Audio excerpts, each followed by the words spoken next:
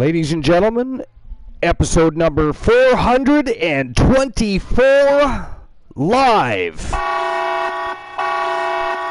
Welcome to our biggest show of the year, ladies and gentlemen. Welcome to Slammiversary. This is our second annual Archiverse Slammiversary event. It is going to be an absolute thrill ride with three brands going head-to-head for bragging rights, supremacy, championship gold, and all looking to be immortalized amongst the wrestling gods. Tonight is going to be absolute fire. I hope you are ready for a night of complete and utter non-stop professional wrestling action. And ladies and gentlemen, we're going to have elimination matches. We're going to have iron to gold matches. It is going to be absolutely phenomenal. And before we get into the start, we're going to start off just a little bit. Usually I do a little extra talking, but it is a big night for the Archiverse. It is the second annual Archiverse Slammiversary. Let's get the co-hosts on the show. We have Froggy Mothlegs, Boss Apollo, and the Great Glenola already here, ready to rock and roll for episode number 424, the second annual Archiverse Slammiversary. Guys, welcome to the show. Howdy, everybody. The Great Glenola. I am here. Boss Apollo. And Froggy Mothlegs apparently fell off the fucking lily pad. Where the hell did he go? Froggy Mothlegs! We'll just announce him anyways. We have no idea what he's off catching flies or some bullshit. Who knows? But anyways, welcome to the second annual Archiverse Slammiversary. Guys, are you excited? Are you ready for tonight?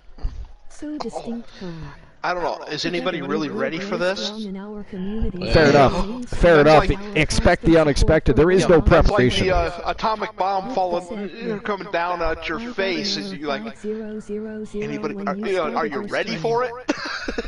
Right. You know? Yeah. So, big night. You know, for anybody that's new, just joining the Archiverse, this is a huge night for us. It is our biggest show of the year. It's also our final show, or our final scheduled show, anyways, of the year. We will have no other scheduled shows as far as the regular season goes until the new year. And then, of course, we'll be hot on the trail to our next big stream preview, the first one of the year. Whenever we decide to release that information, we're not doing it tonight. It is not that time. But Glenola, you've been here for almost 400 episodes. You were here for the very first Slammiversary. Tell us a little bit about that. You know, I'll be honest, I don't have a lot of memories of the matches because it was just overwhelming. You know, every episode of the Archiverse, DC's in the house. Is Leo the King. better and better. Life is great. What's going on, guys? Welcome in. Appreciate you being here. Welcome to the second annual Archiverse Slammiversary. It's going to be a big night, guys. 14 matches, 14 championships on the line. It is going to be a thrill ride. But anyways, Glenola was just telling us a little bit about his not necessarily what he remembers from the matches itself, because it's a big night. It was exciting. There was a lot going on. Hell, I don't remember every single match myself, but how he was feeling that night and what his thoughts are about this evening, of course. Yeah, it's, you know, like I said, it's kind of just, it's overwhelming, you know, to see the growth of the Archiverse. And even at that time, it was just, it was the spectacle. And it just keeps getting bigger.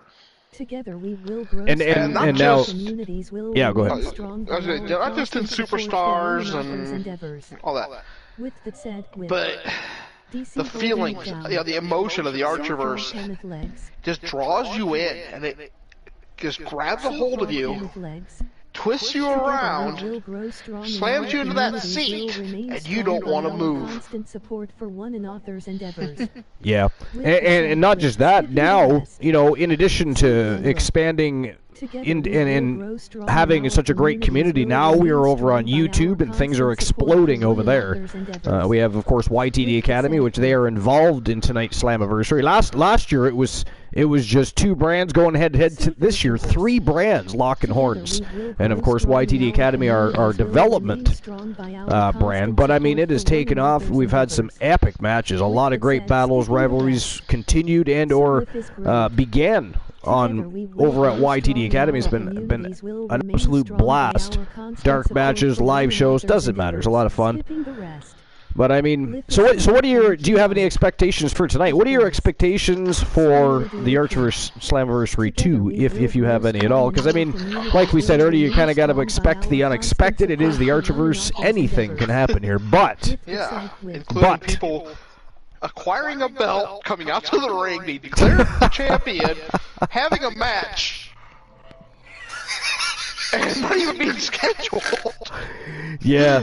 And then just apparently gave the belt back and brought Brody back out of hiding, and there was no explanation of where he was that evening. Just he disappeared. And not to mention, of course, when people winning matches by interfering in matches. Yes. Yeah. There's been some crazy antics going on. Some of the things that transpired. Or bald people in underwear just appearing in matches. That was awesome, wasn't it? The people in underwear, like, and again, and that was one of the nights that the Nightmare Damien disappeared. Disappeared, and some dude bald dude in underwear shows up. That was crazy.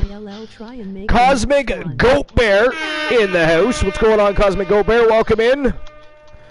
Episode number 424, Cosmic Goat Bear, the Archerverse Slammiversary. It is our showcase of the Immortals, our show of shows. Welcome in, and it is our second annual Archerverse Slammiversary, might I add. All right, boss. Oh, I hope you feel better, Cosmic Goat Bear. Get some rest, plenty of fluids. Yeah, absolutely, get some rest. Appreciate you taking the time to even stop it in, yeah. Feel better. There will be a VOD. You won't miss Slammiversary 2 because it will be on Twitch and on YouTube. So you won't miss it. You just won't be here for the live show. But you got to get better. You got to take care of yourself first. Besides, you can always put us on your phone and lean us against a pillow. You can just pass out with the Archerverse TV right there in your bed. There you go. Problem solved. I mean, you'll still miss it, but at least you can pretend you were there. So frog hemmeth legs. But anyways, yeah, I expect it to be a very good night, not just with in-ring action, but people stopping by and reminiscing a little bit. I mean, there's a lot of people that have been here since the Archerverse 1.0, and a lot of people that were here for Slammiversary 1, and I know some of them will be by. Of course, Christian Cool will be joining the broadcast when he's finished work. He actually postponed his, even though he knows I don't like him doing that, I make an exception tonight only because it is the Archerverse Slammiversary 2, so I get it. And so he postponed his stream tonight until Tuesday, and he's going to be joining us tonight on the broadcast sometime in the next half an hour or so, probably. Ish. Awesome. Yeah. In the meantime, I do want to say, we've got an awesome team up here tonight. I'm just going to try not to screw things up, but we got Froggy Mothlegs, we got Boss Apollo. Somebody ban Life is Great, please. I do not care that this is a celebratory show. Somebody please ban Life's Great. Thank you. How dare you? And tonight I don't even have a listening chance at 2 hours. And by the way, Froggy, where the hell did you go? Do we have to call you Boss Apollo? I mean, we announced you and let the world, the masses, know that Froggy Mothlegs was in the house on the broadcast. Episode number 424, the Archerverse Slammiversary 2 here, ready to rock and roll. And then, well, you weren't there. You weren't there. Well, I'm sitting right here next to you. I'm sure you could hear me talking, but I was having some issues with the mic. It wasn't picking up. The guys in the back had to send me another headset, but I think we're all sorted now. Fantastic. All right. Life says they're on my side. They are not. I mean, just the moment you say that. Again, Glenola said earlier, expect the unexpected. DC says, and the silence. I expected all the things I'm going to expect for tonight, and so now I expect everything else. You expect everything else, yeah. What hasn't happened, what will happen, who knows? It is a mystery. Although I do have it on good authority that apparently there will be some festivities tonight. There'll be some, you know, spreading the Christmas cheer tonight. Apparently from some of the teams. I have no idea what's going to be happening, what's going to transpire, but that should be interesting. I have a feeling that I would be willing to bet the Wolfpack, or at least part of the Wolfpack, is going to be involved in that. I mean, they should. You know, it'd be funny if costume changes ever, are they? Well, no. Who would think that? I mean, the Professor Poindexter. He single-handedly. First of all, let's talk about Poindexter, shall we? Because I mean, he wasn't here for Slammiversary 1, but what a presence! What an interesting character to have joined the Archiverse, right? Signed and inked a contract. The guy comes in at what did we figure out he was? $143? 143. Yeah, 143 pounds, 5'9". No. Is he that tall? Is he that tall? 5'5". I doubt he's even 5'9". Or something. 5'5". I forget. 5'5", 5'6", 143 pounds. Anyways, I mean, the guy should be chewed up and spit out by 95% of the roster, yet he comes in with this immense skill set and repertoire of maneuvers and this never say die attitude. The guy believes in himself to the point where he has been beating monsters in there, you know? I'll tell you, he has lost his fair share. Oh, go ahead, Arthur. Archimedes said, "Give me a big enough lever, I can move the world." Right, but in addition to that, he has, you know, of course, decided that it would be fun to turn the Archiverse, specifically Wrestle Wars, into the world's largest cosplay epicenter, which I, by the way, am not a big fan of. Not a big fan of. And we do have to blame Froggy Mothlegs for that. It is his team. His team. But a lot of the times, it really feels like, you know, we're on an episode of like Mr. Rogers' Neighborhood or something. I don't know. I'm just waiting for Fred Rogers to actually show up. Could you imagine? Could you imagine? That would be ghastly. That would be ghastly. Mr. Rogers body slamming the trolley. Body slamming the trolley. Could you imagine? Now that's funny. That's funny. Him just talking all nice to you and trying to teach you a life lesson while he's got you in an armbar about to break it. But I find it to my whole point of that, aside from the whole, you know, cosplay epicenter thing, is it is awesome to have somebody like Poindexter come into the company. I mean, look, he is part of Slammiversary II tonight. I mean, 143-pound 5'5" guy is part of Slammiversary II. You know, but I'll tell you, at one point or another, I can't think of anybody he hasn't beat that he's faced. No, I think he's beaten people like Brock Lesnar, Archer, Severn. I mean, he's the fastest record in Archiverse history, right? Yeah. Well, he had that. Yeah, that's been broken, but yeah, he had that. Please make this a thing laugh. Yeah, no, Archer beat that he got an 8-second victory. Somebody tied that. Somebody, so he was the one that tied it then, okay. Because I was just going to say, somebody tied Archer. Who was it? Did he get the 8-second for? Oh, that's right, because Archer was trying to. I thought his was 9 seconds. That's what I will say. Oh no, that was Joe Lincoln. That was Joe Lincoln that had the 9-second win. Archer beat Lincoln's with 8 seconds, and then Poindexter did first, I guess, and then Archer beat Warren 8 seconds. Actually, I think. GGP. Yeah, he did. Yeah. That was crazy, that match. He just ran across the ring and speared him right into the fucking turnbuckle and ended the evening. That was crazy. Yeah. I mean, that's if it was a legit victory. There's still, some people believe that match was not exactly legitimate. But who knows? Some people can't accept a clean win when they see one, but that's okay. I mean, it was GGP. That was the problem. GGP is you know, one of the excellences of executions in the world of professional wrestling. And yet somehow, after all the matches he had and the great victories after inking a contract, he just, you know, Dex just spears him through a turnbuckle and ended his evening. Took his belt. It's a little hard to swallow, I'm just saying. A little hard to swallow. Also, Mel said I had somebody try to tell me it was that BM Punk was the greatest technical wrestler this generation, or currently. What? He's technically a wrestler. He technically is a wrestler. Ooh, I got Andre the Giant. Fuck yeah.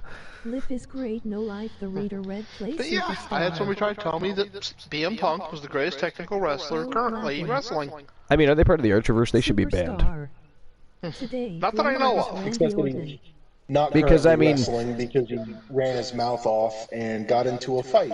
Well, first of all, again. Brian Danielsson is still wrestling. Number one. GGP. You got GGP. You've got. I mean, there's a whole bunch of people that are very technically sound. Charlotte Flair is better than CM Punk. I'm sorry to say. Great, I know, and thank you.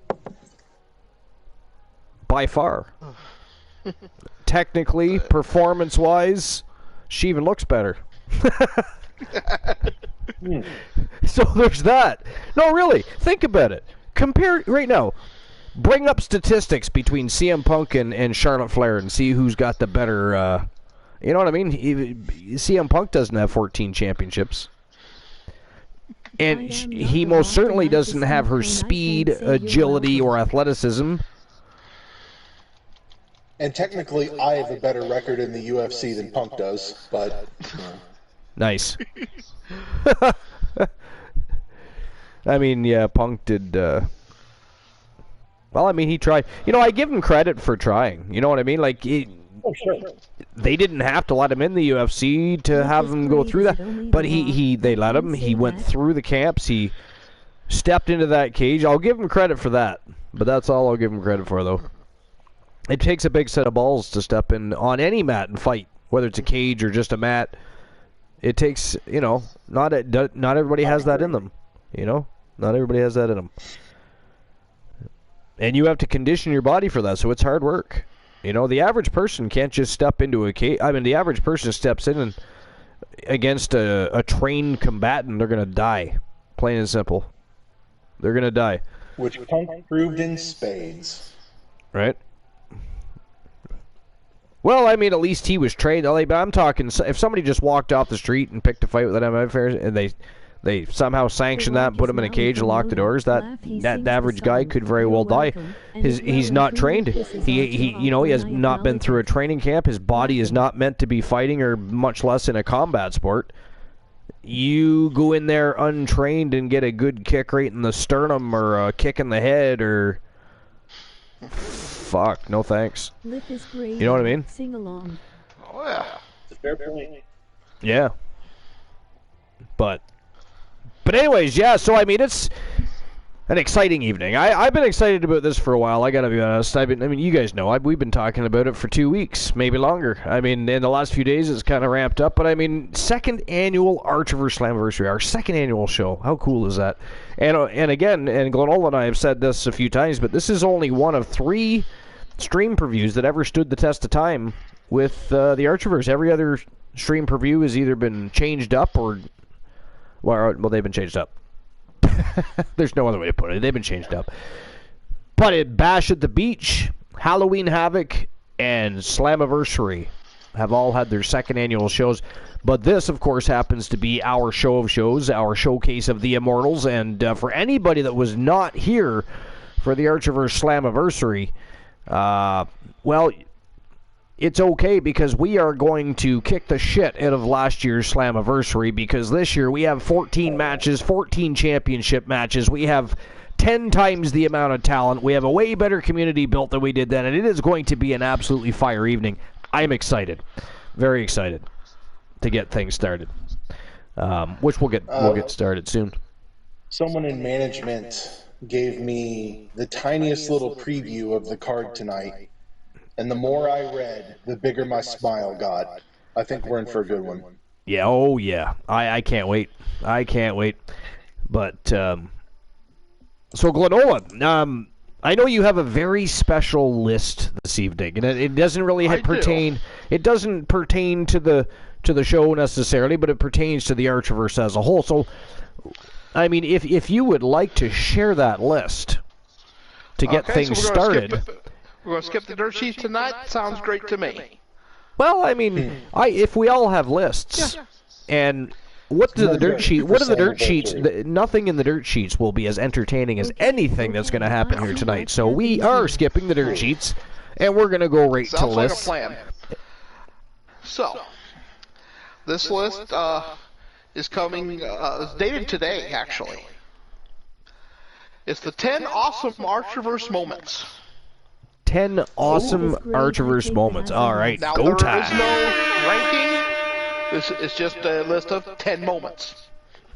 No ranking. And this is written by Glenola. And it's strange. Yeah. I've heard he's pretty good. I've heard he knows the business. Yeah, I've heard that. I've also heard he's kind of an asshole, but... And, now this list could be longer. I mean, there's so many awesome moments. I mean, if you have some off the top of your head you can add to it, do that at the end. Yeah. You don't even know how number Feel one, free. we have the Soul Man versus the Wolf Man, Falls Count Anywhere. And we've talked about it hundreds of times, but there's a reason for that. I mean, that match Bet your was ass.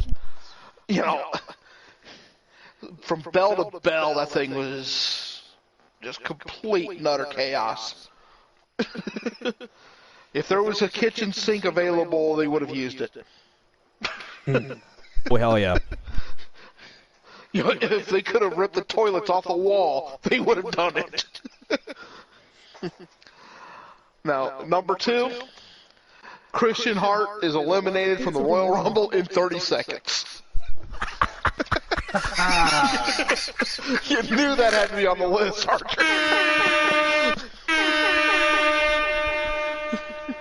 I kind of figured it was coming, yeah. And what a great time to slip it in, because Cool's not here yet, so it's a great time to slip it in. No, that means that's actually the worst time. We want Cool to be here to hear it. It's more fun when he can't defend himself. Well, because Cool actually makes a couple of appearances on this list. But number 3, at least I thought it was awesome, and we've already kind of mentioned it. War wins by interfering. Yep. That was weird, wasn't it? Oh, yeah, it was awesome, but it was like, what the fuck? He goes out, attacks Credo Farmer, and wins the match. Referee literally calls for the bell and awards the match to War. Doesn't award the match to the winner by disqualification for interference. No. He just gives it to War. But number 4 on the list Breathe it in, I know it's a is actually a favorite of mine. The match itself was just amazing. The competitors took each other to hell and back. Buddy Murphy. And, but that's Christian Hart, the Wolfman submission match. Ends in a hammerlock. Oh, that, you know what, that we did make a lot of fun pokes at that, but what a match that was. I mean, and you know what, it wouldn't have mattered which one. If it could have been Christian Hart applying that hammerlock. Somebody was tapping out. Yeah, it was over an hour of just beat down with both of them. Hold after hold after hold. And it just so happened the Wolfman got the right time. Yeah, it was just... Archer. Now, it's a really good chain 5, wrestling. Yo, girly girls in the house! Welcome in, girly girl. What's going on? Welcome to episode number 424. The second annual Archiverse Slammiversary underway, girly girl. What's going on? What's new and exciting? Did you kill Soul Embers yet? Hello, girly girl. Hello, AMC me. AMC me in the house. What's going on, Sister Sassy Pants? Together we will grow strong in our communities. Good to see everybody in. By our constant support for one another's endeavors. Number 5, actually Archer mentioned a little earlier. Poindexter debuts. So am me. Together we yes. Glad you have that on there. Watching this little, tiny guy go out there. Headphones and thin rim glasses. And just Marty McFly's shoes, Doc Brown's lab coat, dominates a man Egon that's 100 Spangler's pounds glasses. I mean, it was fucked up. Yeah. We just got home. It was a... There's not a lot it could be said because it was just such an awesome debut. It really was. Can't even argue that at all. Now, one of my favorite lines about Poindexter is actually from Christian Cool. He's like, all this time we've had streamer teams bringing in clients to do the wrestling, and now we bring in a guy who actually looks like a Twitch streamer. Yeah, fair enough. I forgot about that, but yeah. Now, number 6 I know is one of Archer's favorite moments. Hi AMC. Archer walks off the cage. Oh, God. How dare you. Gaslight. Nobody around, and Archer just decides to walk off the cage. That was screwed up, though. Like Archer was in the process of potentially winning that match, and he had a submission on. And he lets go, and he stands up and literally just turns to his left and walks directly off the goddamn cage. We were like, what just happened? And, of course, that resulted in him losing that match. It was crazy. Number 7, bald underwear people appear. Yeah, we mentioned that earlier, too. Yeah, That was something else. The Nightmare Damien disappears, and in his place is a big, large... And he was still a very large dude. I'd love to know where the hell they found that guy. I mean, is there like a place you guys have over in the U.S. that's full of giants or something? I mean, yeah. That guy and he comes out in his underwear. The man was wearing underwear. Didn't even have wrestling trunks. He was wearing underwear. But I think it was somebody from Team Boss Apollo did it as well. Yes. Had it happen as well. That did happen to them as well, yep. Because Demon Razor went missing. Yeah. Yep. I couldn't remember who it was. Yeah, no, it was Demon Razor. The Nightmare Damien and Demon Razor both disappeared that night, and underwear people came out. It was really... It was really very strange. I mean, there's no other way to put it. It was very, very strange. Actually, I think that's the start of the very, very weird things happening on the Archerverse. Yeah. Well, I mean, I don't think that was the beginning of very strange things. I mean, we've always had... But that was... Nothing like that. Nothing like that, though, yeah. No underwear, people. No winning by... The attack of the underwear folk. I love the one where Jennifer Wolf goes up for, I think it's a 630, and she goes, starts the rotation, and then rotates her angle and moves like 5 feet, and then does another rotation. And oh yeah! Yeah, I remember that. That's another one I forgot about. Yeah. Life says, the people in the U.S. evolved from lobsters. We aren't getting faster or stronger, just bigger. Nice. DC says, Glenn and Archer, I'm using my other son for my first stream, so it'll be Friday the 16th. I will start around 4 p.m. my time, but like I said, it's a 24 hours, so you'll have time to come by. We will be there. Snorhawk 64 in the house. Welcome in, Snorhawk. What's going on, buddy? How have things been? How's things going in the Air Force? Been a long week of or are you on vacation right now? Been a long week of okay. Charity streams. Nice. You should have advertised that. I didn't know that. I was working, but most of the week. But if you post in the Discord, then I can actually see that you're doing things like that a little bit easier. Because I check Discord while I'm at work. So on my breaks, I like to pop in and visit people. So I would have popped in. How dare you? Now, This next one on the list, I don't remember for sure if it happened in 1.0 or early 2.0. Today I want you doing I don't remember when I actually started on the broadcast team. Shortly after I started. But Archer, Cool, and Glenola's announcer battle. I hear an echo. We've kind of mentioned it a few times, but yeah, Cool, Archer, and I just started in on each other. Mainly Cool and I. And it was flowing so beautifully. Everybody watching was falling out of their chairs. Archer was getting messages about how great that was. Because of the new sound pad. I got a joke time to take care of real quick. Go for it. All right, hold on. Who asked? Yo, Casey Heenan with a invasion of 4 villains. What's going on? Welcome in, Casey. Appreciate you stopping by. Welcome to the Archiverse Slammiversary II. It's our biggest and final show of the year. It is going to be a thrill ride. Welcome in. You haven't missed a damn thing yet. Right now, we're just reminiscing a little bit. Glenola's running down a top 10 list of exciting moments in Archiverse history. And, you know, there's been a couple that were a little sus. Like, I don't think they had to be on there, but, you know, Glenola likes to stir the pot a little bit. But anyway, welcome in, Casey. Appreciate you being here. Welcome in, Invaders. Make sure we get some shout-outs for everybody. Together we will grow strong in our Life is on it. Life is on it. She's very quickly becoming a mod with the most, isn't she? Oh, yeah. YT Shadows in the house. What's going on, YT?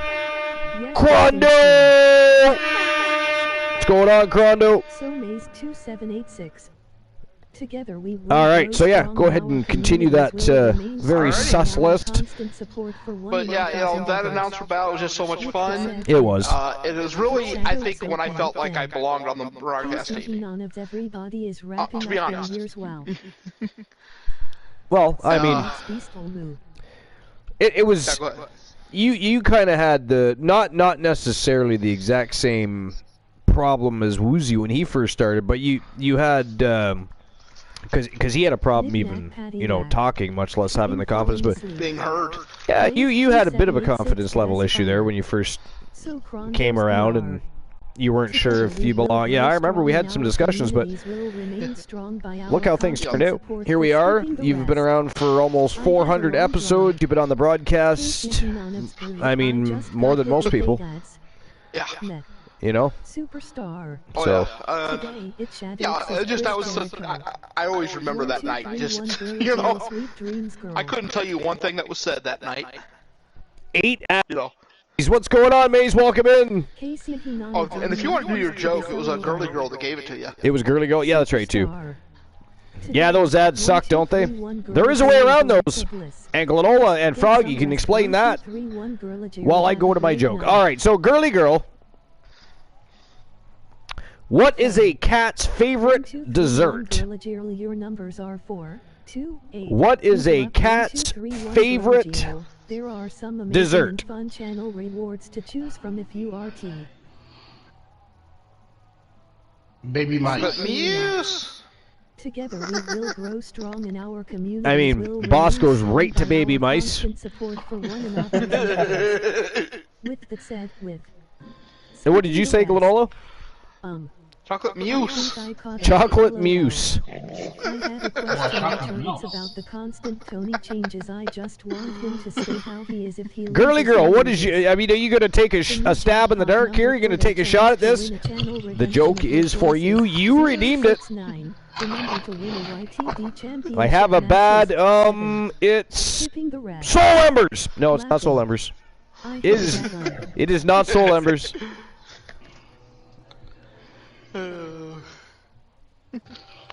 Speaking of Soul Embers, where is the struggle bus captain? Is he working? Meep meep zoom. Catnip. I said captain, not catnip. It is not catnip. It is a bowl full of mice cream. The cat's favorite dessert is a bowl full of ice cream. That was actually pretty good. Yeah. All right. All right, back to you, Glenola. All right, number 9 on the list. I'll be honest, when this was announced, I wasn't sure how it was going to work out, but it turned out to be an amazing event. The first Alan Severn Invitational. Yeah, that was fantastic. That turned out far better than any of us planned. Everybody had such a good time. It was, and we had planned that for well over a week, and of course had people sign up for matches, and then you figured out how those matches were going to fall into play for the tournament. I mean, the whole thing was just fantastic. It was very well done. Yeah, and of course, that led to an event that I didn't put on the list, but I'll add to it. Yeah. Number 10 is actually a event that took the Archerverse to a whole nother level. The birth of YTD Academy opened a whole new chapter in the Archerverse story. Yeah, it really did. You know? Yeah. I'll be honest, Archer, I have my doubts. But... Maze, yeah, we have a text reader. And Life is Right, I do. That way I don't miss chat. Joe Link invading the compound with 7 villains!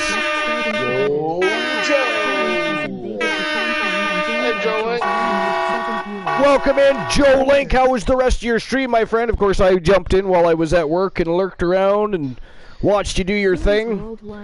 But how was the rest of the stream? And Invaders, how are you guys doing? Welcome in. Appreciate you being here. Welcome to Slammiversary II, episode number 424 here at the Archerverse. Our biggest show of the year, and it is our final show of the year. And it is going to be a thrill ride. We're actually just about to get things crack-a-lacking. Glenola was just starting the show with a very special list, which I'm sure he'll recap in a moment. And then we're going to get the show on the go. We're going to get into some other lists, some top 10 lists, some lists we're going to try and tear apart, and a bunch of other things. We're going to have some great conversations, reminisce about over 400 episodes together, and, of course, some of the times we've had with, you know, in recent times, as Glenola was just discussing YTD Academy, and he's going to finish that in a moment. So, but welcome in, guys. Appreciate you being here. 91,231. And have a great night, girly girl. Sweet dreams. Have a good night, girly girl. Maze, yes, 424, my friend. But anyways, you were talking about YTD Academy. 1, 2, 3, but no, I'm just saying I had my doubts that, you know, if it was a good idea or not, Archer, you know, expanding out into YouTube. Casey, you just did Yep. 6-0 But it's, you know, you've proved me wrong. Well, I mean, I'll be honest. I wasn't trying to prove anybody wrong. I was just trying to find a way to add an extra dimension to the Archerverse.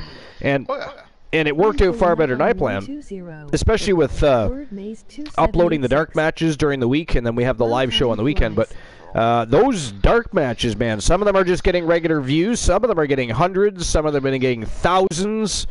Right, we got some with 2,000s, but if I go back, I have to go back quite a ways. There was one that was over 4,000 views, and I don't remember which. I think it was a Brock Lesnar match or something. I'd have to. Yeah, I can't think of it off the top of my head. Yeah, and by now it's probably even farther than that. But May says Archerverse has a fire YouTube page. Thank you very much, Maze.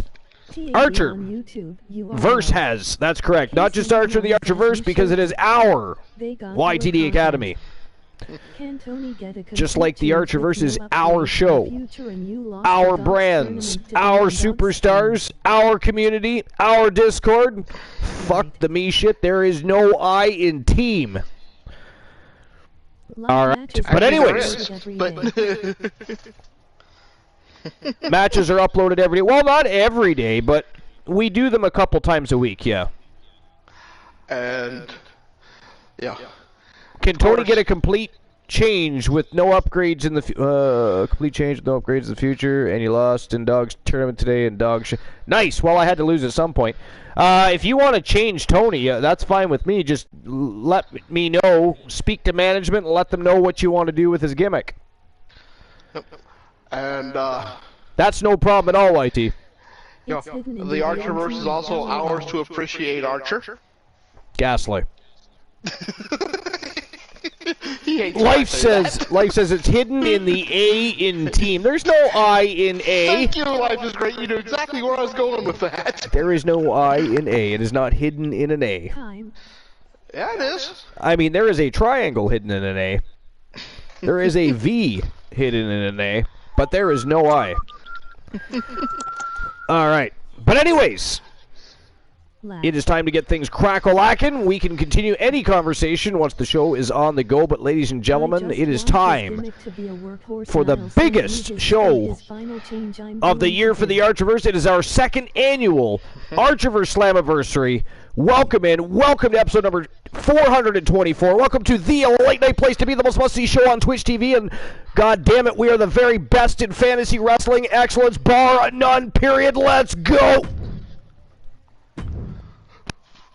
But now there is a couple that aren't on the list that I'm going to add to it. One is Woozy joining the broadcast team. Ah, yes. Because not only is it awesome, to have when we added another person, because Cool obviously couldn't be here all the time, but to see the progress Woozy made, both on the mic and just even in the chat room. The confidence that Woozy built, that was amazing. Yeah, big time, and so many improvements for Woozy. Confidence-wise, I mean, he started doing his own streams. A lot of big things, a lot of good things happened for Woozy. His reading became more clear, like he was able to talk better because his confidence, the whole thing with the speech was simply a confidence issue, and he was able to improve that. And here we go, ladies and gentlemen, the biggest show of the year. Our showcase of the Immortals is about to get underway. 14 matches, 14 championship matches, an absolute thrill ride. And we're going to get things kicked off. We're going to get a tone-setting match of the evening on the go in just a moment. Our first championship match of the evening. And before I get that started, does anybody want the betting lines open? Oh, yeah, I forgot. I was going to do that, and then I got distracted. If it'll let me, One. There it goes. Joe got one. All right, hold on. So Glenola's going to open up the betting lines, so I'll get the betting lines ready for the first match of the evening. How many are we doing tonight, Archer? There's 14 matches. Okay, so all but the three. Well, all but the three, yeah, because the championship rounds are automatically opened. Yeah, I just wanted to be sure how many times I needed to go. Oh, gotcha. 4. Oh, looks like people are. What's that? 5. Others are doing it too. So. Bet 5. 5, 6. All right. So just keep track of what they're doing so you don't accidentally open up extra betting lines. 7. Bet 8. All right, so the first match of the evening, ladies and gentlemen, is for the YTD Women's Tag Team Wrestling Championship. And these two teams are no strangers to one another. It just happens to be a little switcheroo of the faction. Instead of Amber Extreme and Baker DMD, it is the reigning defending champions from the Outlaws representing Team Joe Link, Carmella, and Asuka. And they're putting their titles on the line against Akira and Alice Blade. They are the new Millennia. Who do you guys think is walking out with the gold here? I'm getting the betting lines open right now. That one I'm not sure about. I'm going to open one of them if somebody wants to grab the other, or I can open them both. The number to win a YTD championship match is 7. Skipping I have a hard time betting against anyone on Team Joe Link. I'll tell you that first of all. They are savages, all of them. I'm surprised they're not part of the Wolfpack. Right? Well, someone has to not be. I mean, they are far too egotistical for that, but still, though, you would almost think, wouldn't you? Okay. Oh. See if I can get... All right. Okay. So we did get one extra in there, but... No big deal. You guys can figure it out. So, who do you guys think is walking out with the YTD Tag Championships? Is it going to be the New Millennium, or is it going to be the Outlaws from Team Joe Link? Carmella and Asuka, with, of course, Amber Extreme in tow, their partner in crime. 5 minutes to make your bets. And there we go. Betting lines are open, and ladies and gentlemen, it is showtime and go time for the first match of the evening. YTD Women's Tag Team Wrestling Championships on the line. The new millennium, the Outlaws. Let's go! Yeah, the Outlaws for sure have it. And by the way, AMC me, if you would like to join us, you are most certainly capable of doing so. Actually, anybody that has access to the broadcast, it is a free-for-all tonight. This is a celebratory show. Hell, we're skipping the dirt sheets, going right to lists, conversations, and good times tonight, baby. It is the Archiverse Slammiversary II. It is party time. So anybody that's able to join the broadcast, get your ass on here. Except for Soul Embers, you're not welcome. I'm just kidding, you can come too. Absolute badass. But I think the Outlaws have this one. You think the Outlaws have this one? So, you know what pisses me off? I can't bet on the matches. And by the way, what do you guys think of the Slammiversary Stadium? I hear Joe Link. Welcome in, Joe Link. I forgot you had joined the broadcast. I knew you were in chat and invading. I forgot you were actually on the broadcast. Good to have you here. Where you belong, sir. Where you belong.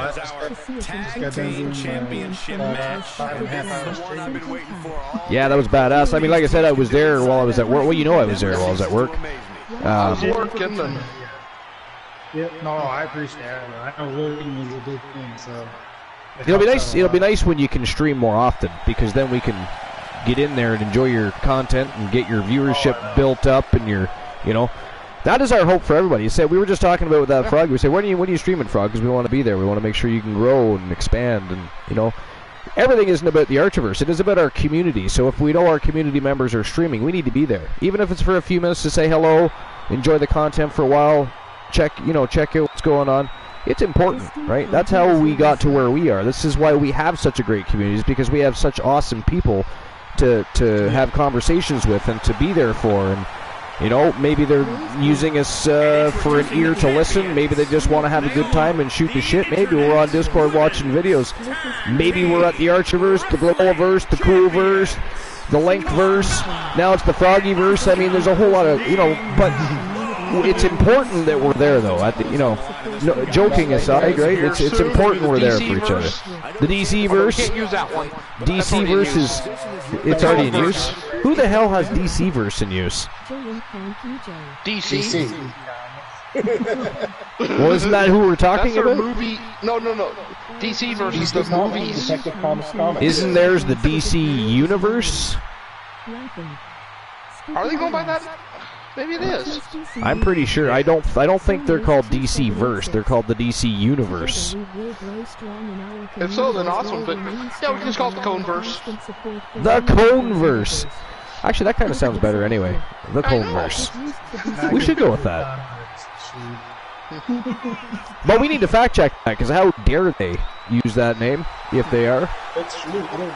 It's true. We still have to sue Triple H. I know they're a lesser promotion, and we will shut the doors if we do that, but I think it needs to happen. How dare they try to use anything of Iron matchup in their it's much lesser company. Used, but it looks like kind of, you know, isn't an official. It's the fans' ideal vision of the DC Universe. So it sounds like it's more what the fans call it. Perfect. You know. Hey, check out the ring. It looks like there's a ring on the ring. You like that? Did you see that yet? Yeah. That's kind of look cool. Now, there is one thing missing. What's missing? Fire. We do not need fire. Well, actually, we can have all the fire we want tonight. We're in a stadium tonight. I thought ahead because of what happened last year. We do not need Team Kraken skulls burning down the building. So we are in a stadium. There is no, as you can see, the roof has been retracted.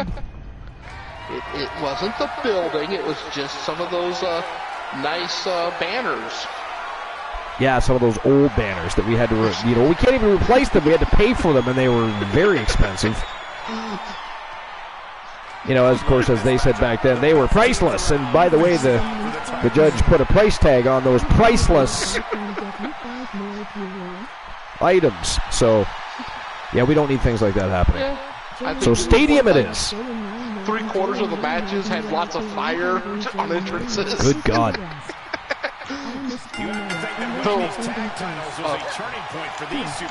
Damien and Woods. Yeah. Definitely had. All right, so this first match of the night is a Iron to Tag Team Gold matchup, if anybody's wondering. So 15 minutes to score as many pinfalls, submissions, or knockouts as they can to determine a tag team champion. Ooh. Carmella just barely wobbled underneath that back fist. But anyways, all right, so. There's another one that, can definitely go on the list. Is, Poindexter invents the Iron to Gold. Fair enough. It was indeed Team Froggy Mothlegs that invented the Iron to Gold matchup. Yep. That was facts. supposed to be a competition between Poindexter, the professor himself, and Tables, making sure Tables had enough grit to prove himself worthy for, what came afterward. Yeah. But but that said, Poindexter has clearly proven himself time and time again anyways, but the fact that they all came up with a match concept, and not only did they come up with a match concept, it's now in the history books. It is an infamy. I mean, it's one of the most beloved matches. The first Iron to Gold match was between Poindexter and Tables. It was. They went back and forth for a half an hour. Yeah. And, oh, Jesus Christ. Did you see that super kick? That's part of it. It was a tie. What's that? The very first one ended up in a tie. Yeah, it did end up in a tie. That's right. Yep. And, okay, Poindexter lost the second one, but he got the last point in the second Iron to Gold match, meaning he was still in it. He did. He wasn't squashed. No. He lost by a couple points. Do you remember, this is recent actually, well, not recent, but it was within the last couple of months. Do you remember, I can't remember who was against, but Poindexter had a match where he was losing, and he literally had the guy pinned, and the ref was just about to hit the 3, and the fucking time ran out. Or he would have. Do you remember that? Who's that against? That was an awesome match too, because that was actually a 20-minute. We actually extended that. He did. We extended that match. It was a 20-minute Iron Man match. And I remember Poindexter just all heart in that match. But yeah, he had the guy pinned, and he already had a 2 count. The ref was just about to hit the 3, but the clock, it ran out of time. And that was, oh man. Enough we were questioning. Oh, I remember we screamed. we were not pleased with that decision. But because half of us thought he actually had hit that 3. Yeah. Yeah, that would have been awesome because he would have tied it up. And I think if he had tied it up, well, actually, if he had tied it up, it would have been a draw. But it would have made, the rematch more compelling. Oh, yeah. At that point. But. All right, speaking. Another awesome moment in Archerverse history. Though it can't narrow down into just one. Archer gets hit in the balls to shut him up. Oh, good God, he got hit in the balls almost every goddamn episode. That was ridiculous, especially in Archerverse 1. Seriously, Archer could not even get in the ring and deliver a promo or come out and answer a promo at all without getting kicked right in the balls. It's like, what the fuck is going on here? What is really the issue here? Is there the management has a beef with Archer because they're not fighting anybody, there's no suspensions, it's a free-for-all with his nutsack. It's just ghastly. Oh, DC hitting that self-destruct button.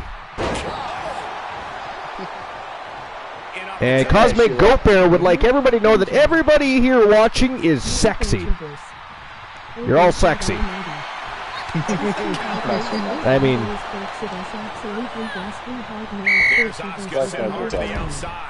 life knows what's up. All right. Back to you, Glenolo.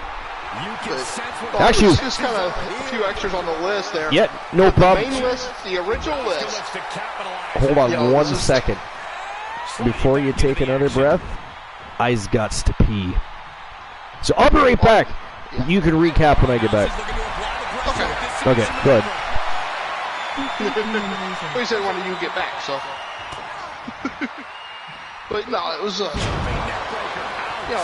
there's so many great moments, though. It's hard to narrow it down.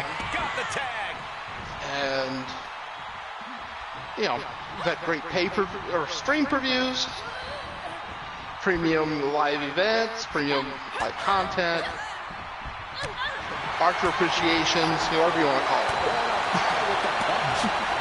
We appreciate Archer here. We really do.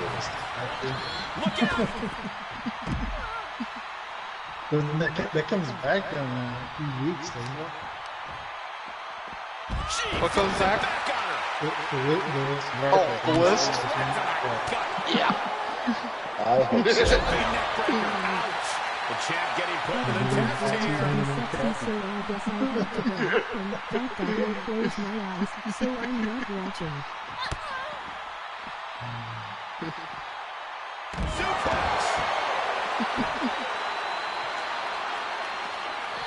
Under the rope she goes. What do you think the biggest surprise of the year is going to be? She's able to make it. Awards or the shot that he has there. Who do you think's going to win? Let's just see. Let's look at these nominees real quick. Shocker of the year. We got Weapons of Mass Destruction holding all. Down deep there, but I don't know if she'll be able to do it again. Looks like Weapons of Mass Destruction holding all the main titles has been nominated. Joe Lincoln beats long-standing quickest match record. Then within weeks, Poindexter and Archer beat that. And that was very shocking when Joe Lincoln beat that record. And then the fact that they got beat again was just. Archer defeats War and Last Man Standing versus Bruiser Brody. As this match goes on, down running through the minds of these competitors. You can't say that wasn't a shock. You have come too far. Well, the other was a shock was War coming out when he wasn't even in the match to knock someone out to win. Even though he wasn't in the match. War wins his debut despite not being in the match. He's also in the nominations. The champ now absorbing a little damage. Christian Hart eliminated 30 seconds in the Royal Rumble after coming in at number 30. Is nominated. And Johnny Braddock winning his first Wrestle Wars World Championship. As for the win, that's a tough one. Though it appears, if we go by just by the reactions and the list, which I'm not sure if that's how Archer's doing it or what, it looks like Joe Lincoln beating the record, and then that being beat is ahead in the voting. Shoulders down. This could be the one that does it for him. He did that. She powered out. Incredible. It's like, Absolutely picks him up incredible. and submits him and went off. Yeah, and that record had stood since 1.0.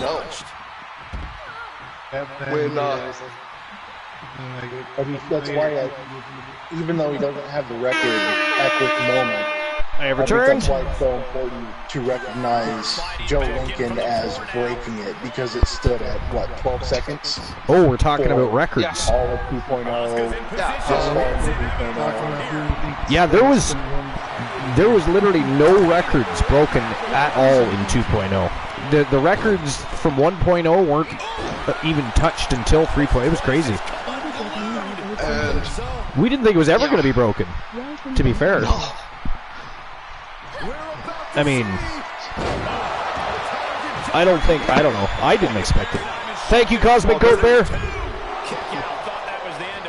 There's another awesome moment. Are we paying attention to the jackpot numbers? Because YT Shadows has played. Who else has played? I haven't seen anybody. Joel Link's got an 899 and a 942. It's 769. Yeah, nobody's close yet. Nobody's close yet. 819 and 899. 719. Yeah. Would be the range. Yeah. So nobody's close yet. All right. As long as we're keeping track of that. YT Shadows got one number off. What number off the range? Yeah, because it's 069. He got 169. Yeah. You gotta come in within. Yeah, you have to come within 50. Yeah. That is like 100 away. But yeah, it's a three-digit number. From 1 to 999. Yes. Or 0 to 999. 999.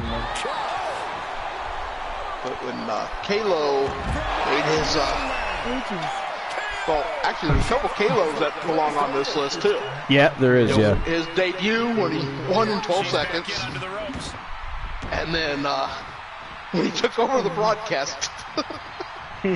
Life says, in case anyone is wondering, it is thundering while snowing. Yeah, I mean, you're gonna get a lot of snow on that one. Yeah, you're definitely in for a treat then if you're getting thunder in the middle of a snowstorm. Trust me, I've experienced that lots of times. A couple of years ago, we had thunder snow, and our local Walmart had to close for 3 days because there's so much snow. To close a Walmart for 3 days. Yeah. Actually, the Walmart I worked at the first time I worked for Walmart was closed for like 5 days. Holy shit. By the way, what's the count on this? Who is winning this match right now? Because I stepped away from... It's 0-0 still? Wow, Joe Link, is that true?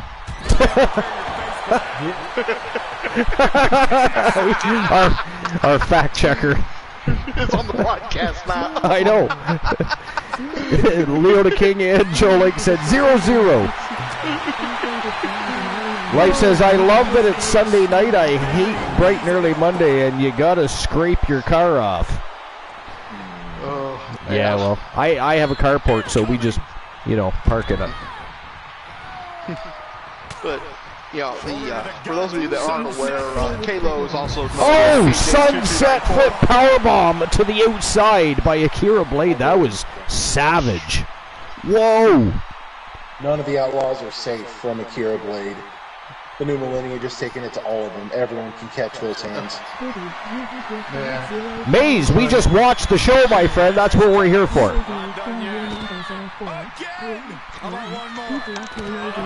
DC says, goody, you have your 50 followers. Well, thank you, Distinct Cone. That's absolutely amazing.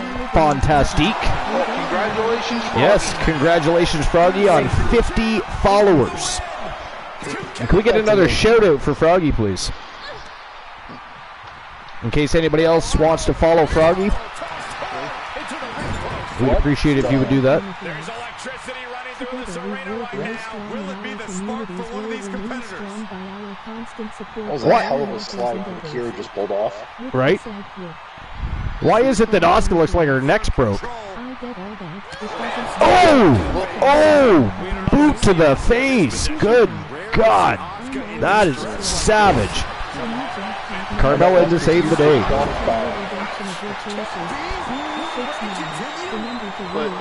YT says Oscar died. That's what I thought, YT. I was like, is her neck broke? Like, what happened there? It looked like it. But she finally got back to her feet, or, well, tried anyways. But for those of you that don't know, Kylo was the name we gave to, or Archer gave to KJ2294. Yeah. At the time when there was still talks, bringing in his client. Yeah. Kalo. Yeah. I always had so much fun trying to get Archer to say KJ. Yeah. So I called him Kalo instead of KJ. It was a big, long running, like at one time, KJ2294 had one of the longest running storylines in Archerverse at the time, and he wasn't even an actual member of the roster yet. It was awesome. It was awesome. There is a pinfall by the Outlaws by Carmella on Akira Blade. 1-0. And we were watching KJ's stream on the Archerverse. Just doing what she pleases. In the middle of the broadcast, we just all of a sudden KJ's stream comes up. Yeah. Yep, that happened. That was during. Back then, it was WCW WrestleMania, I believe. Well, I couldn't remember what show it was, but yeah. Yeah. Oscar with a kick to the midsection. Yeah. It was just some great times. For about, that was about 2 minutes. We were live, and KJ somehow hijacked the video production truck and sent all of our viewers to watch his show for 2 minutes until we were able to get the video feedback and continue with the show. It was crazy. Isn't it? A lot of villainy happened. Well, I mean, a lot of villainy still happens, let's be honest here. But Nobody nobody's hijacking the video production truck these days. We've got much better security. Not to mention, most of the streamer teams are rabid wolves. So, I mean, if you mess with their matches, if you mess with their clients. So there's 1:10 left, and right now it is still 1-0 for the Outlaws. You just reminded me of another awesome moment, Archer. Oh, drop kicked her right in the face. Destroyed trolls. Man, Akira Blade shook that off like nothing happened. Took a drop kick to the face, the woman did. Can we just take a second to shout out Uzi Stalker? Yes! Let's shout out Outcast Gameplays, please. Serious trouble here. Is that who it was? I mean, there's no actual evidence. I just feel like if the shoe fits. Who did you think it was? I believe it. Allegedly. I believe it's Outcast Gameplays.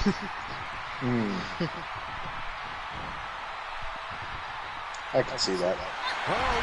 Some friendly play. Yeah. That really upset Uzi for a little while, but I think then they, there was a different approach. But no, there was 10 seconds remaining. There was a time where one night we had some trolls show up in the chat. 3, 2, 1. Ladies and gentlemen, the winners of the match, and still YTD Academy Women's Tag Team Wrestling Champions, representing Team Joe Link, Asuka and Carmella, the Outlaws, are still your champions, baby. Now that's a way to start a show.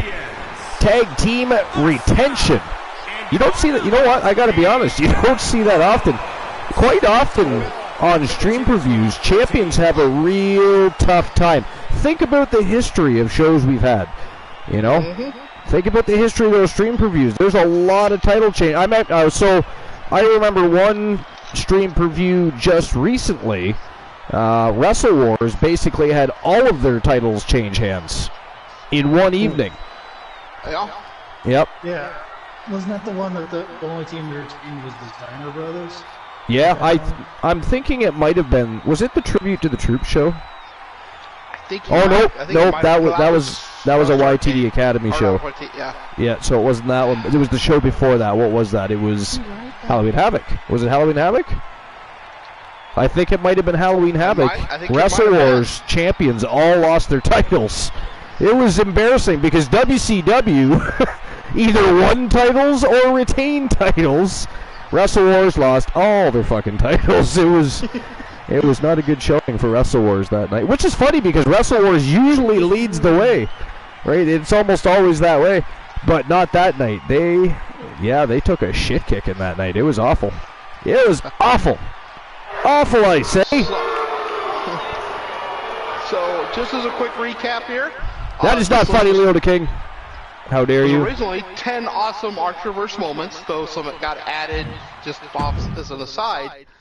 But we had Soulman, Wolfman, Falls Count Anywhere match. Yep. Oh, you're Christian recapping? Hart's 30-second elimination. War winning by interfering. Christian Hart, Wolfman submission match ends in a hammerlock. Be right back, need coffee.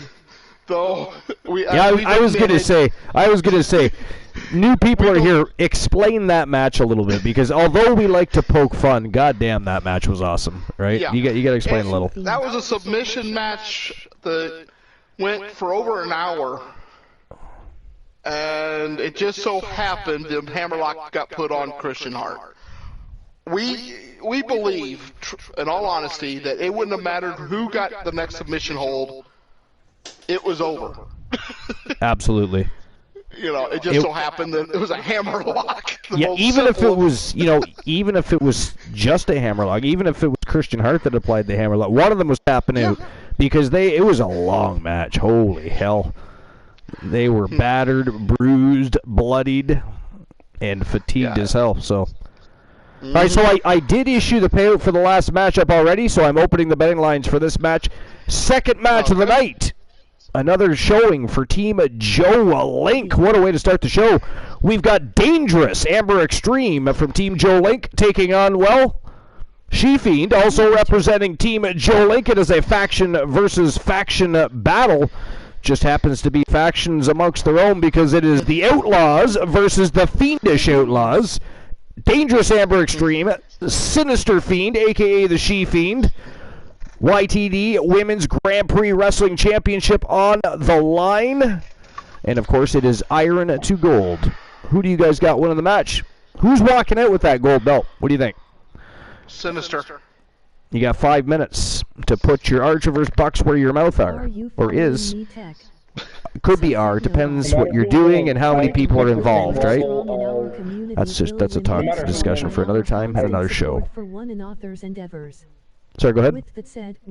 No matter who wins, I expect the same level of whinging and conspiracy theories as when the Greek god popped on for the white TV belt. I mean, really... Lost to the G-Fiend? Wouldn't it be conspiracy amongst your own people, though? I mean, so it is faction. It is Joe Link faction versus Joe Link faction here. No room for conspiracy. It just. Well, no, there's no real room for conspiracy there. There's just a lot of room for a lot of badassery to take place here. I mean, this is exciting. I mean, not many factions would. Listen, not a lot of teams would do that. If they have, like, you don't see very often Wolfpack members versus Wolfpack members. You don't see Coalition versus Coalition. You don't see Heart Foundation. Unless Ward's in the fight. Well, he beats up his new tag team partner just to jump him in. Ward does a lot of strange things, doesn't he? I mean, for instance, winning That's tag. true. I mean, he was announced as the YTD Grand Prix champion the other. I mean, that's how afraid these people are of War the Machine. You got referees awarding him matches he's not involved in. Then you've got ring announcers giving him credit where credit is not due. I mean, the man was not the champion, but was announced the champion. Hell, he even came out with the title. Which begs to question where the hell and what the hell happened to Brody. How is it now, that... my sources indicate that someone matching Bruiser Brody's description was taken in an ambulance to a local hospital the other night with a broken orbital and several broken ribs. That is ghastly. Frog, I heard that too, and I heard there was something about a extraction from a garbage dumpster. Yes. Where they had to bring out the jaws of life to get into the dumpster. Mm-hmm. Now, whether or not that's accurate, who knows? That's just You know what I'm hearing backstage. The following contest Again, I don't have any official An confirmation. Iron Woman match. He got it right. Good for him. Did he get a pay raise or something? Did you hear that? He got that right. He said he did. He said Iron Woman match. I'm very impressed. I was so excited for him. It's not an awesome moment or anything, but definitely a memorable moment. By the way, do you guys see your team logos at the top of the ramp there? Look at this Fire Them Frogs hair. There's Team Joe Link. And of course, on the right, the original, the OG invader of the Archerverse, Team Dogface, represented. That image is perfect because Amber comes out in that green logo. Which is holding it up. Yeah. I got my money on Amber Extreme here. We can't forget the suplex submission and the DDT for a kick out. The DDT for a kick out. Michael Cole is a brilliant man, isn't he? I mean, who would ever thought that was a thing? DDT for a kick out. And a suplex submission. A suplex submission. I mean, that's fantastic. That is absolutely fantastic. I mean, way to go, Michael Cole. But for the recap, number 5 was Poindexter's debut. Number 6, Archer walking off the cage. That's not funny. Not funny. And who did that? Number 7 is the bald underwear people appear. That was funny. Very confusing, even shocking, but funny. I still laugh just saying it. Right? That was awesome. Number 8 is the Archer Cool Glenola announcer battle. Yeah, that was a lot of fun. That happened on more than one episode too, though. Yeah, but you're talking about you're talking about the very first one, yeah. The inaugural broadcast battle. Cool, Archer, and Glenola. That was a lot of fun. Halfway in, Archer just gave up and didn't even speak. Yeah, I just let them go at it because, I mean, they sounded like a married couple. So I was like, well, you know, I don't want to be a third wheel. It's a little weird. Not really much of a swinger, so have at her. I'll sit back with a beer and just record. But number 9, we have the first Alan Severn Invitational. That was fantastic. We talked about this earlier, but it really was. It was so well done, and everybody had such a good time. Such a good time. We've had two now. Yep. And we have the third one lined up if you ever pull the trigger on it. Yes, we do have to have that, don't we? It's only been a month and a half since it was announced. Yeah. Well, we had the other tournament in between, that's why. But actually, Froggy and I were just talking earlier about having a Fallout tournament. Well, indeed. And number 10, the birth of the YTD Academy, opening up a whole new chapter in the Archerverse story. Yeah. This was not a ranked list. This was just... It was just a list he threw together. Yeah, it was fantastic. It was a great... I like it. It was a great list. I mean, I didn't appreciate the whole Archer walking off the cage bullshit. I mean, that did not need to be put in there at all. That's right, Boo the Man. It was not awesome. How dare you? Not awesome. But, yeah, no, it was a good list. It was enjoyable. I personally liked, the Christian Cool being added to the list. That was fantastic. Made me feel all warm and fuzzy inside. And speaking of, welcome to the broadcast, the mayor of Coolville, the leader of the Coolverse, captain of the Cool Kids. And, of course, at this time of year, we also have to give him his due. Santa Claus in the house. Welcome to Slammiversary, Christian Cool. Hey, Archer, I thought this year it was being changed, and it was Cindy Lou Cool. Cindy Lou Cool. Yeah, I told him y'all a bunch of villainous motherfuckers tried to get me to con Christian Hart into coming out dressed up like Cindy Lou Who from the Grinch. By the way, Christian... Yeah, right? I did not even talk to Hart about it. Hey, Granola, guess what Cindy Lou did? She gave the Grinch a fucking heart. Fuck you. She gave him something. Oh, yeah. Well, made him happy. And endeared. A little hoop porn going on? Baby. A little hoop porn. I mean, that you don't read that in the... No. You do not. But yeah, I just did a list of the of 10 awesome Archerverse moments.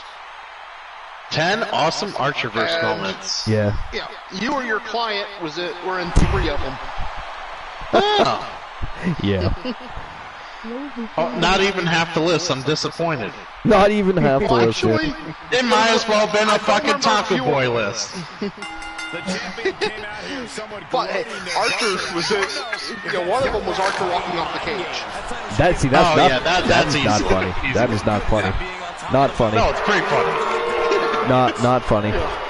There's the night. I mean, he could have been seriously injured. I mean, you guys are taking joy and finding amusement out of his dismay. It's ghastly. Ghastly at very least. But we have the announced battle the night that you, me, and Archer just went at it. Yeah, the very first broadcast battle. Of course, you had the Royal Rumble. And then you have the submission match with the hammerlock.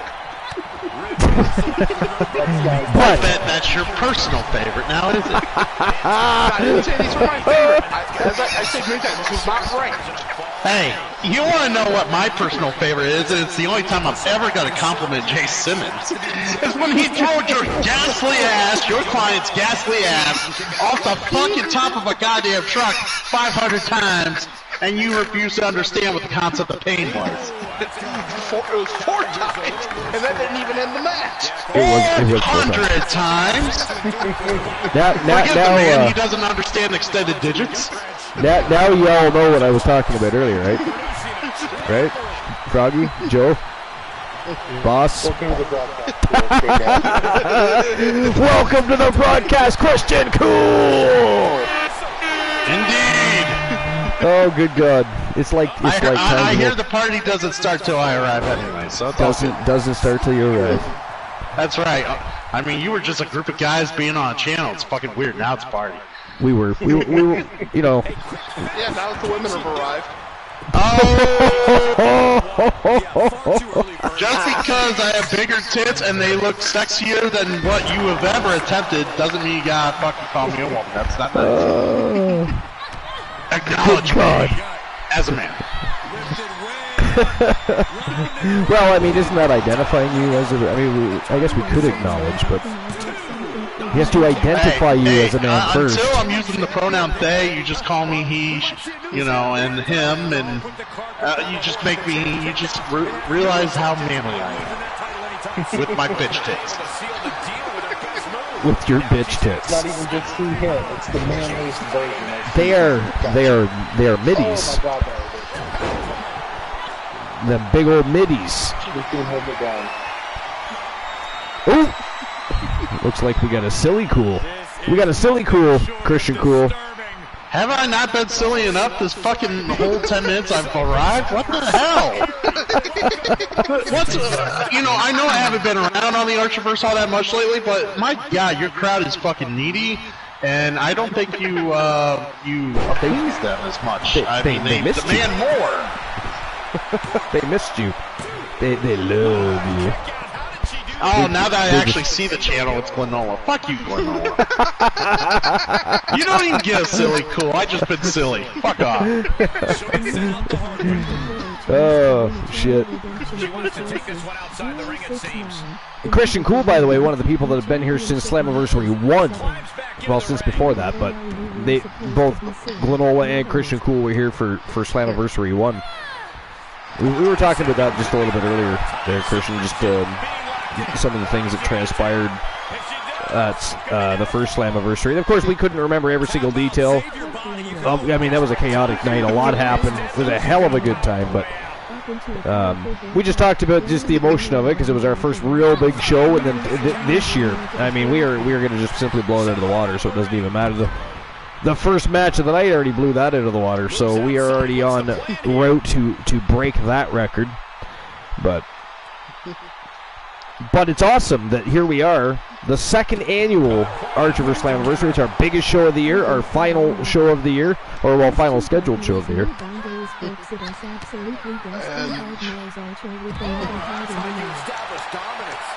And where are we going with that? There is a special match for you tonight, Cool. A special match? Yep. Well, as long as it doesn't involve you, otherwise it wouldn't be very special, would it? Actually, it's a redeemed match, and the Wolfman is not in it. Man. Actually, yeah, he redeemed a match for you. Of course he did. He asked if it was possible, and I said, I mean, it's your redemption. I don't care if you use it on yourself or give it to Poindexter, and he gave it to Christian Hart. Well, technically, he gave it to Christian Hart's team, but... you want to hear something funny? Like funny girlfriend. Or funny girlfriend was on stream with me yesterday, and she's like, God damn it, I gotta put my bra on. I'm like, yeah, bitch, get that bra. Did you get a copyright claim or anything? And she got mad and retorted that I need to wear a bra if she's gotta wear a bra. I mean... Is that up for debate? I told her I wasn't wearing one, so, well, she's like, fuck it, I'll take mine off. Because we could have you guys, like, belly dance, and we can see if your middies bounce more than her boobies. You know, I think I could compete. I mean, I would be very intrigued. But I think it's the force of my belly bouncing my tits up that would give me the advantage. I think it's unfair. It's totally unfair. We can't do it. Can't do it. And thanks last night, Cool, for helping make my point by correcting me.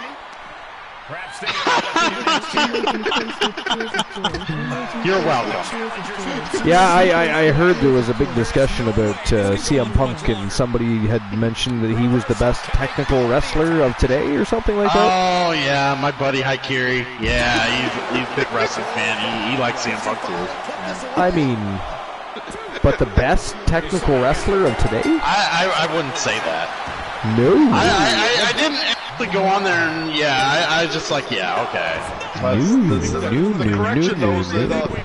Fail is that comment. Fail is that comment. Yeah, I basically reassured, it's like, yes,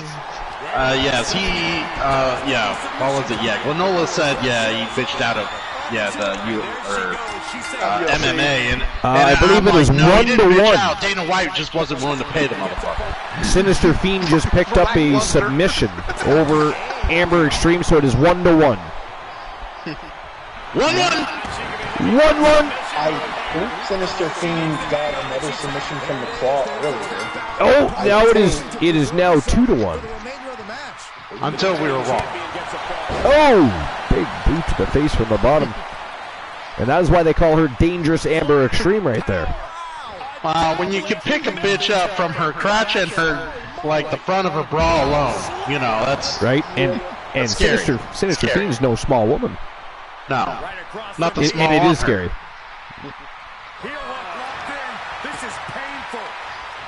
But yeah.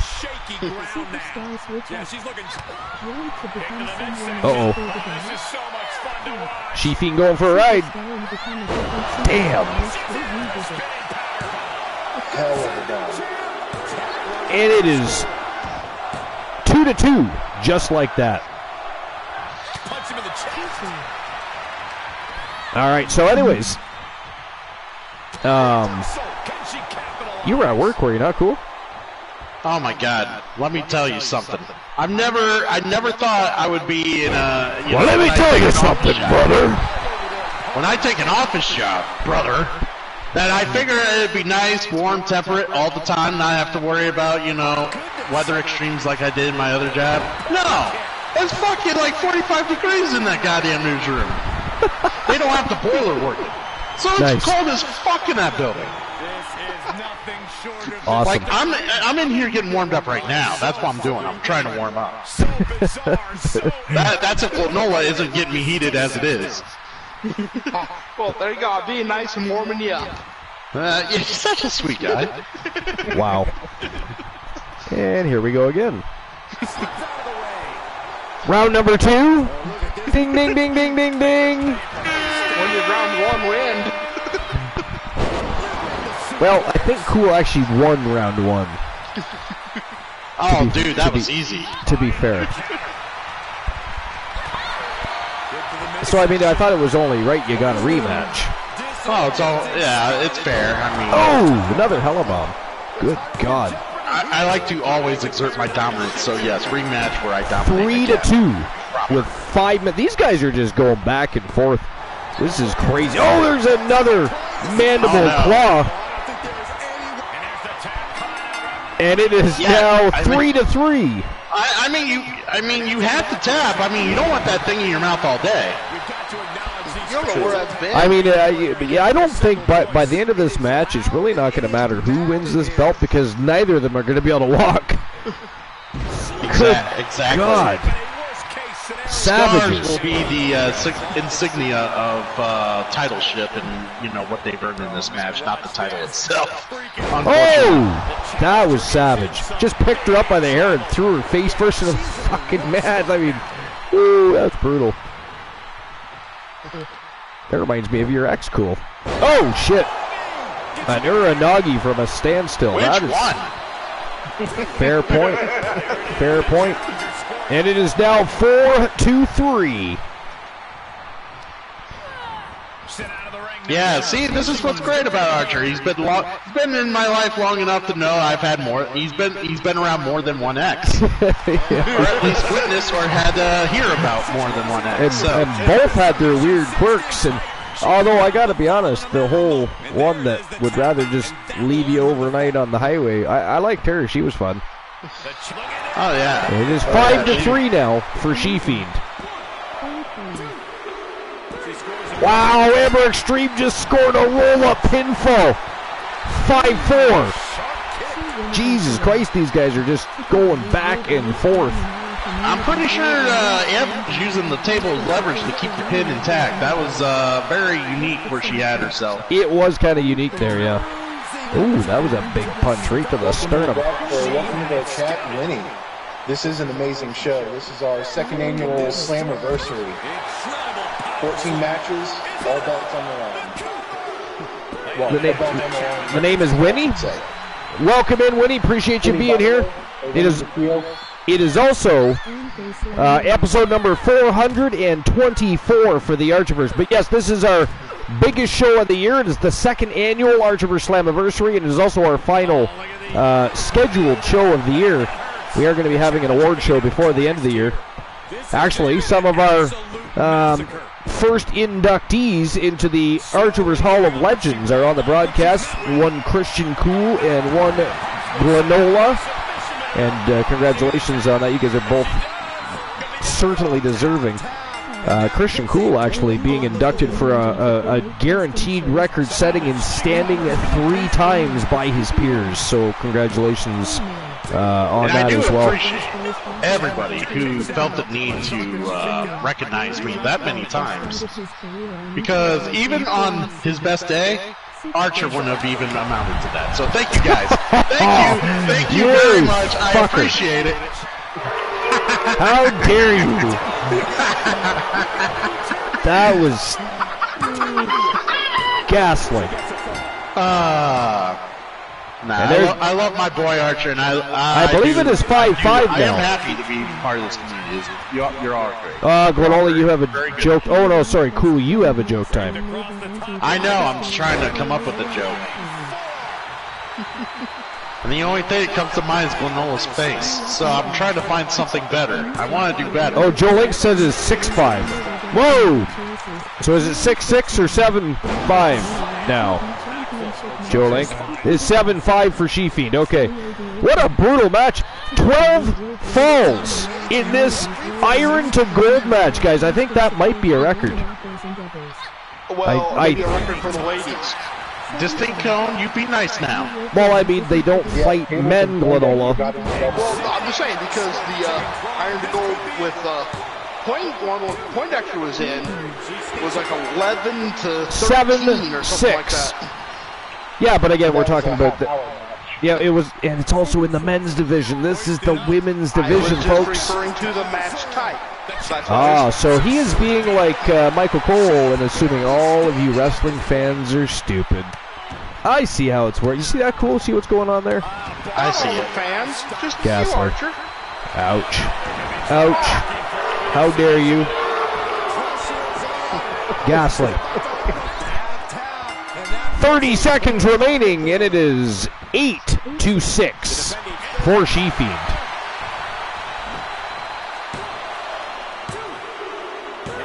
It is 9-6 for She-Fiend. Holy fuck. Well, we know who the winner is. There's no coming back from that bullshit. Nah. Good God. Nice Dragon Screw leg whip, but too little, too late. 4 seconds left. Oh, kicked her right in the fucking lippies. Would have picked up a pinfall on that one. Would have been 9-7, but, ladies and gentlemen, the winner of the match by a score of 9-6, and still the YTD Academy Women's Wrestling Champion from Team Alyssa Jordan, She-Fiend, a.k.a. Sinister Fiend, representing the Fiendish Outlaws, and of course, at the end of the day, Team Joink.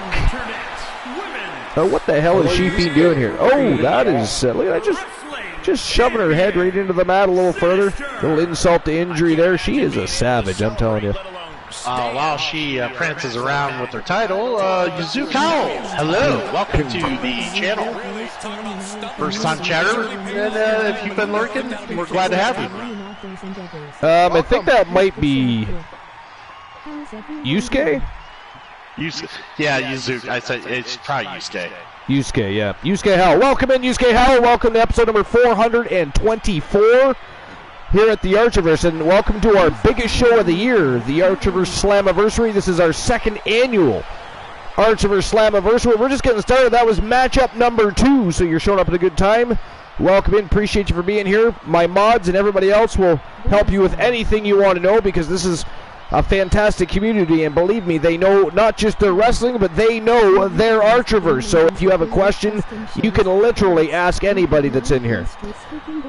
All right, I'll get the payout issued for that. 5-star match. Fuck yeah. I didn't personally finer than Frog's hair. Finer than Frog's hair. Thinner than the membrane of a lizard's testicle. All right. Froggy, that's not funny. Not tonight, man. Sorry, Cool will not appreciate such things. No, I will not. Plus, it was really bad the other night. Like, that was, Gas Glenola. That was beyond ghastly. Beyond ghastly. I was eating Taco Bell. That is not my fault. There's such thing as a bathroom. You flush that shit. You don't just keep spraying that shit like a skunk. It's not funny. All right. She-Fiend is the winner. Payout has been issued. 6,816 Archiverse bucks being distributed right now. Come on, guys. Get your participation in. If you even bet 10 Archiverse bucks, and there's a big pot, you could win a slice. That's a big part of being interactive with the Archiverse, betting on those matches. All right, here we go. The third match of the night. If I don't put up at least $1,000, it's not any fun. But that's just me. And here we go. A trip to the tag team division. Glenola, do you want to announce this, seeing how you redeemed it for Christian Cool? Well, yeah, we got a nice tag team tag titles that need to be decided. So we got Phenomenal Soul, Joe Lincoln, and the Soul Man, Jay Simmons. They suck. I was just going to say Christian Cool's favorite team, J-Negative Gaming. Yeah. We got the Nightmare and the Fiend teaming together, which I believe is the Acolytes is the name they're going by. The Anarchists. Anarchists. Most people just call them assholes, because it starts with an A, just like everything else. Yeah. Assholes and incarnate. We've got a team that Archer, lovingly calls the Fart Foundation. Bret Hart and How Christian dare Hart. you bring me into your stirring of the pot? That's right, boo the man. I don't like how Granola likes know. to just keep Stirring shaming the pot. Archer for one mistake he made in his life. Come on, that's not Right? fair. Right? The only mean- one He we ever obviously know. meant Heart Foundation. He said fart by accident. you Exactly. fucking asshole. I mean, how dare you? It's not like I came in number 30 and was put out in 30 seconds. That is absolutely unjust. Hey, I'm in the 30-30 club. Shut your mouth. Christian Hart big from Team Christian Cool. And then you got these assholes. William Regal, and I believe that's MJF. Correct me is. if I'm wrong. Legacy. They are the current tag champions, but It's a new era. I think they're going to lose it tonight. You think so? So this is a Fatal Tornado Eliminator matchup. Yeah, I think Phenomenally Soul's going to get the new tag. Going to be new tag champions. Okay.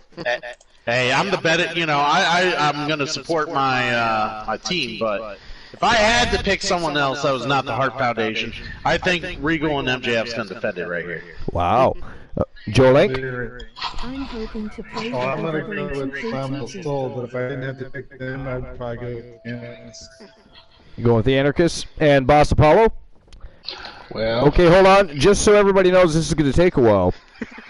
It's like Boss Apollo trying to make a bet is much like Stevie Wonder winning an award and giving an acceptance speech. Hang on for your life. All right, let's go. I am going for Phenomenal Soul. I'm better on the Heart Foundation. I don't want Legacy to win, and I might consider Anarchists. You see what I mean? I mean, he's got to find a way to make sure that there's some loophole that makes it look like he still won the bet. You see what he's doing there? It is ghastly. It is ghastly. Who's here? Zombie Master's in the house. Welcome in, Zombie Master. Can we get a shout out for Nevermind?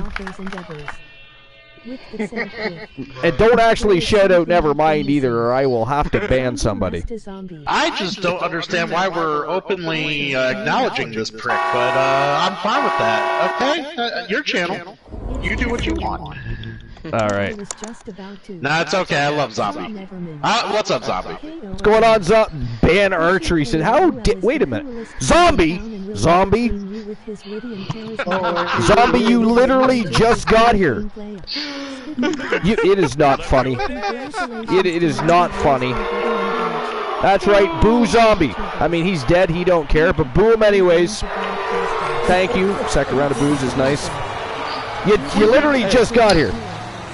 Joling free. They're back though, because some of these refs don't know what they're doing. I do this because I appreciate you. He appreciates me, so he bans me.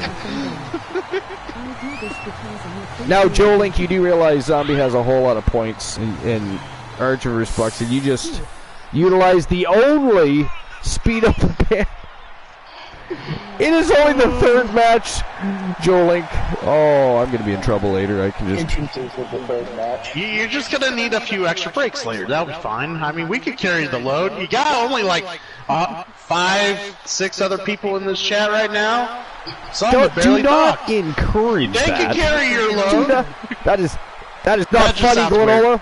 That sounded better in my head. You're lucky it's not. You're lucky it's not the New Year. If it was the New Year, there'd be another addition to the list of Archer. Yeah, we talked about that earlier when you were gone. If anyone's coming back. Do not encourage it. Aha, silly cool. So that we encourage, right? That we encourage. That. Come on. Well, let me get the joke out of the way. I actually got a joke. Oh, that's right. Since he redeemed it earlier. All right. Hey, all right, Glenola. What happens when a man with authority walks into a bar? He get a lot of women. Well, probably, but not that. So, like, actually a man with authority, or is this like a manager for Vader and Big Boss Man? This man has authority. He comes into the bar. I don't know. He orders everyone around. He orders everyone around. That was pretty good. That was pretty good.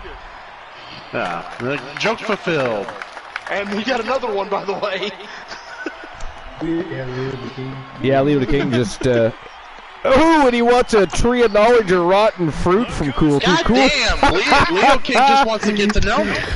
Oh my God! You know what? This is a good opportunity for me to get a coffee. Cool's gonna be busy for a while, anyways. I'll be right back. Come on, man. Hey, it's not my fault. I didn't do it. Do not blame me. Don't be like Glenola and Joe Link. How dare you? And Froggy, by the way, he's here too. Why can't Joke Time lily get a pad cool hopping down motherfucker. timer? They always get a cool down timer. Why, if they're cool, why can't they get a cool timer? Like, come on. Well, Jesus Christ. Have one, it was way too long. And in addition, you got 2 more joke times. Holy shit. DC, I will ban you. How dare you? I am not.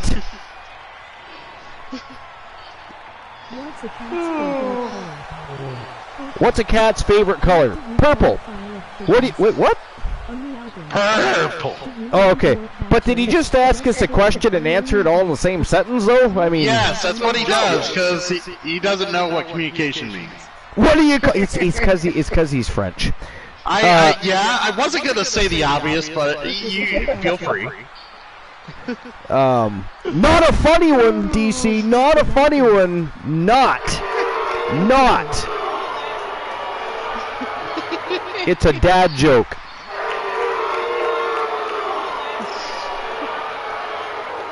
I mean, okay. I would use the boo sound every time I saw. I know, but it's zombie.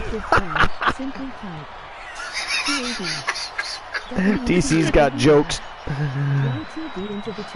Man, this fucking chat's off the hook, guys. Now Glenola wants a Froggy tree of knowledge or rotten fruit. You know what, Froggy? You get that out of the way. I got a huge queue. You know what? I am getting myself a copy. Well, you guys are bickering like an old married couple, and you got a tree of knowledge, 3 jokes. Glenola's got a tree of knowledge. I mean, goddamn. What do you? Is this a way of removing me without actually spending the proper amount of points to ban me? Like, I feel like. You bunch of villainous bastards. That's what I think. That you bunch of villainous bastards. Okay, I'll be back. Dude, I can clear one of my jokes right now. Archer always has 3 jokes. It's called the OG Collision.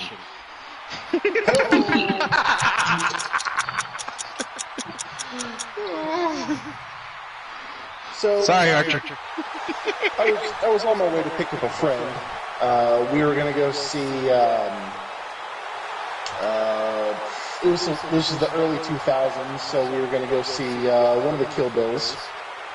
And, I was trundling along in the car, listening to the radio, System of a Down, going a little bit, perhaps, arguably too fast for the rural highway that I was on. And then I realized the S-curves, the notorious S-curves of this highway were coming up. And I was like, okay, I will slow down going into this curve. And as I did so, I was about all the way through it. And then I thought to myself, wow, why is the entire world spinning around my car? This is strange. Whose wheels are squealing? That's odd.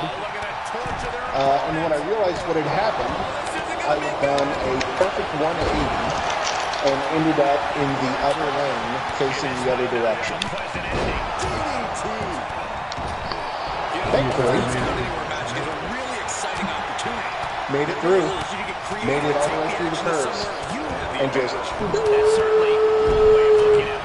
On the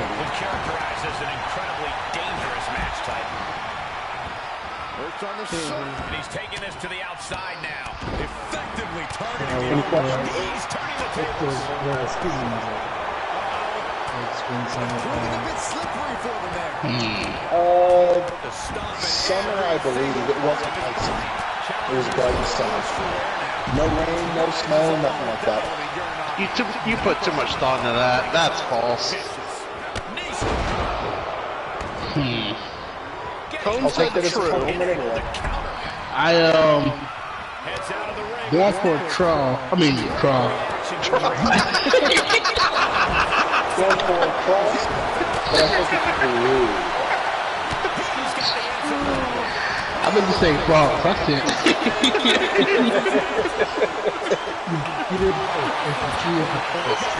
Yeah, for real. I'm gonna say false. I can believe that it's possible to spin up. I'm leaving.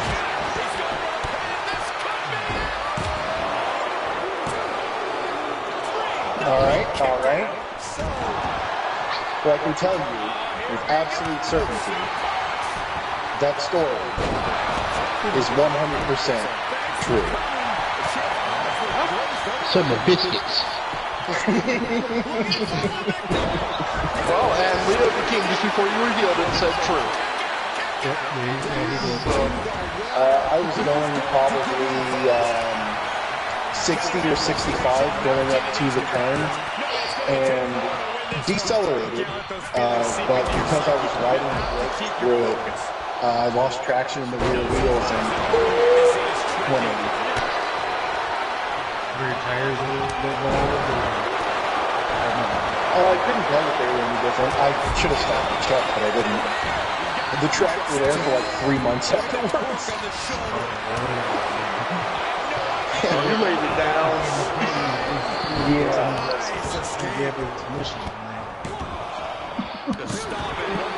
If there had been any other traffic at all, I would have been deep shit, but thankfully it was.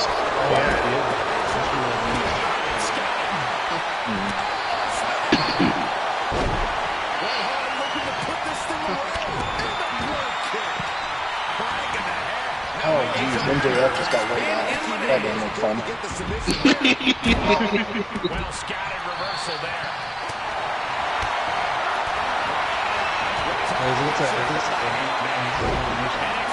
Yes. It's an eliminator. In this submission hold, there is no doubt surrender is imminent. Was Simmons or just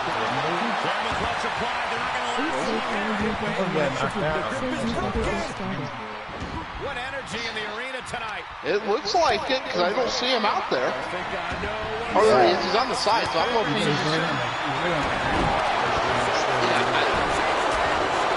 I don't know if he's actually been eliminated. Let's find out. Yeah, he knocked out. Wow. The walk of shame. I would have thought Simmons would have been in the last, 2 or 3 guys at least, but no, first one out.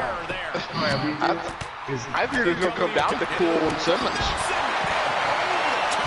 right now it's Nah. Simmons didn't want that. He fucking bitched out. He took the first pin that was given to him. I think he was knocked out. Yeah, well, NBA players flop. Why not wrestlers?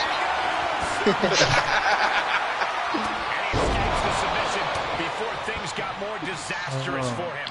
So if you take a shower, after you watch you take a shower, dry off, is the towel clean or is the towel dirty?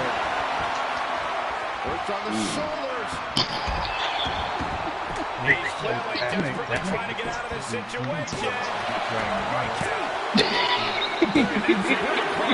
Has been eliminated.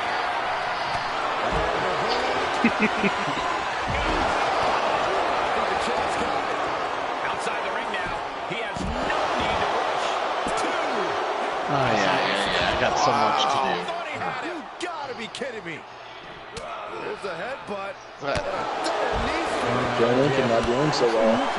Getting run up by the brother. Can't tell if that's Brett or if that's Christian Hart that got pinned.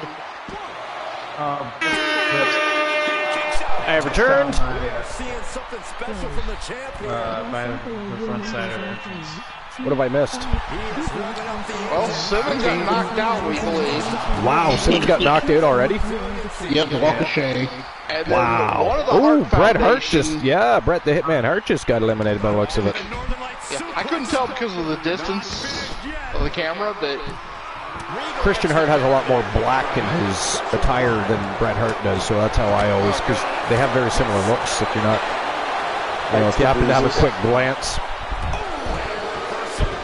I mean, they are equally athletic specimens. They are equally talented technically. So yeah, you have to really go by the attire. I think Christian Hart just lost a couple teeth. Uh-oh. Lincoln Wright coming up, maybe? Uh-oh. just thought I'd let you know. Trash Oh!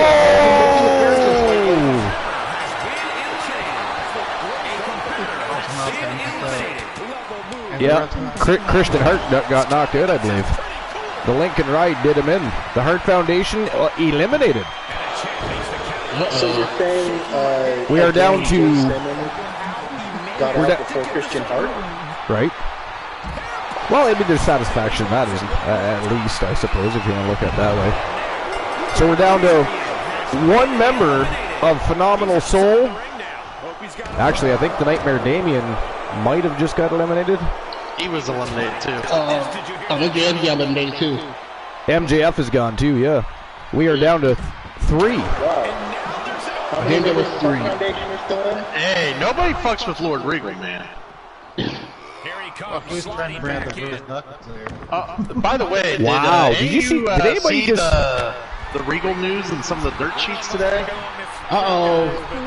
Uh-oh. Regal's going for a ride.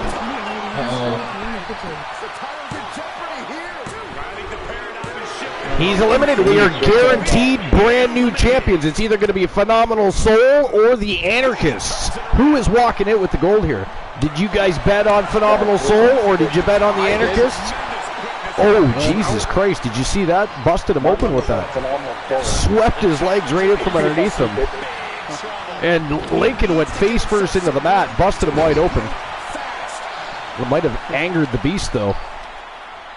It is quite possible. But yeah, cool. Trash Can has been making appearances lately. Yes, I think we have some clips, do we not? Yeah. Oh, God. Oh, that is it. That is all knocked out the Fiend. Ladies and gentlemen, the winners of the match and new YTD Academy Tag Team Wrestling Champions from Team Joe Link. It is the phenomenal Joe Lincoln, and from Team J Negative Gaming, the Soul Man, Jay Simmons. They are Phenomenal Soul, and they are your new YTD Tag Team Champions. Okay. Here's my issue. All right. Oh, here we go. And I know it didn't look like much here, but why is Christian Hart in every fucking match that Jay Simmons wins a title in? Explain to me why this happens all the time.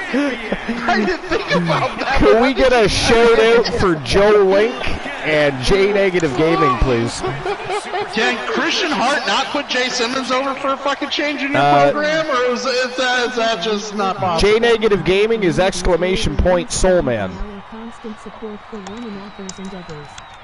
But no, anyways, about Regal, I heard, I guess some people were saying that as soon as he went to AEW, he immediately regretted signing with the company. Well, how could you not, man? Listen. How the hell do you have active wrestlers in control of your booking, creative, recruiting? I mean, what in the blue hell? Did. Very good point. I mean, because that worked out very well for WCW, so I can understand why you would want. Oh, wait a minute. Wait. Hold on. No, WCW got crashed and burned by the WWE because of that. So yeah, no, I don't get that. It makes zero sense what they're doing with that company. They went from being this aspiring and oh, no, I'm not going to do it. I'm not going to do it. You know what? Nope. Nope, I won't do it. Don't do it. I'm passing. You pass. Passing like gas. It's a little stinky, but I don't want to do it, but I'm going to pass it. All right, on to the next match of the night, and I'll issue the payout for that match. Wait a minute. Man. Zombie redeemed something there, I think. That's a... Oh, it's silly cool, okay. Yes. I'll be in the tank for this one. All right, so the winners of the match, Phenomenal Soul, and payout has been issued. Tracks. Cool as 3 silly, 2 joke, and a rotten fruit. Man, I wanted to get my fucking tacos and relax tonight. This ain't happening. It is not. I'm putting in more work now than I did all day.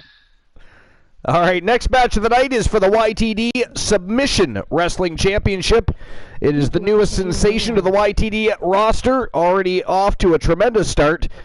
Challenging Ric Flair to a submission match. Title is on the line. It is Nathan North versus Ric Flair. Submission Championship on the line. What do you guys think? What do you guys think of this newcomer challenging the Nature Boy? Nathan North has been pulling it down, man. It's true. Yeah. It's true, but he challenged the Nature Boy. You know what? I'm going to go with Nathan North just because he's been so impressive in his short times at the YTD Academy. I need my joke, Christian fucking. Cool. The man, you gotta beat the man. I know Cool doesn't really know Nathan North, but what do you think of this newcomer? I mean, they're not wrong. He has been tremendously successful.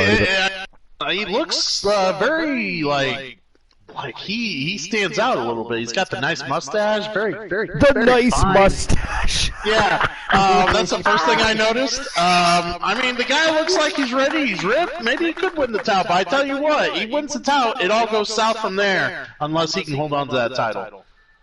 I'm going for Nathan Rick. Nature Rick. He's going for Nature Rick. I like that. Nature Rick. Nature Rick. New name given by Boss Apollo. Do you think he can trademark that one? I'm not the Nature Boy anymore. I am Nature Rick. The Nature Wall. Oh my God. Alright, here we go. YTD Submission Wrestling Championship. Fuck. On the line. Oh my God. Ow. Zombie Master, that's exactly what I was hearing. But, guys, I have to tell you, I realized over time, and I know it's been a lot of pushing and convincing and spamming on my chat, but I think I'm starting to understand now. Zombie says, I need my joke, Christian fucking cool. Bob Ross is fucking cool, man. I mean, that fro, I could grow a fro. The lovely, the subtle tones of his voice. I mean, I sound like that on occasion.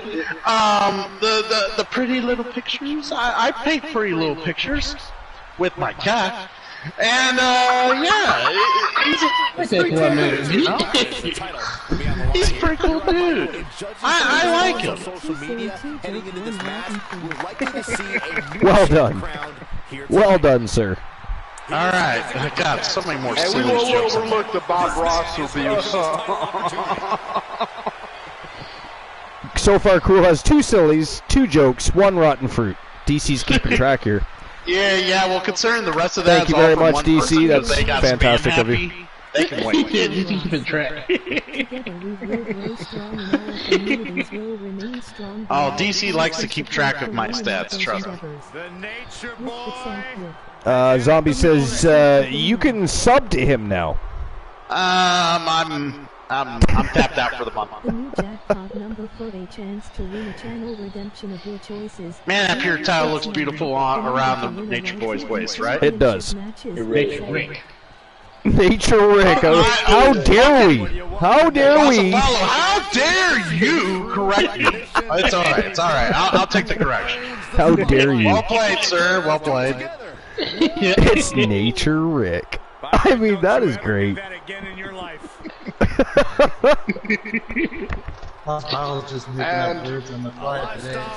for those of you that have seen Crocodile Dundee, just think of that in Consuela's voice. By the way, DC, you can take away another silly cool because normally I would have never backed down from that argument. Fuck Boss Apollo. And he's wrong. Yo, third shoulder guy. It was very silly of me to even let that go. You can mark one off. Thank you for the lurk, third shoulder guy. Appreciate you. I like how Cole considers being an agreeable person a silliness on his Can we part. get a shout out for third shoulder guy, please? You know what, cool? What's up? From England. Meet me in the ring with one of your sorry rappers. Oh, we're not even at a Slammiversary yet. We got challenges being thrown down here, up here in the broadcast booth. What's even going on? You know what, Boss Apollo? I will. What is even going? I applaud as that. soon as you can pronounce R's in all your words.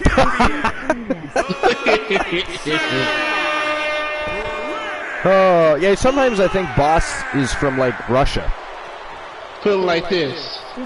When you start hating on Christian Hart, then we can talk.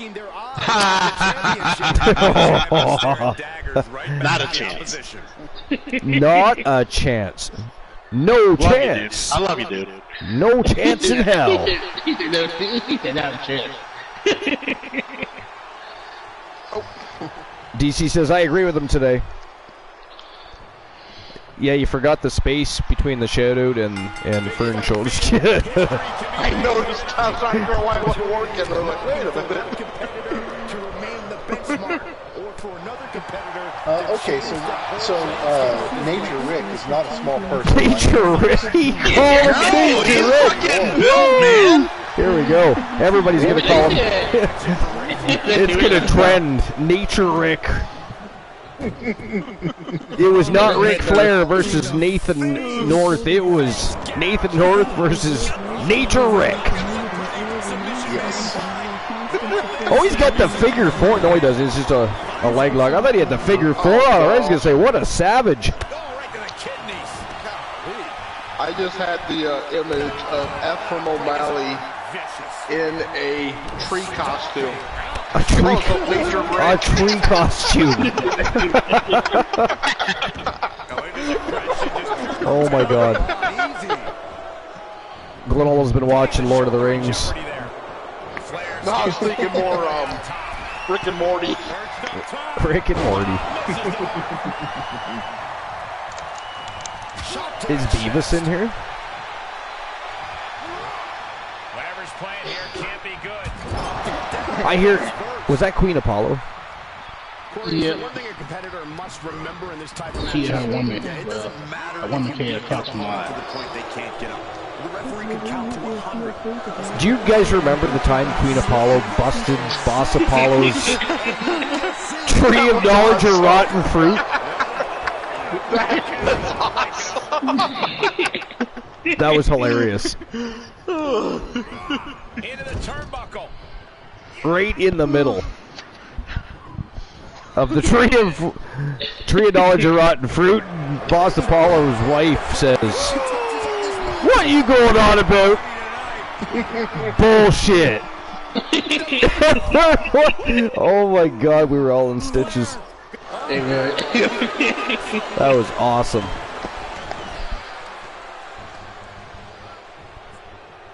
Sir Jack says, if you're new here, feel free to drop a follow on the Archiverse, the most must-see show in all of Twitch TV. Those are the vibes. Can we get a shout-out for Sir Jack the Greatness, please? He knows where it's at. The very best in fantasy wrestling excellence, bar none, period. Of course, there's always things that follow the period, but whatever. It's true. Things usually follow. They usually do, yeah.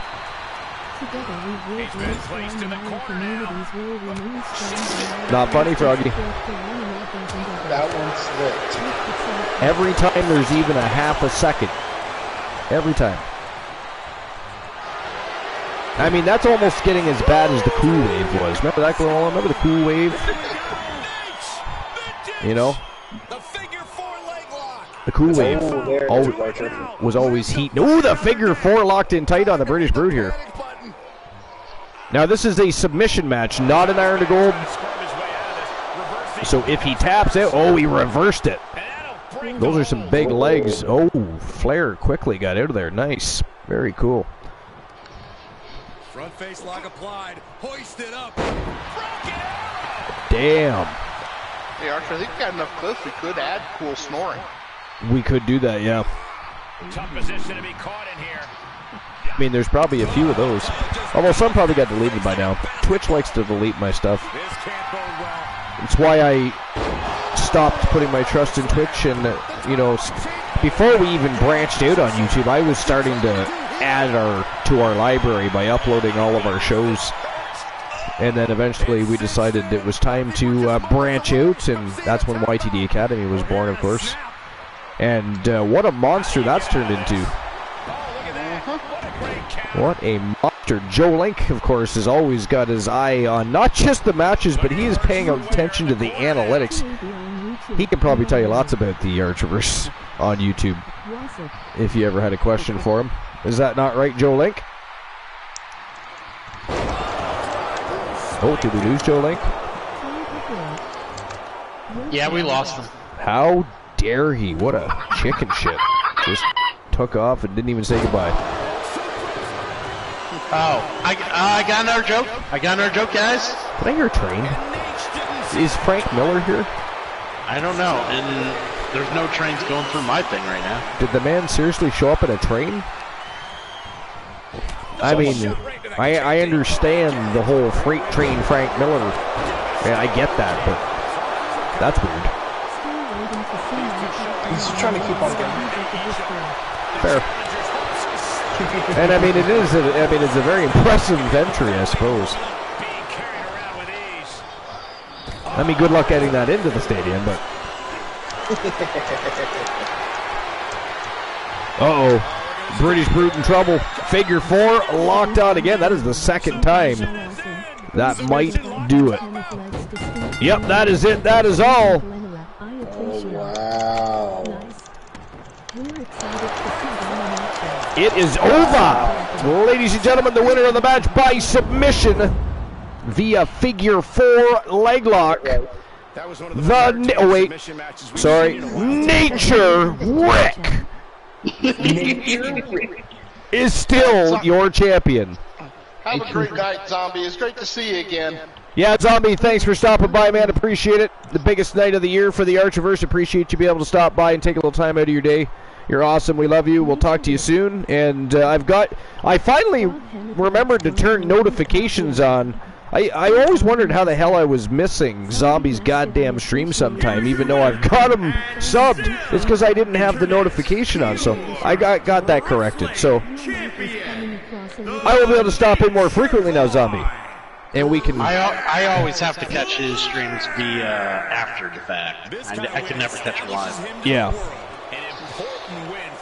Yo, Travell, what's going on, my friend? Welcome in. Welcome to Slammiversary. My routine just went out and By the way, who's ready for a joke? Who's ready for a joke? Do you have a joke time? I do. I Nice, have I two didn't know jokes that. too, but we got one ready. Well, while you're doing that, I'll issue the payout for the last match. All right, guys. Here's the joke. Why isn't there a pregnant Barbie doll? Why isn't there a pregnant Barbie doll? Interesting. She can't find her baby daddy? No. Ken ain't got no balls. No, well, I mean, if you look at the dolls, that's accurate, but not the answer of the joke. Wow.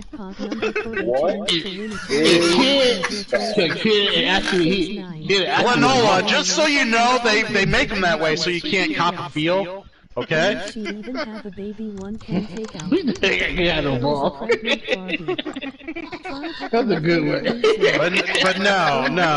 Anybody else besides me see Jack Skellington in the goddamn ring? Or at least on the screen? Hey, is that the cryptid? I man. don't know, but I gotta blame you, Froggy Mothlegs, for this garbage, because only the Wolfpack Wrestle Wars would do something retarded like this. They're all, I mean, this is a professional wrestling show, this is not the cosplay epicenter of the world. You understand? Professional wrestling show, not cosplay epicenter of the world. You gotta stop. I mean, now you're got other people doing it.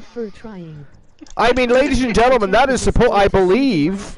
I can't confirm. I have nothing to validate, but that's supposed to be Kyle O'Reilly, Psychosis Kyle O'Reilly. At this point, I couldn't tell you who the hell it is, and believe me, I mean that happens a lot. I mean. I do not get the detail. It's not funny. I lose control of my show all the time. And look at the other night, for instance. Like a 5% chance it's just going to be war. No, I was just gonna say. My joke, zombie. I was finish my joke. I was literally just gonna say, watch it be War the Machine again. It's not even gonna be. It's not gonna be Jack Skellington. It's not gonna be Kyle O'Reilly. It's gonna end up being War again in another match he's not really sanctioned in. I was just gonna say the other night. It's supposed to be Bruiser Brody defending his title, and out comes War the Machine. Like, where's Brody? We don't know. And not only is he missing, the announcer announces War the Machine as the YTD Academy Grand Prix Wrestling Champion. Or no, sorry, Legends Champion. And he is not the Legends. He's not the Legends Champion. Brody is the Legends Champion. It was weird. He had the belt and everything. Things happen around here that we just can't explain. It's inexplicable. Making a bid to be inducted into the Legends category for the Archiverse Hall of Fame? Hey. I mean, he's definitely putting in the effort. I mean, some of the things, let's face it, War of the Machine is already, like, he's already had these shock and awe moments that nobody else has and they've been here longer than him. He's done a lot of shocking things, and his brother has a self-driving motorcycle. I forgot the self-driving motorcycle. One joke and one Is his name Ralph? Alright, so who do you guys think is walking out the Grand Prix Wrestling Champion? That is the next match of the night. It is for the YTD Academy Grand Prix Wrestling Championship. It is Jack Skellington or somebody. I honestly, and I'm not lying to you, or I'd like to tell you I'm exaggerating, I don't know who the hell that is, against Tenacious B and, of course, the reigning defending champion, Kerry Von Erich, the Texas Tornado. I mean, who do I even put that under for betting? Do I put Kyle O'Reilly in case it is, or do I put Skellington, or do I put just, like, question mark? Should I just put question mark? I mean, I don't know. I'm starting to wonder if it is War. I mean, it would be... It would make sense, but I don't know why he would insert himself in this match, but... I mean, the Texas Tornado is part of the Wolfpack, so he'd be looking to destroy his own faction member. But, I mean, who says War is logical? He is not logical. Alright, so I'm putting question mark, because it's whoever that is, you can bet on him. Or you can vote on Tenacious B. Tenacious B has been one of the most interesting stories of YTD Academy. Christian Cole. Huge success. Already been champion.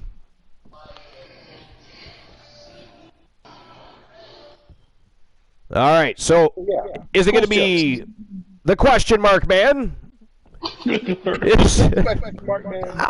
I supposed to call him? What? Jack Skellington? Am I going to go Jack Skellington?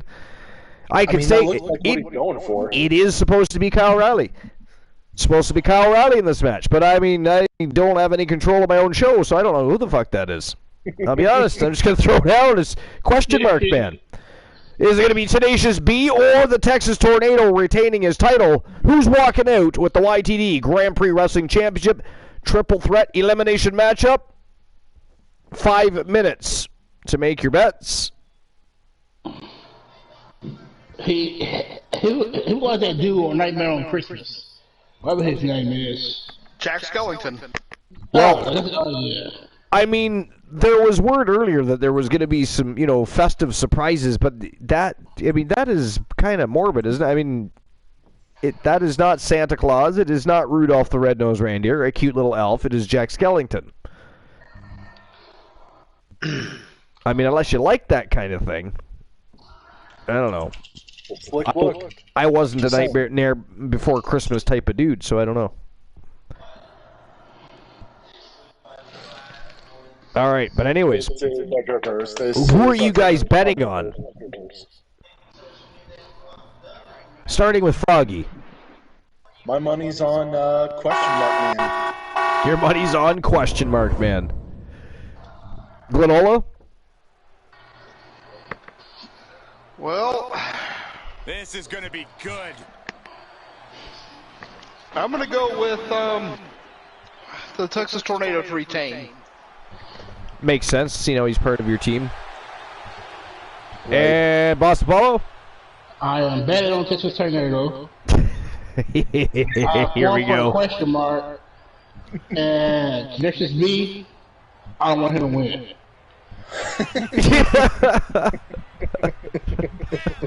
Nice.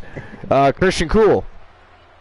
Well, I think the Texas Tornado is going to win, but I expect Tenacious to get over more. There we go. But to finish that joke that died in the middle of nothing. How dare you? How dare people? But no, why isn't there a pregnant Barbie doll, everybody? Because Ken came in another box, duh. That was good. Nice. That was beautifully done. Yes. But yes, that's my predictions for the match. I like the balls better. He said he had no balls. He got no balls.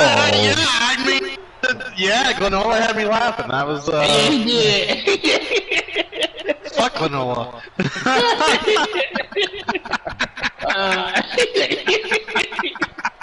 He had no. All right, is there any other redemptions you guys got to take care of? No, I got many more, but I'm just gonna spread them out. Yeah, he do. He got a lot more. I got spammed so hard. Nice. Yeah, you did. Now, Get some cooldowns, man. That was ridiculous. No, I was just thinking that Boss or Glenola or Froggy could get to a list of the evening. If yes, give me a break so I can make some goddamn tacos. Tacos? You got no tuna salad? No, it's okay. tuna So and noodles. there's I don't do. Actually, I do. So unless I War would of the do Machine, salad. I do eat that. Unless War of the Machine stole another title, this is in fact Kyle Riley, because that is the pure wrestling championship he has there. Again, that doesn't mean anything. War of the Machine has taken titles that don't belong to him. He's conned referees into awarding him matches, announcers into announcing him as a champion. The man doesn't even have to win, right? He doesn't even have to win belts. He just gets handed them. It is he crazy. is wearing something rather festive for Christmas, isn't he? How the fuck is that festive? It's festive. How is that festive? Jack Skellington's all about Christmas. I mean, I was thinking Santa or Mrs. Claus would have been fun. I mean, depending on who it was. If it was Christian Cool, not so much. We don't need to. It is Kyle Riley. Kyle Riley's looking a little. I've been throwing an idea around.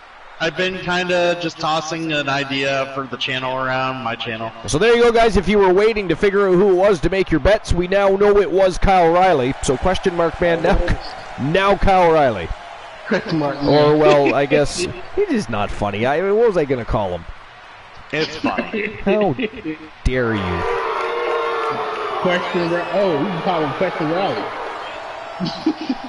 But I was thinking almost of doing a redeem if people were to do the redeem to possibly cosplay as Santa Claus for Christmas. Santa Claus. That would be fun. Maybe. Maybe. Oh God, I'm just thinking of how itchy the beard's gonna be. Yeah, it is gonna be itchy. You're gonna get a little bit of crotch pot cooking going on in there too. But you can have some eggs though. Just throw some eggs in there. You can munch down while you're doing your stream. It'd be good. There you go. Yeah, it'd be all right. Yeah. Yeah. Mr. T's in the house. Mr. T in the house, and subscribe for the 19th month. 19 months from Mr. T. While acknowledging how you are swine. Well, yes, while acknowledging the fact that I am a swine. Thank you, Mr. T. Appreciate that. 3 superstars in the ring, but only one victor in this You know, a special show means special things happen. Special things, special times, special people, special shout-outs. Glenola. Ooh, Christian Cool with 100 tiny little beautiful gems all over the floor. And the great Glenola with Mr. T's very special shout-out. Ooh, yeah! Well, you have a good stream. I got work for a couple hours. I got to do some this week. All right, boss. Well, thanks for being here. Appreciate you. Good luck with that, boss. Have a great night, boss. Yeah, have a good night. Have a good night, boss. Man. Have a good night. But, yeah, Mr. T, we're doing good here. I just arrived about an hour ago. Yeah, about an hour ago. He was late, by the way. It's been super awesome. It has been a fantastic show so far, yeah. I mean, we've been excited about this for quite some time, so it's really great that it's going as well as it is. The matches have been phenomenal. And, I mean, listening to you and Glenola go back and forth, it was like times of old. So, it's been a good night. Good night. Well, what's old can be new again, guys. It's awesome. Little refurbishing. Very trendy. We should be Trendy. Real Absolutely. quick, a little joke to go along with Cool's joke. But little girl's playing with her Barbie and Oh, good God, here we go. G.I. Joe. Her older sister's like, what are you doing? Playing? But don't you know Barbie comes with Ken, not just No. She fakes it with Ken. She comes with G.I. Joe. Wow. Oh, that was ghastly. Ghastly. I mean, why? How dare you suggest Barbie cheats on Ken? As long as the G.I. Joe's not Roadblock, we're good. Fair. Yeah. It's Dukester. It is Dukester. Yeah, it's probably the Dukester. The Dukester. Duke the Dumpster. You got fooled again, Byron. Poindukester. We could have a Poindukester. Wait, have we seen Poindexter yet on tonight's broadcast? Did I miss him? No, you have not missed. No, you have not missed Point. Everybody wants to know what Poindexter's going to come out as tonight. Inquiring minds must know. Professor Captain Dex Sparrow again, but my money's on Disco Ninja. Disco Ninja. Jesus Christ. That's interesting. This fight is pumping him up. Saw that one coming. We need Disco Duck in the ring. Disco Duck. Is he really the Darkwing Duck? Oh, Kyle. You got one those, buddy. Or what about Howard the Duck? Probably related to Howard. Probably related to Howard. I absolutely, I watched that movie. I mean, more than once, because you always watch it. We watch it with friends and shit, but what a terrible movie that was. I mean, god awful. Oh, it was. You know what movies I wish they'd redo? Because I think, I think, or at least maybe put it on a platform. They seem to do better TV shows these days than movies, but I'd like to see them redo Short Circuit and bring it into the modern times. I just want that for the. But I want to see Johnny 5, not Jenny 10 or any bullshit like that. My worry is because the character was it was so much fun, and that was the guy's partner. I don't know if it would work now. English. Yeah, I don't think they could do it. You know, that would be... Well, it's not that. I just don't think it would work now with how much technology is surrounding us now. Back then, so a lot of that stuff was new, refreshing, different. You know, there was an appeal, kind of a mystique to it. Now it wouldn't work. It just felt like, oh, it's just another electronic, another robot. We got plenty of that. Well, I mean, they'd have to change this. They'd have to change the plot and stuff up a little bit. I think they could pull it off.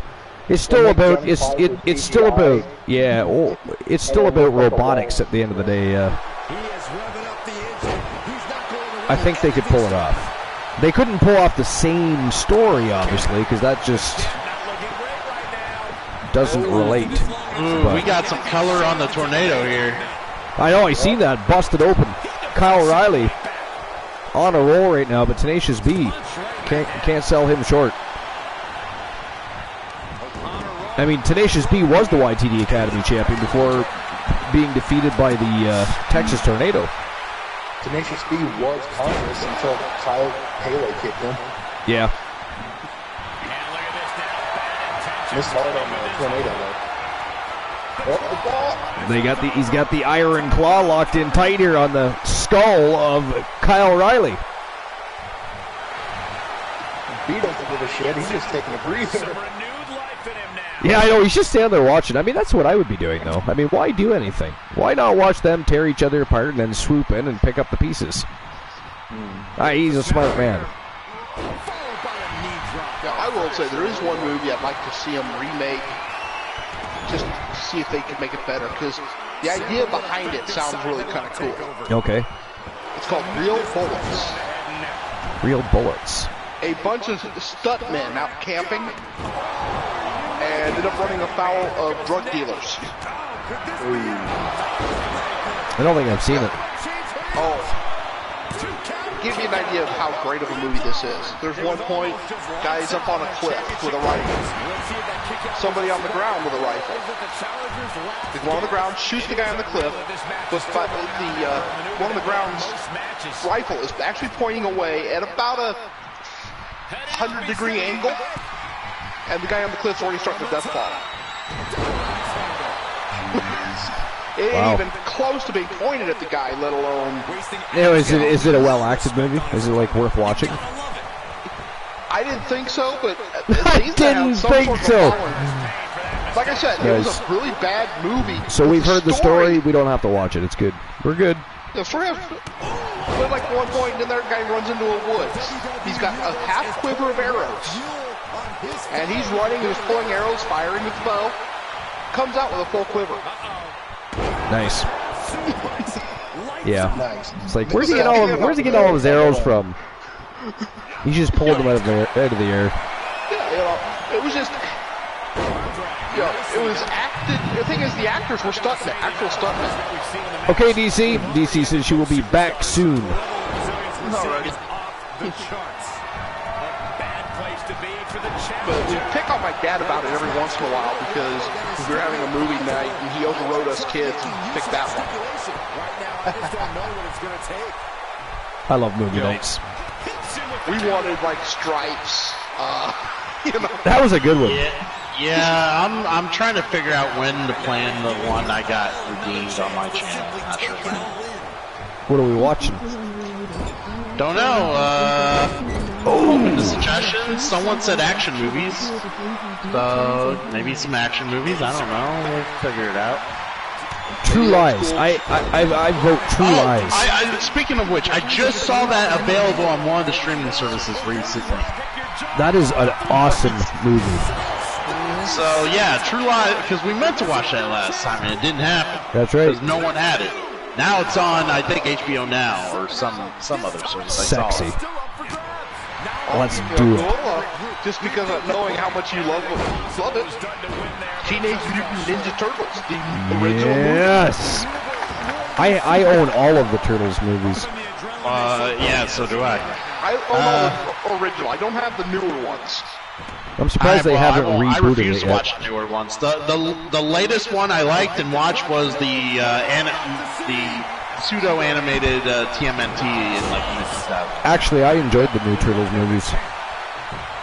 You I liked watched them. Michael Bay ones? Yeah, I enjoyed them. I didn't think they were that bad at all. Yeah, I do have the entire original series cartoons. I don't have that. I would like to have that. The most recent animated series I bought was the Ghostbusters animated series. Because I found it like for a really good deal. It was a good deal. And plus it's Ghostbusters. It's badass. Yeah. You know, do you remember the other Ghostbusters show? What was it called? Was it just called Ghostbusters, or was it called the original Ghostbusters, or the new Ghostbusters, or the new Ghostbusters? I don't know. I forget. But it was one where they drove the Model T and had the fucking ape and stuff. I want to say that was the original. Let me look that up real quick. The Ghostbusters were called the real Ghostbusters.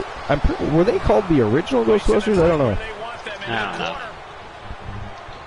It might have been the real Ghostbusters. I don't know. It was actually a good show, too, by the way. It was fun to watch. I mean, I remember the first time I watched it was by accident completely, obviously, because it had a very similar name to the show I watched all the time. But then I was like, fuck it, I'll watch it. It was good. I'm looking at what Sir Jack said in the chat. I have this weird feeling Mr. McMahon will not want to be inducted into the Hall of Fame until at least he's passed, because then he has no argument over it. I mean, does he belong there? Yes. Yeah. For a lot of different reasons, but that might be a long time before it happens. Yeah, he's very adamant about not being praised for his company and whatnot. Yeah. So, did you see that we haven't done dirt cheats tonight because we've been just having great conversations, and we're going to have lists as well. But did you see there's a former WWE champion that claims he thinks that Vince McMahon is still running the WWE? Oh, everybody! There's been many people thinking that. I call bullshit on that, by the way, too. Yeah, he's out. He's done. I don't think some people realize they are a global, publicly traded company. There's been enough scandal. If that were to ever come out as true after everything that happened, that would literally sink the WWE. Oh, it would. It would literally sink, and they would lose all credibility. That is just absolutely bullshit. Like, it's not. Now, are Steph and Triple H maybe seeing them, outside of work and maybe still talking about work and maybe getting work advice? Sure, yes, but that's about as far as it goes. The one with the old car and the monkey, that was Ghostbusters. Just Ghostbusters? Okay. Ran 1986 to 1987. Yeah. It was not very long, but it was cool though. Or you can also look at Filmations. Filmations Ghostbusters, yep, that's what it was, yep. The DVD set's available on Amazon for $104.94. Yeah, no doubt. Yeah, everything's COVID prices still. The last series I bought for cartoon was Rocky and Bullwinkle. How many episodes of Rocky and Bullwinkle are there total? The champion has been eliminated. We are guaranteed a brand new champion. It's either going to be Psychosis, Kyle Riley, or Tenacious B walking out as YTD Grand Prix Wrestling Champion here.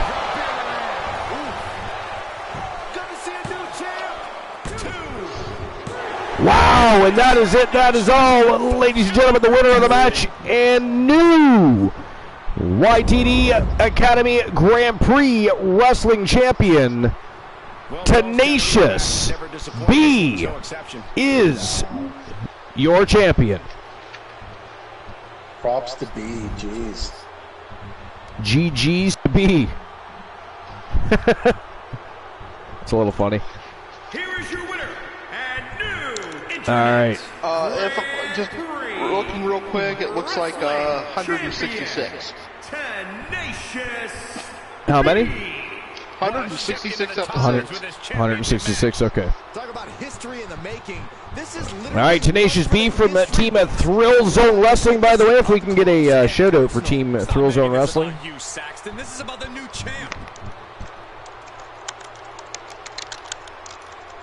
He is now a two-time YTD Academy Grand Prix Wrestling Champion, so congratulations to Thrill Zone Wrestling. And I'll issue the payout for that. Just give me a moment. A momento. Uno momento. Our communities will remain strong by our constant support for one another's endeavors. And there we go. The payout has been issued. And here we go. On to the next match of the night and the first WCW Championship match of the evening. Let's go. All right, here we go. First match of the night for WCW. The WCW Women's World Championship on the line. And it is a triple threat elimination matchup. Claire Lay from Team Dogface, straight from the Doghouse, one of the original invaders of the Archerverse. Still causing villainy, looking to collect more gold. Claire Lay looking to take on Ashley Blackheart from Team Soul Embers. And, of course, the reigning defending WCW World Women's Champion, Charlotte Flair, putting her title on the line. Who do you guys think is walking out with the WCW Gold? Well, I think I'm going to hedge my bets on Charlotte Flair, just for the simple fact that she is wearing way less mascara than the other two ladies. So, let's go for it, guys. Let's go for it. I actually have to agree with Cool about Charlotte Flair. Now, I'm not saying anything about the makeup, but yeah, I got to go with Charlotte Flair. All right. Froggy Mouth Legs? Man, I don't want to be a joiner, but Charlotte's the queen. She is the queen. You don't Man, get what a that fucking joiner. Right? How dare you join, you piece of shit. I know, right? Well, how dare you follow? You know, normally I would probably go with Claire Lay. I like to support Team Dogface, even though he invaded the Archerverse, started winning titles and stealing championship, forming factions. He did a lot, actually. We should ban him. You're right. He did a lot for your company. We should ultimately ban things that did well for your company. Exactly. That's what I'm. See, Christian Cool has the vibe. See, he's always right on point, in tune with what's going on. But yeah, no, I would usually go with Claire Lay, and it would be easy for me to say, well, I think Charlotte Flair, the Queen, is going to retain the title, which could very well happen. But for some reason, there's a little voice that says, you know, Ashley Blackheart's hungry. And it's been a hot minute since she's won a title. She's got herself an opportunity here. I don't know. I think I'm going to go with Ashley Blackheart on this one. And again, we know my record with, betting, so don't make your choices based on my decision. For God's sakes, don't. But that is my decision, though. And whoops, spelled Flair wrong. There we go. No one have a reason to poke fun and stir the pot. Do I ever need a reason? So you got 5 minutes to make your bets. Is it going to be Claire Lay, Ashley Blackheart, or Charlotte Flair? And again, the WCW Women's World Championship is on the line, and it is showtime and go time. Let's go! Alright. Where were we? Somebody was going to do a list, and Cool had jokes. But which one were we doing first? List. I can always do my shit later. And who's doing the list first? Is it Glenola, or is it Lily Pad Boy? Lily Pad Boy! There's two. Well, I suppose. We both have Froggy in our brand. Which one? Fair. Well played. Yeah, speaking of Lily Pad Boy, where are we going to have you play some board games on Friday nights, Froggy? Yeah, Froggy Moth Legs, when? That's a good question. You know what it is? It's because you never say his name right. Oh, so you're saying it's my fault? It is. You would blame me. I would. Canadian. How dare you, sir? If I can catch one on a free day or a free week, we've got a chance. Oh, all right. We've There's hope. got a chance. There it is. Man, there's a new hope. Welcome back to All right, someone start doing a list here. Welcome back, Cone. Welcome back, DC. I'll go ahead and do my second list. Because I love shitting on lists. Feel Shitting free. on lists. It is time to shit. All right. Well, Shit or get off the pot. Only at the Archiverse. this is off of SportyTel.com. Written by Sportytel? Sportytel Editors is who got credit for it. Nice. And it was updated June 22nd of this Sounds year. legit. Hottest female wrestlers ever. Top 21 WWE Divas.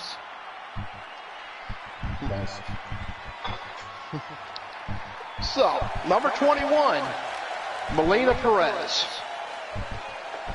Wait, we're talking hottest? Yes. Melina's 21. Yep. I want to know these 20 Yeah. hottest other wrestlers. I was going to are. say, who are these other people on this list? I mean, because she was pretty I hot. always thought Melina was one of the hottest bitches that they had. Hell Jesus. Number 20 is Becky Lynch. Queen, the franchise, Okay. 19, Natalia Neidhart. Definitely pretty hot. I mean, yeah, like, I just, like, my 19, I would have her higher. I'm sorry. Yeah. Natalia, higher. Oh, yeah. Rosa Mendez is 18. Oh, she could be 21, actually, or less. 21 That or face. less. It was the face. The face didn't do wonders for me. The rest of her body, sure. Number 17, we have Ravishing Russian Lana. She can sit on my face. I mean, yeah, I mean, she's lower on the list, but yeah, sure. 16, I didn't recognize the name. Brooke Tessmacher Adams. Oh, yeah. Test marker. Tessmacher. Oh, yeah. Number 15 is Ronda Rousey. Oh, no. That bitch wouldn't even be on my 21. Get the fuck out of here. Range. 14 is Liv Morgan. Maybe lower on the list.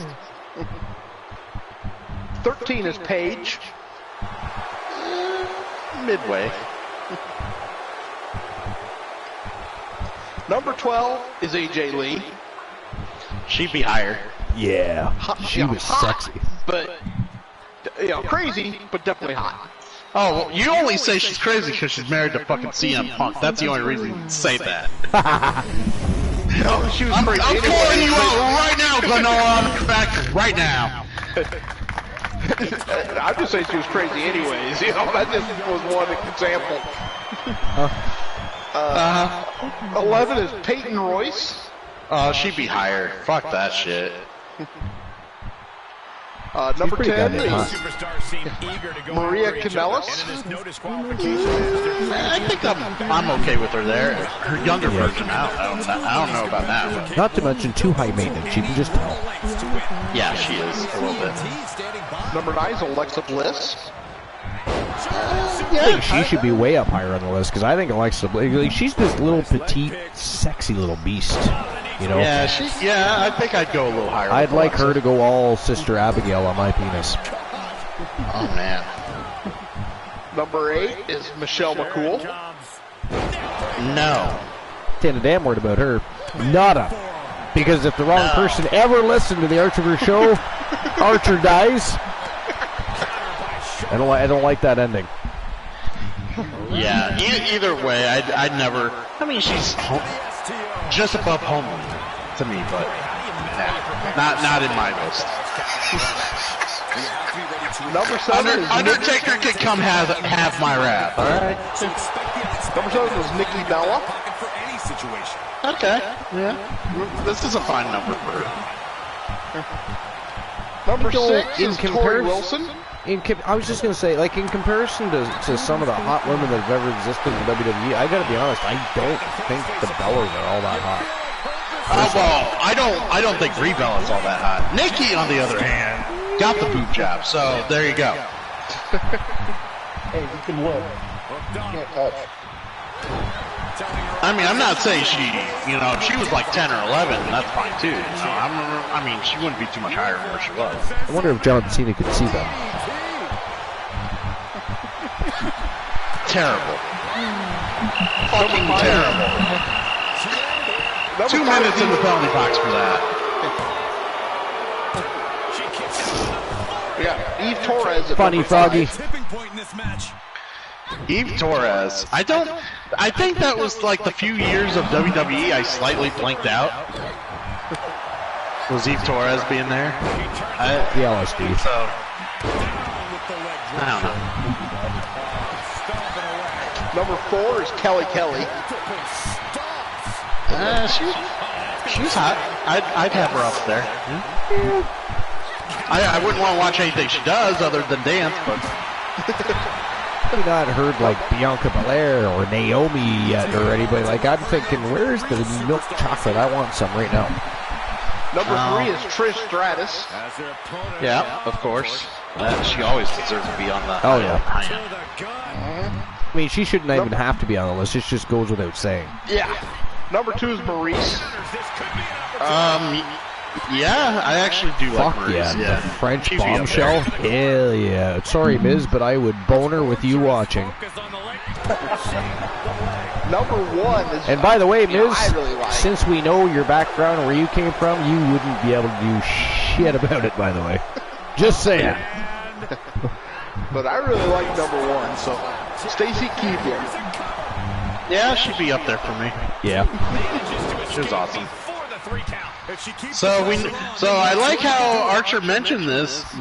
There was a notable omission there. So if you had to pick a woman of color to be on that list, who would it be, Archer? That Glenola did not mention.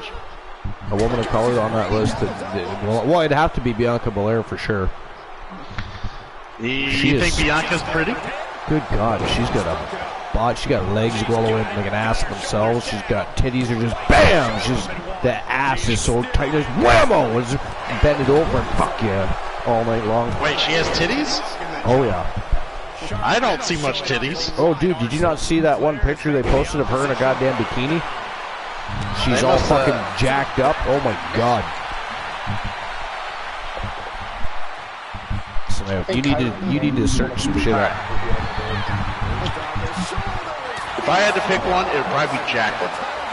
Ooh, her too. We could have a threesome. But if I had a second pick, God, what's her name? Fucking Aleister Black's woman. Oh, Zelina yes, Vega. Yes, Zelina Vega. She Thank would be you. on the list. Hell yes. Like, I'm actually surprised she was not on the list. Right? Me too. Oh, she could be. Is the list over? Yeah, it was over. Wow, gaslight. If we're going outside of WWE, I'd have to throw in Jade Cargill. Hell yeah, Jade Cargill. Ember Moon's kind of hot in her own way too, by the way. Oh yeah. She's a little scary. She's scary but hot. I feel like if you didn't do the dishes, she would kill you while you're sleeping, though. Oh yeah. Yeah. But you know. Great list. Another one. And over to you, Froggy. Stacy Keibler, though. Got legs. I didn't get to weigh in the other night when we were talking about this. Ford, I agree with Archer. Ford's got to be high on that list.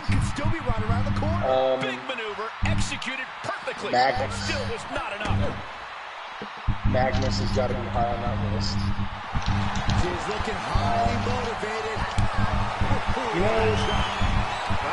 I'll bring it back, guys. I just have to visit the facilities real quick. The bladder is calling, and I'm going to answer. BRB. He doesn't have what I would consider a traditionally handsome base, but overall, Finn Balor is up there. Finn Balor is up there. Did you just say Glenn Bauer? I said Glenn Balor. Who the heck is Glenn Balor? The guy from 21's shittier cousin. Yeah, there you go. Always delivered 3 times the action, and that one was no exception. Take a look. Good run, good run. Let's see. Team Dog, emoji dog face. There are a lot of male wrestlers that I like that I don't think are particularly attractive. So separating the two of those takes a little bit of doing. WCW. Wheeler Yuta, I think, is a good looking dude. Yeah, you would fuck Wheeler Yuta? I probably would. All right, cool. I don't know. Guy has a cute smile. I'd fuck him. It just goes to show you anything And can Cody. happen in WWE. Cody is handsome. Cody's a handsome Who doesn't want Cody? Yeah. Right? Yeah.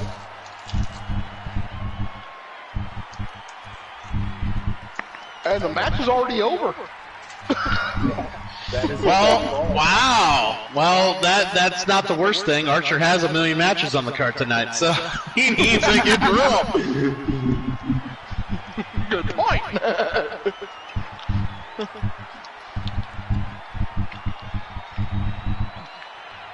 And Sunny Kiss. I like Sunny Kiss too. He's on the other end of the manliness spectrum, but you know what? That works for me too.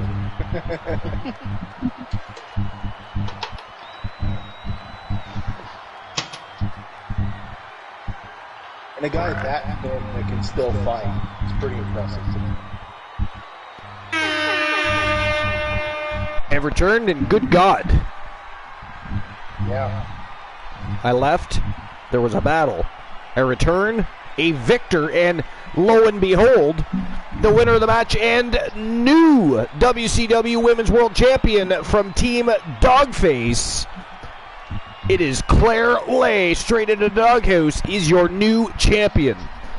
That's crazy. I mean, what the hell happened? I mean, that was some quick, I guess so. That was some quick eliminating. I wasn't gone that long. I'm going to be honest, I got off talking about the, I got off talking about the hottest dudes in wrestling. Good God. Claire Lay winning the title. That's the first time she's won the WCW championship. She was once the Archerverse World Champion. So she is a 2-time women's champion now. So congratulations to Team Dogface. If we could get a shout out for Team Dogface. Mr. T says F. Bye, Archerverse Bucks. How dare you, Mr. T. We do not have channel points here. This is not some second-rate thrift shop, store shopping, wrestling promotion. My name is not Soul Ember, sir. Yes, that's right. I said it. Thank you. Thank you very much. Yeah. To back up claims, Archer does get more views than Impact Wrestling on a week-to-week basis. So that is. Give it a round of applause for Archer. Come on, guys. Thank you very much. Appreciate that. And by the way, we have even, you know what's sad is with the complete lack of control and chaos that happens at the Archerverse, we are still far more in control of this show than Tony Khan is of AEW. Yes, yes, we are. We are. And we're happy to know that we have more control than that sad son of a bitch. Yes, much better guidance, direction, far better shows. I mean, but anyways, you don't have wrestling personalities shaming us for being immature left and right every week, so there you go. That is correct. We do, however, have lesser promotions like, you know, Triple H, Paul Levesque's promotion trying to utilize our names in matchups, but, you know, we can let that slide. I mean, I'm considering lawsuit. I think we'll discuss that. Yeah, that'll hold you in court for years. I wouldn't waste your time. I mean, how dare they? I mean, even if I do end up living in a tent, trying to go through with this lawsuit. All right. So I'll issue the payout for that, and we'll get on to the next match of the evening. Next match of the night is for the WCW World Tag Team Championships.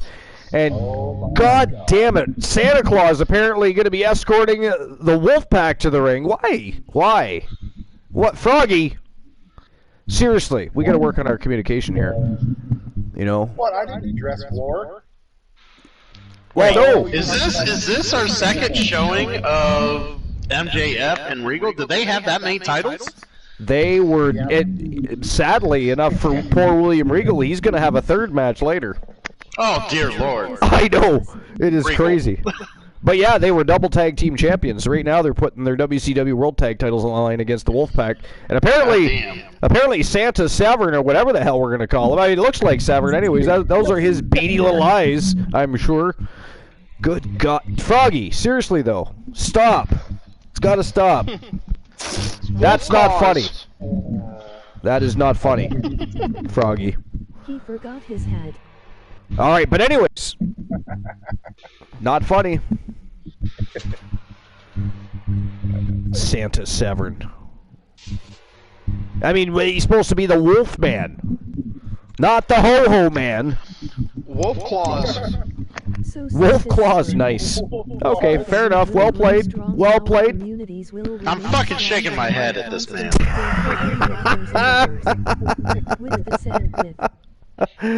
Oh, God. Regal kissing Santa Claus. Oh, my. All right, so who walks out WCW Tag Champs? Was that the Cool Wave? No, it's not. Yeah, it was the Cool Wave. Yes, we had a yes, we need applause for that. We had an appearance by the Cool Wave on the second annual Archverse Slammiversary. That is fantastic. I mean, that's like the cherry on top of the ice cream. It's the cherry on top of the ice cream. The Cool Wave stopped by to visit the Archverse. Fantastic. It's been a hot minute. Trash can to show up tonight. We're good to go. Actually, we haven't had any trash cans show up on any shots tonight so far. You know what it was? You jinxed it by telling Cool that there's been. So now they're hiding. You know, I do have a theory about the onslaught of produced trash cans on bid. I'm thinking it's the game itself. The more you see this coming, the more the bugs are affecting the game, the jankier the game is. That's an interesting theory. I'm starting to think that might be the case. All right. So I'm about to open the betting lines. You guys got 5 minutes. Who's walking out the WCW Tag Champs, the Wolfpack or Legacy? William Regal and MJF, they are the reigning and defending WCW World Tag Team Champions. The Wolfpack, the Omega, Marshall Omega, and of course War the Machine, who, well, I'm surprised he doesn't have every championship belt in the company around his waist right now. He tends to, no, right? Seriously, like, that was crazy the other night. Crazy. Cool, have we told you what happened the other night? No, do tell. Oh, Glenola, please tell. Wait, how can why did you say that you were going to tell me and then you have him tell me? Well, why because can't you tell the me? title match? Yes, the title match. You know, the one with Bruiser Brody and Elijah Archer. That's right, it was Archer. Yeah, Elijah Archer versus Bruiser Brody for the Legends title. No, it was non-title, actually. Oh, yeah, it was non-title. Just he's the one. Oh, yeah, I would hope. Archer's no legend, so go on. Ouch. Ghastly. So Archer comes out to the ring, standing there, great, no problems. All of a sudden, here comes War, wearing the title belt and being announced as the champion. What? Yeah. The WWE Universe on their feet. I think you got a trash can problem. Go ahead. Trash can problem.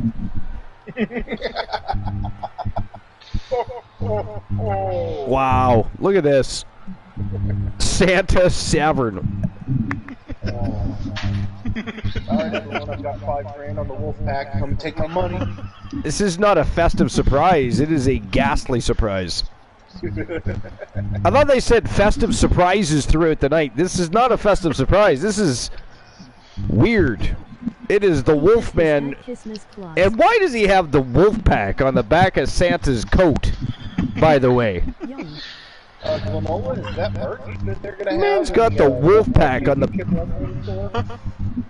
I just don't know why Santa's reindeer are in the ring right now, ready to wrestle a match. Shouldn't he be, like, going all in the air, visiting homes and such? This is ridiculous.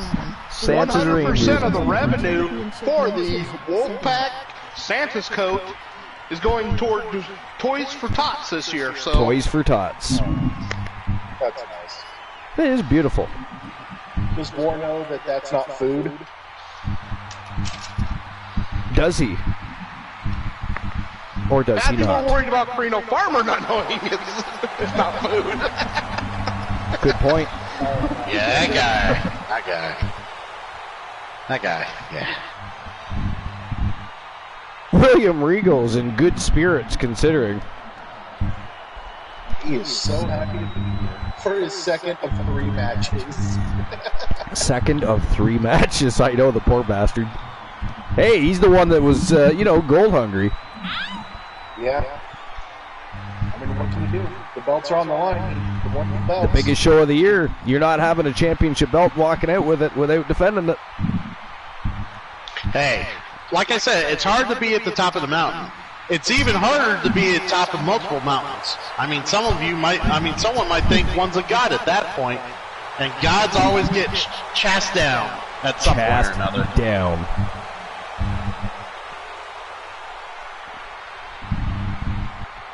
True.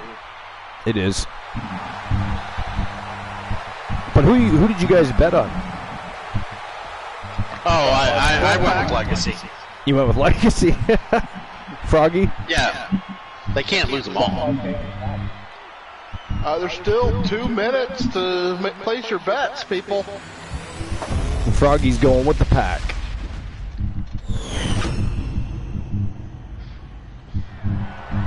Not just because it's part of the I legitimately think that the Legacy is going to be broken. People might not make it. Look at the side of his face is all red and blotchy still from the previous match. So that's what it's all about. There's no way he's 100%. Which means MJF's in for a long evening here. Or a quick one. Could be a quick one, consider it. So where did you get your tacos from, Cool? Where I made did them. you made Oh, okay. And Yeah, is it chicken? I Is cooked it the other night. beef? Is it pork? Is it a combination It's ground of? beef. I always do ground beef. ground beef. Momentum is always so And do we have Tuna tacos? No one do we knows have better than the taco champions. seasoning? I look for them to come out of the gate strong. I seasoned the taco meat as it were when I cooked it. And what did you put in this What are they gonna do here? ground beef that is seasoned? I cooked onion into it, but yeah, seasoned with packets and whatnot. And it's not over yet. And then I got the tomato. I got the fixings. I got the lettuce, the tomato, the Yeah, sour like cream. sour cream, yes. Do we have cheese, yes? And do we have hot sauce? No, we don't do the hot sauce.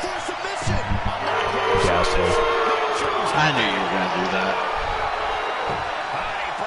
I mean, you had me until no hot sauce. It is tacos. You got to have at least one hot taco.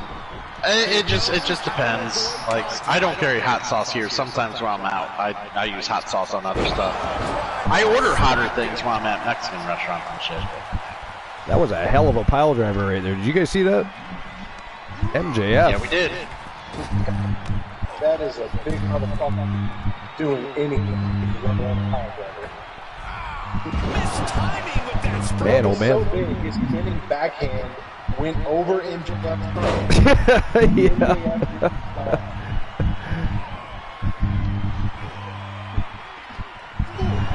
MJF is all over War right now. It is. If this works, it could change. Anyways, were we not? Somebody was doing a list. Was it Froggy? G finished it. Oh, Well, but I also finished. okay. Okay, so you were done. Let's. I didn't realize he was done either. Actually, I didn't realize what he was doing at all. What's coming next? I can talk about how I can do that. He started going on about pretty men in WWE. I'm like, what? What? He gets tagged in. Pretty men in tights. Pretty men in. Yep. Okay. I had to join the conversation, I guess. Like I didn't know exactly what was going on. I'm like, yeah, I fucked that man too.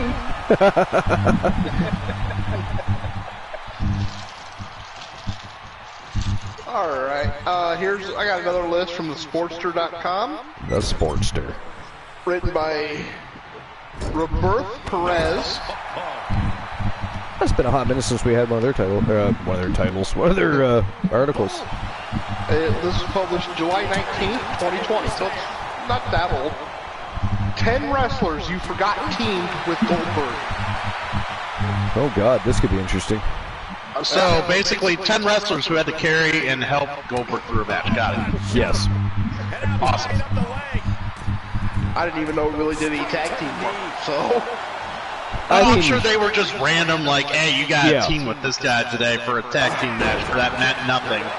I'm trying to remember if they ever put the WCW tag titles on them with anybody or not. I can't think of any off the top of my head, but number 10, the dog-faced gremlin Rick Steiner. Wow, he teamed with Goldberg? March 1st, 1999. One episode of Nitro to fight Buff Bagwell and Scott Steiner. Yeah, this is going to be a lot of one-match, like one-night scenarios. Goldberg never had a consistent tag team partner, to be fair. Can't imagine why. And it ended up, Goldberg and Rick Steiner won the match. And who were they wrestling? Buff Bagwell and Scott Steiner. And Scott Steiner, that's right too, yeah. Number 9, we got Brian Adams. Elbows right to the knee, round and round. He can pin his opponent right here. The pin doesn't even last. Let's see. This isn't even close to Goldberg teamed up with Adams, Brian Clark, Sting, and Booker T to face Kevin Nash, Jeff Jarrett, and Scott Steiner. Clark and Adams were also known as, what was their, the hell was the name of their tag team? Chronic, I think. Oh, okay. Yeah, my WCW knowledge gets real sketchy. Does it? So. I believe that they were called Chronic. You could fact check that, but... Yeah, since I didn't follow WCW at the time it went, it's all me going back for history half the time, so... Yeah. Alright, so number 8, we got Hulk Hogan. deadlift military press. Holy moly. That just kind of surprises me. I don't remember Hogan teaming with Goldberg at all, yeah. It was like 3 times, and we're undefeated. Wow. Best match of this That one goes over Hogan. Well, I mean, yeah, like... and in WCW, Goldberg, much less Hogan, so yeah, of course. The best match of this team was in an episode of Monday Nitro on September 6th, 1999, where they crushed DDP, Rick Steiner, and Sid Vicious in less than 5 minutes. That sounds about right. Yeah, it does. But I don't remember it at all. I don't either. I would think anybody who watched WCW went on a haze after 99. Yeah, pretty number much. 7 is Ric Flair. Actually, I think I remember that one. Yeah, that was they fought Hollywood Hogan and Kevin Nash. And yeah. Actually, I thought it was it Nash? Weird. I thought it was Scott Hall actually, but let's see, March 15th, 1999. So it was a great match, but because there was talent everywhere in the ring, also great power and great ability. Yep. If Slick Rick and Goldberg had been a permanent team, they surely would have defeated them all. probably, yeah. They could have had a run as tag champs for sure. Yep. Well, here's a little newer one. Number 6 is Randy Orton. Randy Orton? Orton and Goldberg teamed up to face Ric Flair and a young Triple H. A young Triple H? Huh. Well, it must have been when he was before they formed Legacy. Is it all of them? Well, when Randy Orton was in his 20s, Triple H would have been in his early 30s. So younger would have been better wording, because he certainly wouldn't have been younger. Yeah. I guess what's a no contest. If this time hadn't here we go. I'm gonna break my brain here. If this time it had not been a no contest match, then perhaps Goldberg would have lost, because he did not have much rapport with Randy Orton, unlike his rivals. But if this time,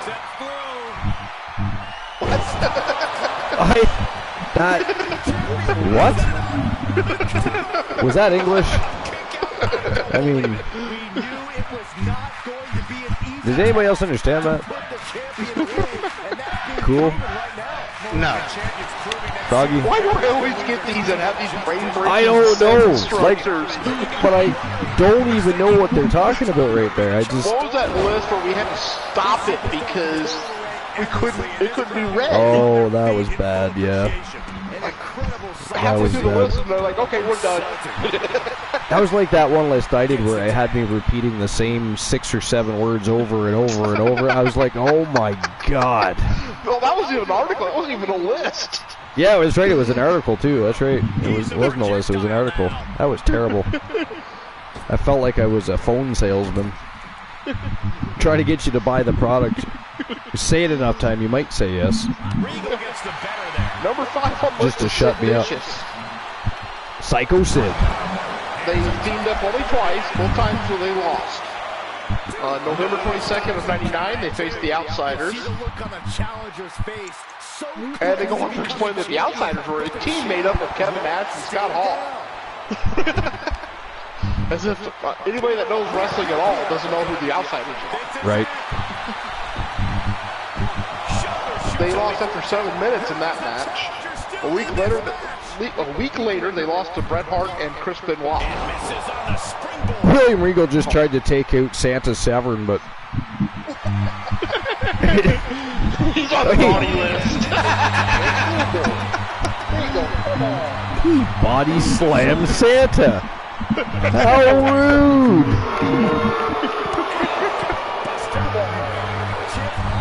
Boo that man. Oh, I'm all for that. That was great. Number 4 on the list is Kevin Nash. Mid-98, Goldberg and Nash stepped to the ring to face Hollywood Hogan and Andre the Giant. Interesting. 8 minutes of pure action and entertainment. Goldberg and Nash ended up winning the match. I don't think it was Andre the Giant. No, it's probably the Giant. The Giant, yeah.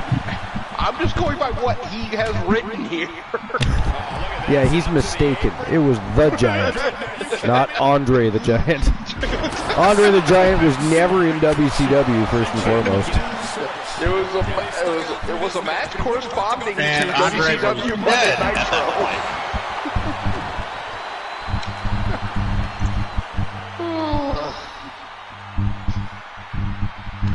Oh man. Number 3, Dwayne Bruce. Dwayne Bruce.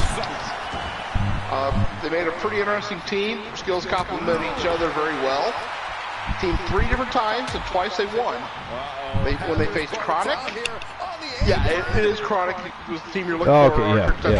It actually says Brian Adams and Brian Clark. Confirmation. And when they faced Totally Buff, which was Buff Bagwell and Lex Luger. Yeah, it was, yeah. They were actually a good team, to be fair. Oh, yeah. Well, that's like Buff Bagwell does not get the acknowledgement he deserves. It's because he was an asshole. Well, yeah, but That's why he lost his job. I mean, think about it. The guy had the look, he had the charisma, he could talk on the microphone, and he could wrestle, and still lost his job. That's how much of an asshole he was.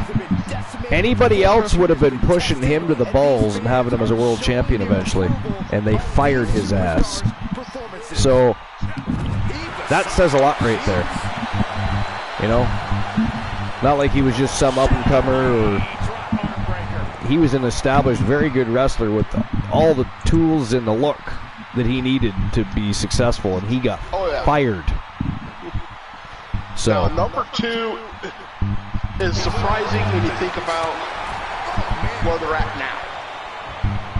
Bret the Hitman Hart.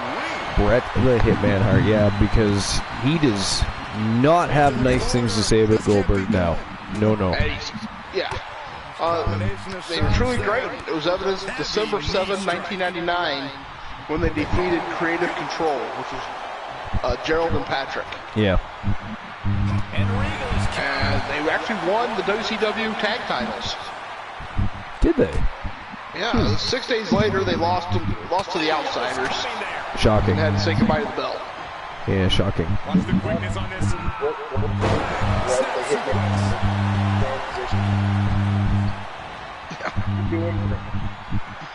It was the only tag title he ever achieved in his career. We're having a hard time hearing you, Froggy. Yeah, you were cutting in We're getting there that a little noise bit. again, Froggy. 1 second. Yeah, check your mic cord.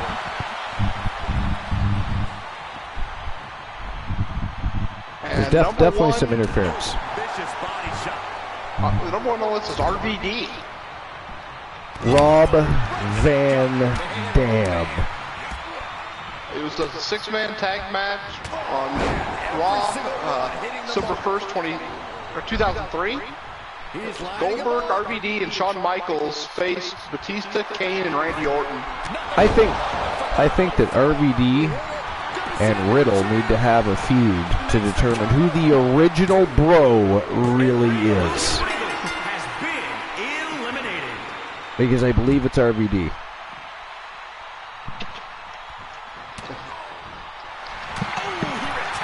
That sounds delicious.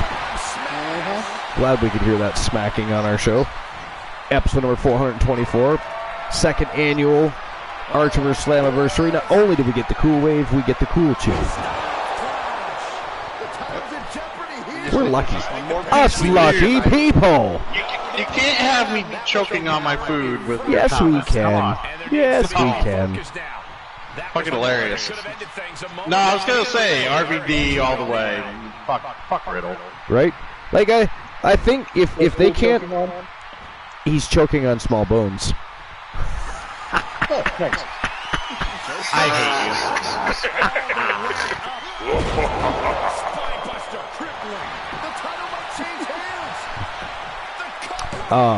But anyways, yeah. What were we saying? Oh, look at that. Just like that, ladies and gentlemen, the winners of the match and new WCW World Tag Team Champions from Team Glenola. And, of course, his partner in crime, the team, Night the Undying, War the Machine, and the Omega, Marshall Omega. They are the Wolfpack. And they are once again your WCW World Tag Team Champions. And can we get shout-outs for both Glenola and Night the Undying, please? Congratulations, guys. Awesomeness. That'll teach you to body slam Father Christmas, you son of a bitch. How dare they body slam Father Christmas? And, of course, Cool was all on board for that, though. He is like Ebenezer Scrooge. He's okay with Santa being manhandled. It is Ghastly. Ghastly, boo that man. Boo that man. All right, I'll let you pay for that match. All I found out was that Santa couldn't handle a little brass. Okay, that's sad. Santa couldn't handle a little brass. All right. All right, here we go on to the next match of the evening. And this, I earned $5 on that bet. This is for the WCW TL, for fuck's sakes.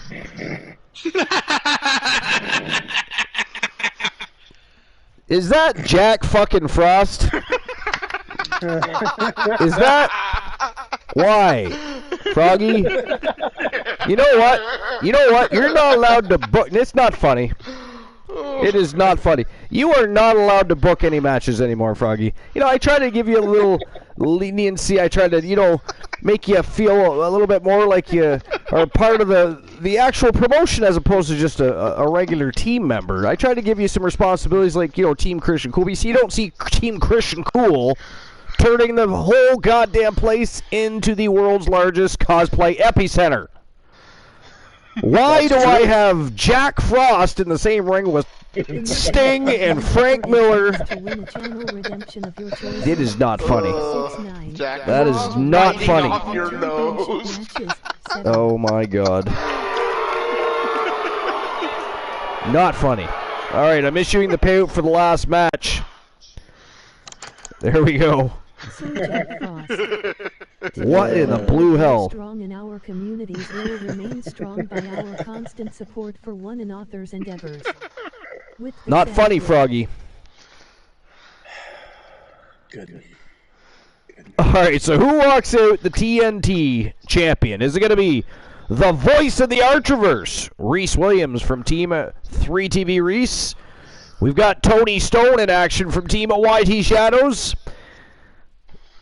We got Jack Frost, apparently.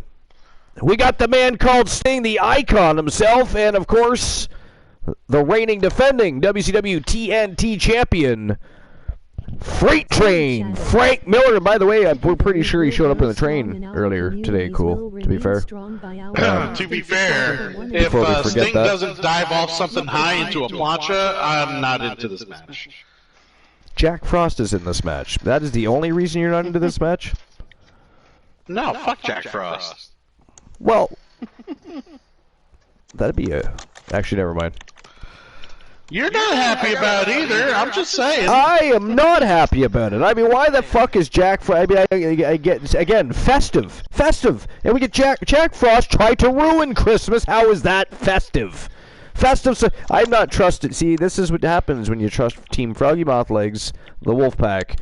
And anybody, the man is wearing a sweater vest. How bad could he be? Look at his fucking hair. And by the way, who is Jack Frost? So you got a problem with someone wearing gel in their hair? I mean, he looks like, I don't know. Although I can't tell what's on his forehead. What's on his forehead? I'm trying to figure out who it is. Period. I mean, I don't know. Who the Froggy? Who the fuck is Jack Frost? And do not fucking tell me a mythical person from a Christmas Story, or I will fucking ban you. It's always a mythical person from a Christmas Story. You see, there's a counterpoint to Santa Claus going back several centuries in the form of Jack Frost, personification of winter. But whereas Saint Nick, a.k.a. Santa Claus, is known as Father Christmas because of the presents that he gifted out to the good girls and boys, Jack Frost is more of the negative balance of that pairing. By the way, the boo on your soundboard is neither long enough nor loud enough to drown that out. I mean, Cool, why did you have to ask him? Dear God. My bad. Alright, so who walks out TNT champions? Is it going to be Reese Williams? Tony Stone? I mean, I don't know who that is, so I guess I'm putting Jack fucking Frost. I'm not putting fucking, but I'm going to put Jack Frost. Jack fucking Frost. I am not putting Jack fucking Frost. Is that Kyle O'Reilly again? Sting? Kyle O'Reilly again. Wouldn't that be funny? Just a quick costume change in the back and you're out again. Well, we know it's not War. He's far too small to be War. So we know it's not War at least. You know, we at least know that. I have a suspicion on who it might be, but it's just kind of scary to think he's joining the cosplays. And so we also have Sting and Frank Miller in this matchup. So who do you guys think is walking out with the TNT Championship? Can Frank Miller retain? Or is he being dethroned? Can we have a side poll to guess who Jack Frost is? A side poll. All right, there we go. Betting lines are open.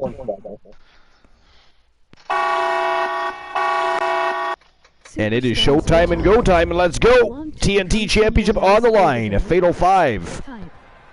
Superstar and become a different superstar each day we visit. And I believe this is a TLC match.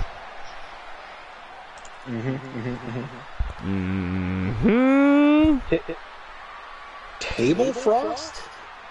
Table Frost? What? No! Did it say that? Somebody rewind that shit. Did Table Frost. Table Frost. Is that tables? That's not tables. I thought it might be just because of the white hair. Is it? What? And Cool's right. What the fuck is on his head? I'd heard that there was some petty cash missing. I didn't expect that it was going all to hair gel. Did he like? Well, there's been some rumors in the Wolfpack that there's been some petty cash missing from the den, as it were. Can we explain what's on his head? Is what I've heard. So. Yeah, I mean that's. I don't know. That sounds like. What is on the man's head, folks? On the man's head. What is on the? Cool, you ask. Maybe they'll understand better if you ask. I'm just thankful that it's someone that's still recognizable in the Archerverse, as opposed to, say, at my guess, I was gonna guess it was Kevin Sammartino. Kevin Sammartino. Last I heard, he did have his hair blown back, so that could be. What? Yeah. Wow. Oh. My God. By the way, Cooley, I gotta tell you, like, seeing your logo and T's logo on the barricade there, because it looks like it's right inside that wrestling ring. It looks pretty neat. I have been seeing it, yes. Yeah. I appreciate the representation. Representation.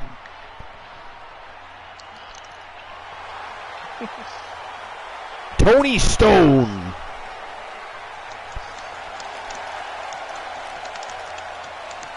Looks a little angry tonight.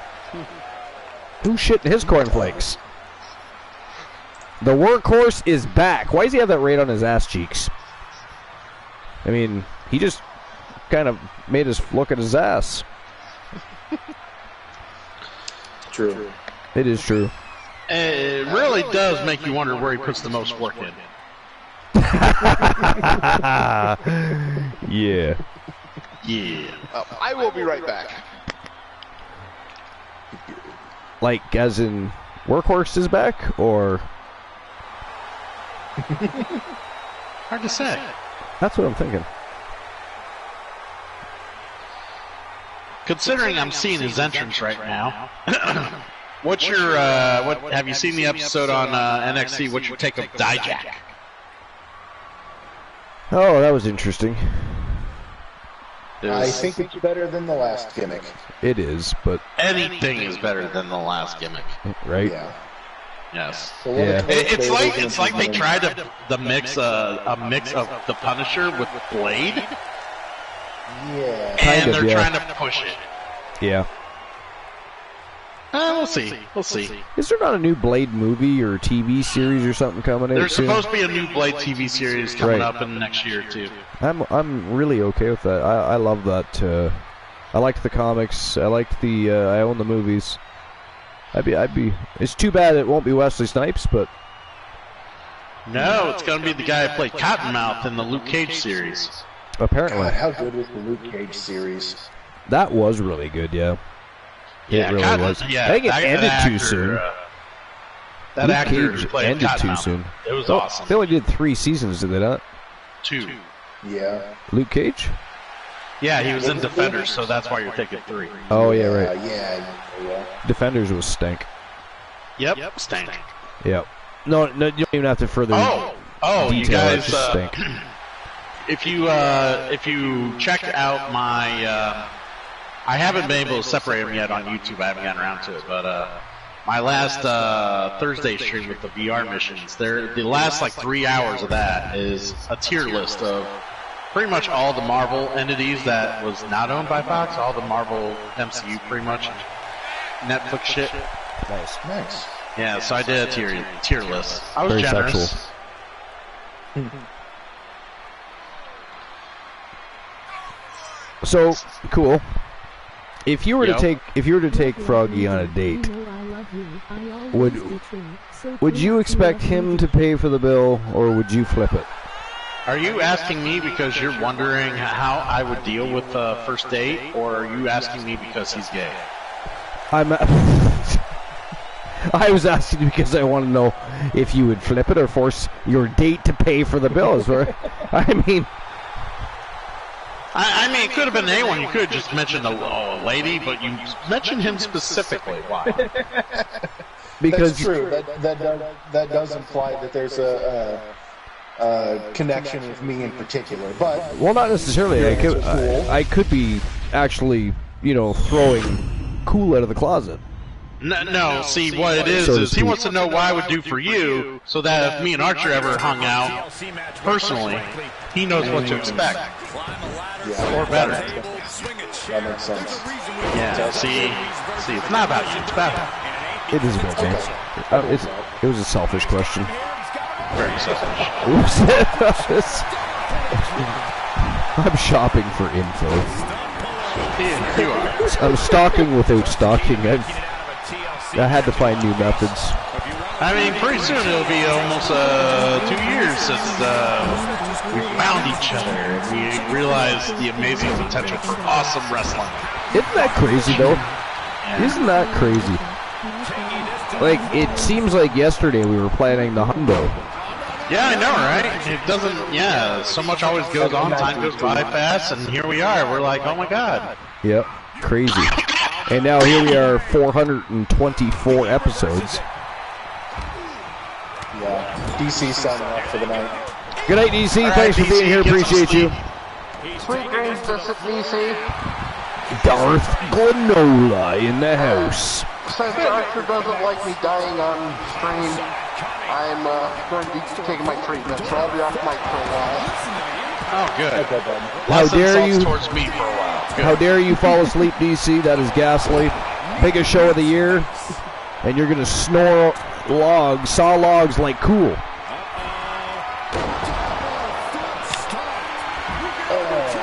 The Shattering. We haven't seen that for a while. Yeah. I'm not sure any of these guys remember the goal of the match. They're just having fun beating each other up. They are just whooping each other's ass. Look at this. Jack Frost with a fucking chair. Well, I guess it is a TLC match, though, isn't it? Archer, it's anarchy. It's bedlam. It is bedlam. Gorilla says, sweet dreams, DC. Love you. It's been a while since I got to declare things as anarchy and bedlam on the channel. Declaration. Gotta get those in. Gotta get them in. By the way, I would love to hang out with Froggy personally at some point in time whenever that was possible. He's an awesome dude. That'd be great. Laughs at everything I say. He could be very nice indeed in doing so, but Yeah, so there it is, folks. if that's his charm, I'll just take it finally comes out. It's fine.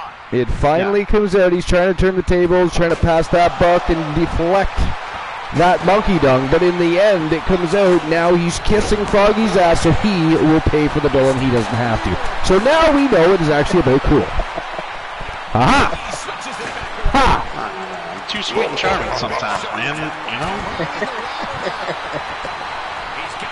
Does anybody see Reese the Voice Williams on top? Oh, there we go. Sting did. Okay, I was like, nobody's paying attention to Williams at all. He apparently did. And Jack Frost putting a little stank on that Sting.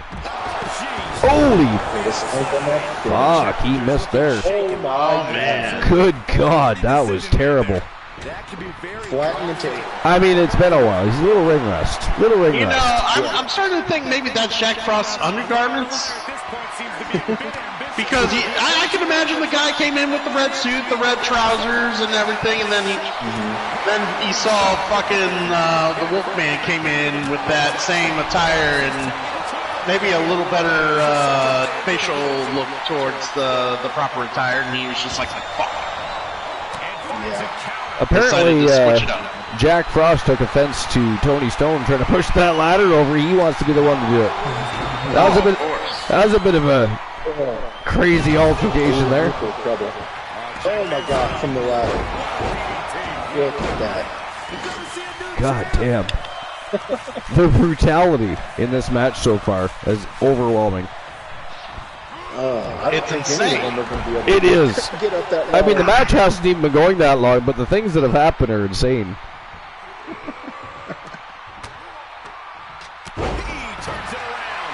Sting now going for the belt. Oh my God, if Sting gets this because the other 4 guys are too busy just beating each other up. Yeah, Table Frost is on it. Yeah, Table Frost is on it. I almost forgot that was the man's name. Table Frost. That is hilarious. We've heard it all now. Table Frost. I mean, the guy probably does his frost on a table. That makes sense. Yeah. Yeah. I suppose it does at the end of the day, doesn't it? Yes. Here goes Sting again, and while everybody else is beating him, Reese the Voice Williams, of course, has no choice in the matter. He is laid out cold there. I didn't even see what happened. What happened to Williams? Look at him, he's knocked right out. He's got to keep working to get this one. An aggressive move going for it now. Everybody better start paying attention to this matchup because Sting is very close to winning this matchup. I was going to say, Sting is about to have all the time in the world to get it, but... Oh, Jack Frost out of nowhere. And now they got in the ring and they were still apprehensive, and I'm just like, did they just get in the ring to get a better look? Damn. Electric chair drop. I don't know what the hell he's going to do with the ladder way over there. Is he just going to jump over to the belt and pull it down, or? I never understood why they named it the electric chair drop. I mean, there's nothing electric about it. No. Yeah, I don't get that either. Don't get it either. I guess the chair drop of death sounds worse. I don't know. Sting climbed the ladder anyways. He's like, hey, where's the belt? In the wrong position, sir. Just absolutely punishing their opponent here relentlessly. Who won the race? Charlie's horse. You're going to have to buy a new keyboard tomorrow. That's not me. No, I know who it is. Oh. I didn't say a new... I didn't say a new cool keyboard. Oh, okay. Thanks for clearing that up. I do appreciate that. Cool key. And you can feel the mood has absolutely changed inside this arena.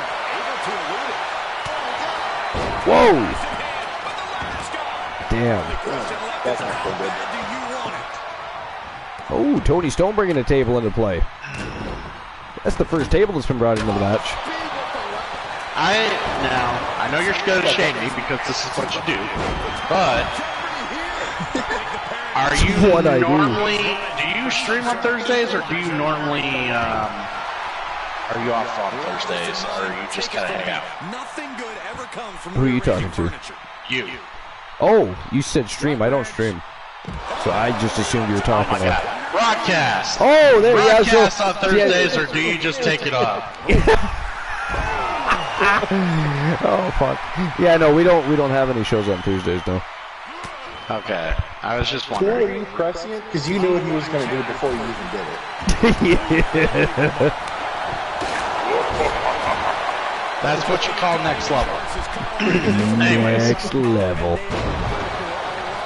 No, I was trying to figure out if I'm gonna do this goddamn golf match against you, what night it had to be. So if you don't have to work early on a Friday, super early. Thursday, you mean? No. Well, it'd be my Thursday, late Thursday night. That way you don't work Friday. I don't want you working early Friday. Yeah, no. Yeah. So yes, we would stream early Friday morning after, right after Thursday. Because I don't get home till late. Yeah. Yep. Oh, Frank Miller tossed right over the top rope. God damn. I gotta look too well that way. Oh! Jesus Christ, he flew face first right into the goddamn floor on his own steam. That was crazy. Dropped like a stone, you might say. Dropped like a stone. Dropped like a stone, man said. Cool.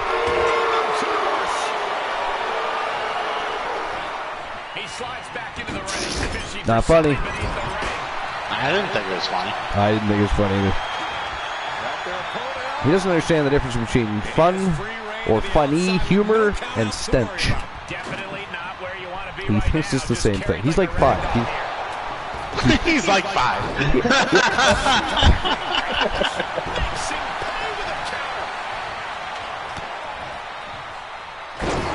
Oh, DDT. The voice out of action again. That poor son of a bitch. Better get his head examined after this match. He's taking a few DDTs tonight. Oh man, we get it. No. It's getting close. It's got to be just teetering. It is. Oh, there it is. One more, and Miller. One more. Nope. Can he get it? They're trying to. Oh! Tony Stone, and there goes the ladder finally. I thought he was going to retain it right there. Yep. Frank Miller, I thought Frank Miller had it wrapped. Dropped back onto the ladder. That's not what you mean. No. Oh, Sting takes out Tony Stone, and Frank Miller busts Frank Miller open. Good God. And Sting, that is not the right location for that ladder, sir. I think he hurt you. I think he did. I don't think he understood. That's what that does. He wasted a little too much time there.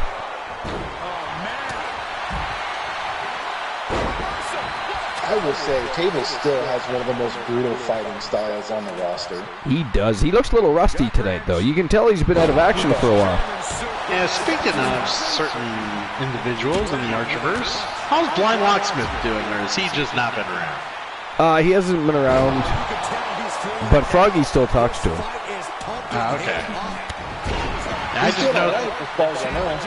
just noticed quite the last few times I've been in here, I haven't seen him in the chat. So. Yeah, well, he had something that happened or whatever. But Froggy, if you want to better explain that. Well, I don't know the particular incident in question. If I had to guess, there might have been some kind of interaction or altercation that prompted him to just. But he's off all socials right now. Gotcha. Yeah.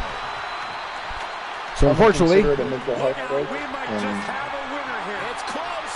Yep.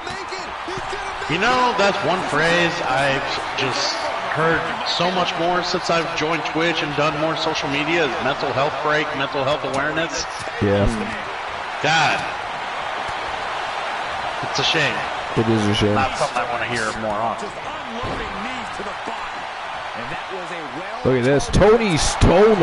Wow, Tony Stone. No way. Wow.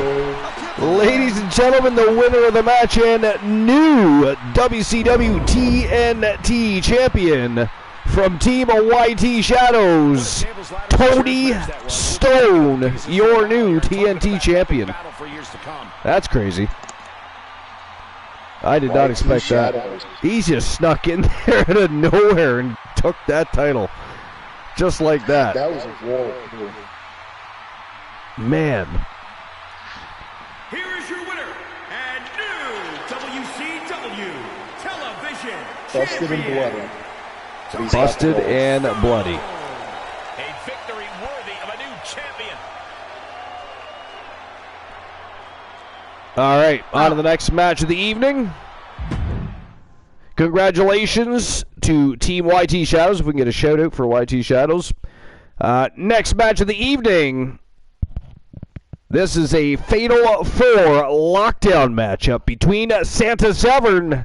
That is still so ridiculous. Froggy. Honestly. We've got Austin Furious from Team Dogface. And, of course, Team Anger Issues TTV. The American Nightmare Cody Rhodes. And the reigning defending WCW World Champion, Bishop B. White. Who do you guys got with this one? In costume. Why are you giving Alan Severn shit? I mean, that's always his costume. Alan, wait, that's not even the point. Alan Severn does not do cosplay. And behold, we have Santa Severn. Hey, now, who's to blame for that, I wonder? I wonder who the hell is to blame for that. The Wolfman frequently does a Santa Claus for, how do you put it nicely, children that are lesser means. You know, the kids in hospitals and, you know, the orphanages and, you know. That's kind of cruel. So you're saying that kids that aren't able to, you know, have the, you know, the luck in the life some people have get the shit Santa, and other kids and whatnot get better Santa? Wow. Is that what you're trying to say? I think that's what he's sell trying to yourself say. as a cheap ass Santa? Who is blowing the whistle on you? Well, he's Wow. Tim Allen.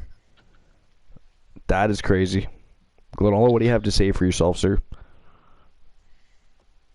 I'll tell you what, I can talk again.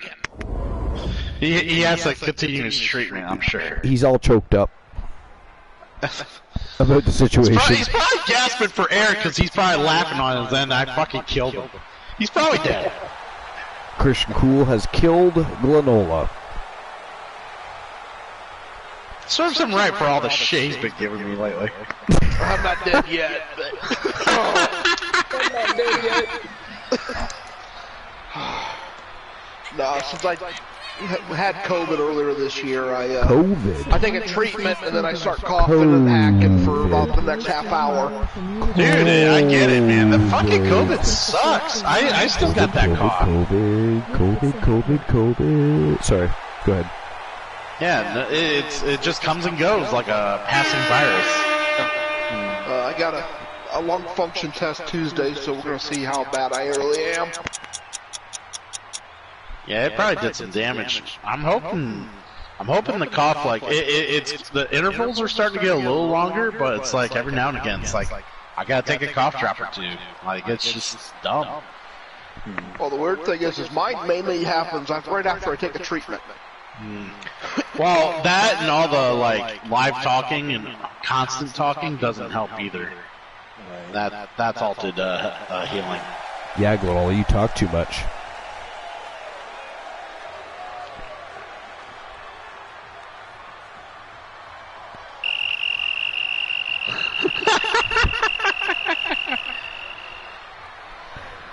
Good God. Anyways. Cody Rhodes looking spiffy as usual. Indeed. I was actually thinking the same thing, but what I was going to say, though, is what are your thoughts on the MJF promo as of recent? Which one? The one he just cut. They unveiled the new AEW World Championship, which is, the same belt. I didn't catch it all for some reason. He changed the strap. The strap looks different. Yeah, the strap. I saw that. I changed that, but I didn't see the... Are you talking about the promo where he knocks out Regal? Yes. I didn't catch that. I caught the strap, and that was it. I didn't... Well, that was the same promo. The video I saw was just... Oh, they didn't show? They just showed the unveiling They of the didn't show the strap? promo, Okay. they just showed the unveiling, so I have to see the okay. promo. Gotcha. Why? Was it good? Was it Santa Severn. God damn it. No, it was actually good. It is not funny. Not funny. He has a bag of ho-ho-hos. I mean, I just hope that his toys in there. Yeah, toys. dildos and the like, I'm sure. Dildos cracking skulls is about to pop into the chat room at any moment now. We hear dildos from 1,000 miles away. Yeah, he does. He loves dildos. Gets him happy, gets him excited. Gets him excited. It's the only way he makes his wife happy.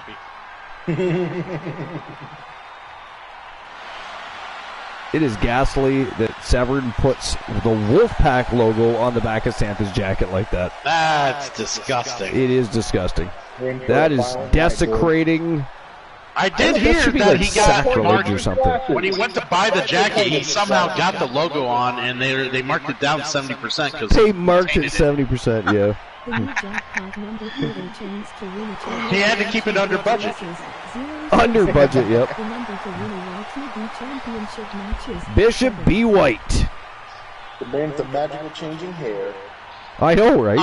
Watch, man, he will. It'll he, change from black to white. Like it's like he talks to God. He's on top of Mount Sinai, and then when the bell rings, boom! He's down delivering the 10 Commandments, and his hair is whiter than his pants. Well, now that looking at this guy and who he looks familiarly to, where's your guys' opinion of scripts?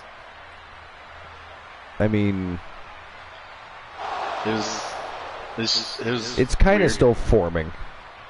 Yeah, I'm just hoping. I just want to see more. It was kind of weird. It was definitely weird. But it does. He is. I mean, what was his name? Reginald. Yeah, Reginald. Yep. It is. I mean, he does look different just because he's got the athleticism to pull off some of the moves he does. I'm just curious parkour. What more he does. Yeah. By the way, speaking of parkour, I'm super happy that they finally decided to get rid of the ghastly and disgusting 24/7 championship. Oh, I knew that thing wasn't sticking around once Triple H took over. He hated that thing. He did hate that thing, and I was right there with him. Right there with him. And look at this ominous cage coming down on all these competitors. Santa Claus in a cage. Santa in a cage. But incidentally, who do you guys think is winning? Oh, we know who, Glenola is choosing, but what about you guys? I'm going to have to go with good old Cody Rhodes here. Cody Rhodes. Who, in my mind, still has the best working match of the year. He does. Yep, definitely has the best match of the year. Actually, I think he's got two of the best matches of the year, actually. Oh, yeah, between him and Seth? Oh, yeah. Yep. Yeah, WrestleMania and... Jesus Christ. So, okay, given that thought, and given the turnaround, when's the next time you think we see in a Hell in a Cell match? I hope it's for a while. I'm hoping, I hope they wait till like next year sometime, and I don't know what premium live event they're going to pop that into, but it's got to be, they could wait and do it for, if they're going to still do Elimination Chamber. I'm hoping they get rid of that too, though. No, it looks like they still are doing Elimination Chamber. That's too bad, because that's a matchup that should be left for WrestleMania. I agree. Yep. Or the Royal Rumble. It could be a specialty match for Royal Rumble, something like that. But yeah, not until. Well, the problem is, and why it's where it's at. It's all for booking purposes, because the two Royal Rumble winners, you get two Royal Rumble winners, they go on to WrestleMania, more than likely, right? Yeah. What is the other opponent's face? Well, it's easy. You have the men and women fight in a chamber match, and there's your other opponents. Yeah. It's just clever booking at that point. It is. Yeah. Now, it kind of sucks it's like that, though, because I would love to see stories being told in these sort of matches. Yeah, exactly. Instead of, so we're just going to basically find out who's going to fight at WrestleMania. Yeah. You know what I still want to see? I want to see Bobby Lashley and Brock Lesnar inside of a fight pit. Yeah, if they have a third match, which I think they will at WrestleMania. Yeah. I want the fight pit at WrestleMania. Yeah. Like, how could you not even? You could make that a main event level match. Oh yeah. If you're gonna do 2 nights of WrestleMania, which I think they're gonna keep doing that. Yeah. You have Bobby Lashley and Brock Lesnar main event fight pit. You get it done. Oh shit, yeah. Especially if it's for a title. If you could have a championship, doesn't even matter what championship. Actually, I don't even think it needs to be for a title. You could literally have multiple main events just because this don't have a title. Like having a title's fine, but like I don't think it has to be in this program. Yeah. I mean, honestly, the storyline's been all about bragging and just like who's better than the other. It doesn't need the title at this point. True. Very true. But that would definitely sell out any arena they visit. Oh, fuck yeah, it would. I mean, you got my attention right there. Everything else is second nature. Gravy. On the back burner. It's all gravy. Yeah. Wow, springboard cutter by the American Nightmare. Did you see that? Crazy. Oh, I did. He's fucking wonderful, isn't he? And by the way, Yusuke, I mean, okay, let's talk about this. Tegan Knox is now back. Tegan Knox is back. So what are you? Is that something we're excited about? Are we like wondering how many more people from the fired,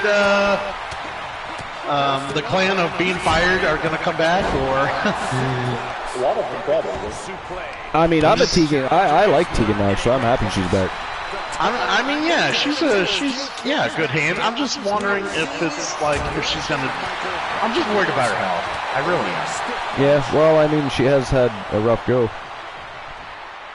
But yeah, I mean, you would think they would have cleared her. Like, you know what I mean? They're pretty adamant about if you don't pass their doctors' tests in addition to your own doctors, then you ain't wrestling type of thing. So. Yeah.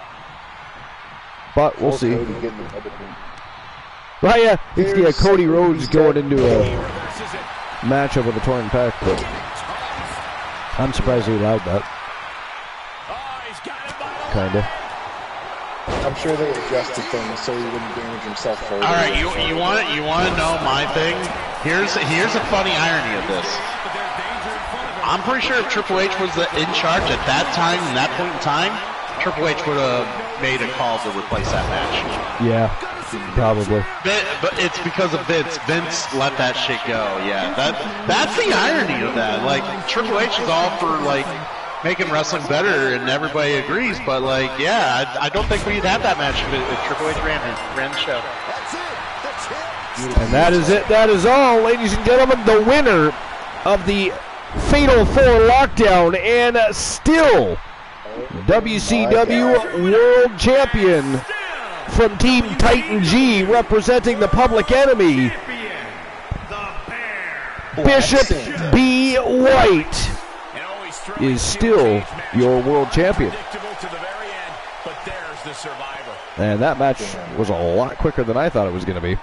Oh yeah, it was. I mean, it was a good match, don't get me wrong. I just thought it would have been a lot longer of a battle than that. I mean, White found a way and took it. Just like that. What a badass. Wow. And good thing Boss Apollo's not here to gloat, because technically that's part of his team, and he would take credit for it, and we'd have to listen to it the rest of the evening. Yeah, that guy's not here. All right, on to the next match of the evening. And we are now hitting the Archiverse, or now dubbed the Wrestle Wars Championships. Oh, cool. Someone gave me a break time notice. I'm going to go ahead and use that. Thanks, chat. Ghastly. Probably gave it to himself. That is disgusting. All right, next match of the evening is for the Archiverse Women's World Tag Team Championship. And look at this villainy. Vixen villains, both sides of the tracks. We've got the Wolfpack gals. From Team Tiliana Pierce, it is the Anomaly, Tia Stevens, and her partner in crime, the winningest superstar in Archiverse history, the Viking Rose Brewer. They are the Wolfpack gals. Santa Severin apparently escorting to the ring. Wants to have a ho-ho of a time, apparently. We got the reigning defending champions, the Faces of Fear from Team One Woozy TV and Team Boss Apollo. It is the Freak, Nikita Razor, and the Warrior Princess Olivia Payne putting their titles on the line. Who do you guys think is walking out the tag team champions? Starting with Cool.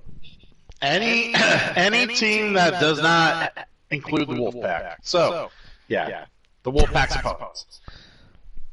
All right, so apparently he thinks that the Faces of Fear are retaining their titles tonight. Indeed.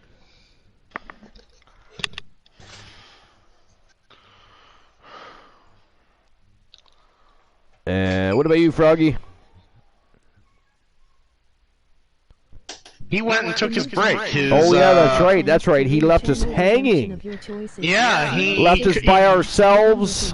He redeemed his own break and then left for break. Yeah, he did. I'm gonna go with the Wolfpack on this one. You're going with the Wolfpack on this one? Wolfpack gals, technically. Oh, yeah. All right. Let's clear some confusion, Yusuke. Rhea Ripley is not brainwashing Dominic Mysterio. Rhea Ripley is trying to get Dominic Mysterio over. Trying to teach him how to last longer than 30 seconds. Oh, got me. Had to slip that in there. Had to slip it in. Thank you very much. Appreciate that. I stayed here and it was very timely. I go to the bathroom and you give me crap for taking a break. I don't know what to tell you guys. It's because you got to do it with more class. Dude, Archer leaves all the time and tells us how much he's got to piss. And, right? I give full details. I don't just say, oh, break time. I redeemed my break time. Poof, gone. Where'd Froggy go? I don't know! I mean, you might as well go deep down and do the Seinfeld stomach voice for that. By the way, the betting lines are now open, just in case you want to bet on this matchup. Here we go. The first Wrestle Wars Championship match of the night. They are ready for battle. We, of course, already have a Wrestle Wars superstar with the WCW Championship tonight. If nobody was paying attention. Nah, we weren't. How dare you? I'm sorry. And here comes Santa Severn again. Ho, ho, ho. Beautiful, how fitting. Smiling face with hearts, women.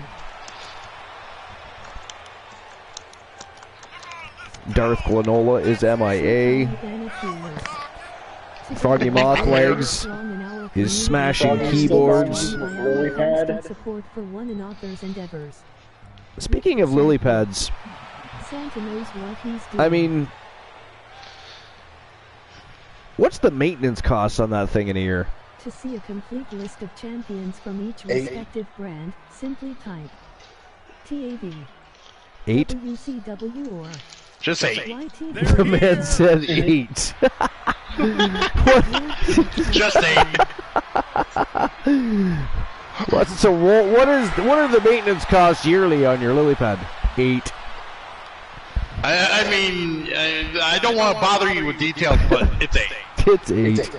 Yeah. Well, there's cleaning. Alrighty then. And if you go on a trip, you've got to have someone to keep an eye on it. You've got to have a pad sitter. Oh, whoa. We were totally joking about the details. You're done. Plus, like... But no, seriously, you're really into this idea of... Yeah, tell us, feel free. Oh, okay. Then there's the landscaping cost. Then you've got to factor in hydro, gas, propane out here because we're kind of in the middle of nowhere, you know. And then I did some paving a couple months ago. That adds in. It's like, you know, pretty normal upkeep stuff. And then when it, falls apart every winter, you have to get another one. And that's how it goes. Uh-huh. That's how it goes. That is how the cookie crumbles. Well, if you actually lived near civilization, I think you could find your life to be a little bit easier, would you not? Wouldn't you say, Fred? Well, Yusuke, never fear, because William Regal will be back in no time. You might be onto something with that. Yeah. Oh yeah, Regal will be back in no time. Oh yeah. Oh yeah. Yeah, he'll either be helping with NXT again, or he'll be helping main roster with production or some shit. Imagine the lovely reunion when MJF shows up. I mean, it's gonna happen. Oh yeah, MJF, as soon as his contract expires. Yeah. I mean, he's talking about a bidding war, but unless Tony Khan's going to put some retarded amount of money on there, WWE's taking him and turning him into a superstar. No. I think it's... You say that, I guarantee you Khan makes him the highest paid AEW star once his contract's up. Yeah. He might re-sign for a couple of years. But it would be a mistake. It would be a mistake, but secondly, like... I think AEW's in a lot of trouble, and they're just, nobody's really talking about it.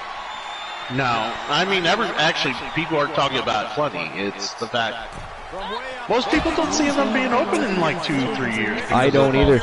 I've literally said I think they should shut down AEW and try to salvage ROH, because Chris Jericho and those guys are doing a pretty good job with it. Just try to salvage that. And ROH was a better company anyway. And at least it has history. AEW's history is now trash heapish at best. Yeah. They started out this awesome... But I said back when they put on those pay-per-views, as good as they were, I said, well, what's going to happen? They have to do it 52 nights a week. And they have to plus 12 pay-per-views a year. And all. I mean, are they going to continuously be able to put on good, have good content, good shows? We've got our answer. They don't know what the fuck they're doing. Period. No. They've got a ton of talent. Every match has interference. Yeah. And it's overbooked. The company that made fun of the WWE for having a bloated roster has a much more bloated roster than even they had. That is crazy. They don't know how to book shows. They don't know how to book matches. I mean, they always consistently book their equivalent to a television champion over the world champion, to the point where you've even had the world champion on Dark, a show nobody watches on YouTube. Like, just a whole bunch of weird shit. Like, it's just one stupid thing to the next. And they've got so many people on the screen at all times, you don't know who to invest in or focus on. I don't know. Crazy. And their world title is a brooch they got from their grandmother's closet and enlarged. I mean, that's weird. I mean, I was a big fan of Honey, I Shrunk the Kids too, but I think that's taken things a bit far. Really. I do.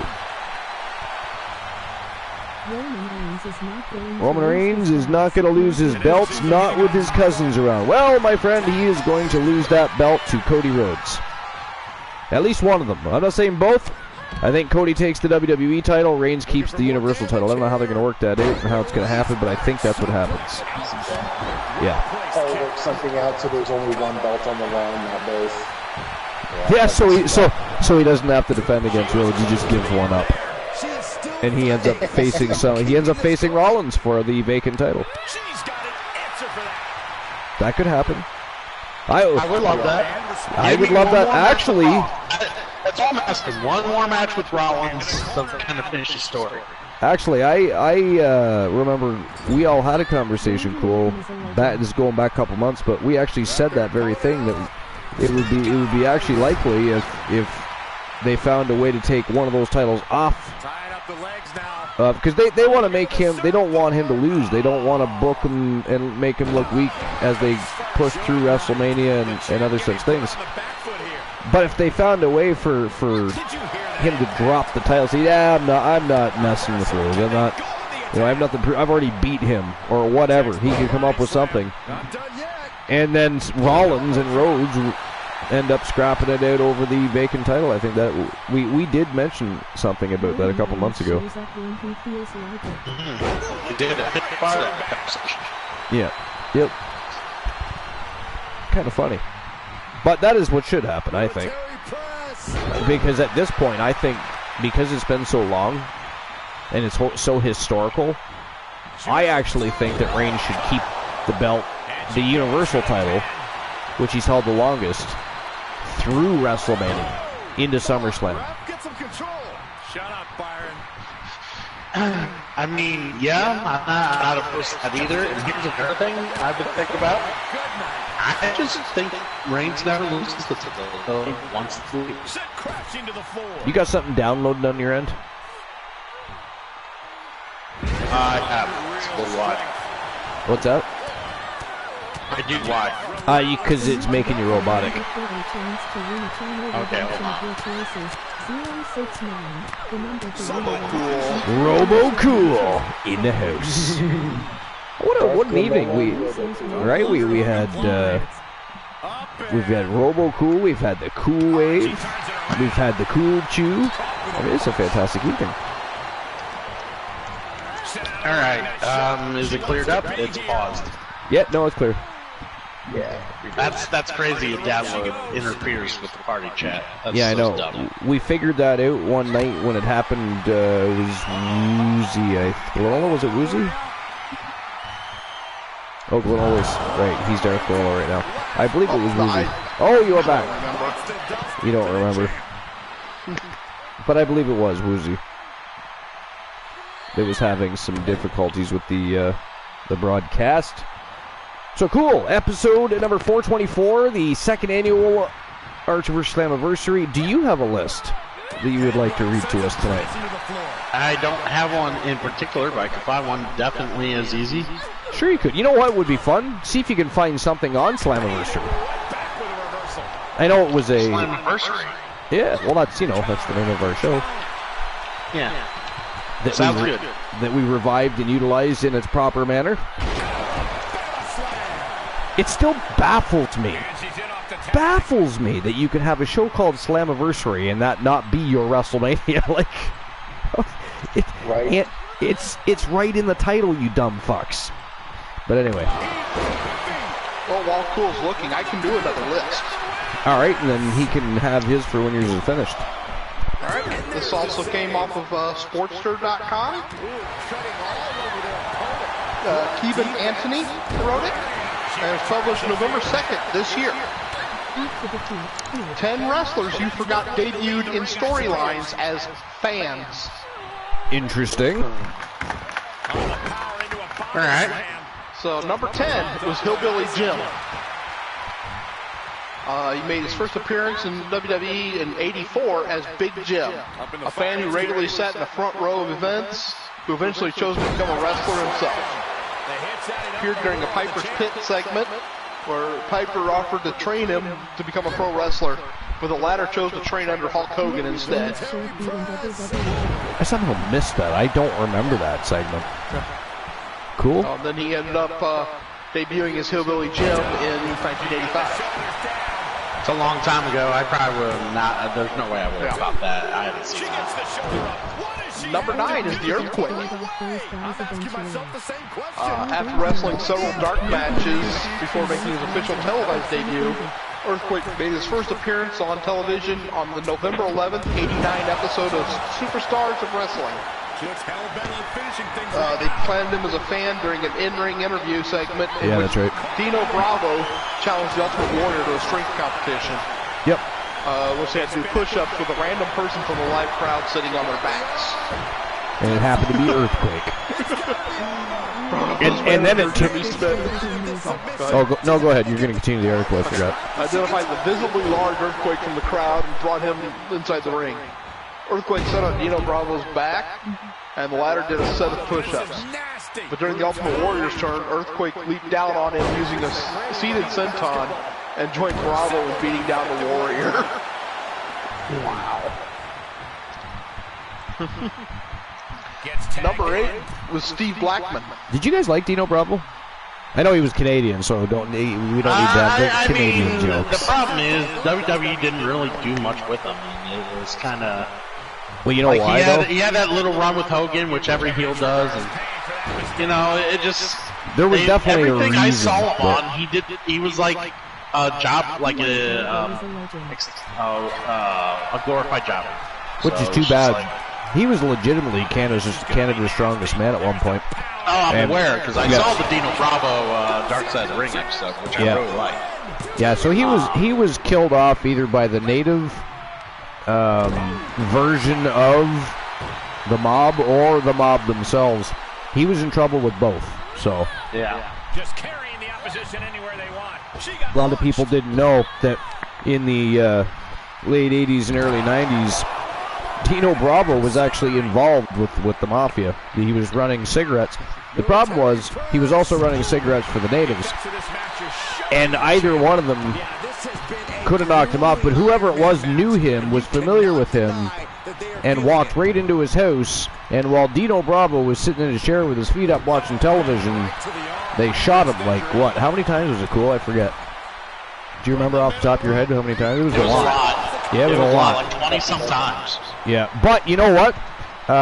They also go on to talk about how he was a legit tough guy. Like he collected money for them, and obviously for the cigarettes and stuff, and he would literally do jobs and have to hurt people. Like, this guy wasn't just the strongest man and lifted weights. This guy was as bad as they came. And he could have had a huge career, but that was the problem. Like, Vince knew what was going on and wouldn't push him. Tried to get him to clean up.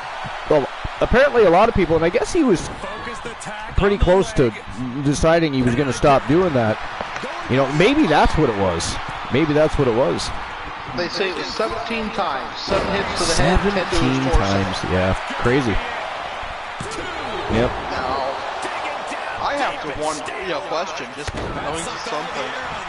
Was it staged? Did he go into some kind of a witness protection? Well, no, because they staged his death. I don't know. I don't know. I doubt it. I mean, why would they do that back then? His family dealt with the fallout, so I mean. Okay, yeah, I don't know the details. It was just his daughter was actually in that documentary talking about it. And, yeah, it's tragic, but no, he was definitely. Now they think, and I tend to agree, they think it was the native. It was the natives that did it because. You know, and again, no offense to the natives, but when the mob kills people, they usually do it with a little more class than what they did. Yeah, I mean, he got gunned down like a savage. So. Yeah. And also, Dino Bravo didn't fit the profile of somebody they would. They may discipline him and whatever they needed to do, but they weren't going to plug him because of some cigarette money. You know what I mean? So I agree. I think it was more like, I forget what they called their version of the mob, but it was the native version of the mob, basically. Poor Rose got that missed. Looked like it went right through her face. You know, I've never been a fan of that. It is quite ghastly. At the end of the day, you are spitting in somebody's face, right? It's kind of just weird. Yeah. The Razors are big into that, though. They like that was one of the contentions with Demon Razors. One of Demon Razors' match with Poindexter is that he got misted. He got poisoned, the acid spit twice. Poison spit twice. And that's just no good. That is true. All right, number 8 on the list was Steve Blackman. The Lethal Weapon. Yeah, when Vader got involved in the business of the Hart Foundation in '97, it sparked a face turn for him and got him involved in the USA vs. Canada storyline. During the build-up to the Survivor Series, Vader found himself on the receiving end of a beatdown at the hands of the Foundation, November 3rd, '97. However, he received some unexpected help as Steve Blackman, who they planted as a fan in the crowd, jumped the rails to help him from the attack.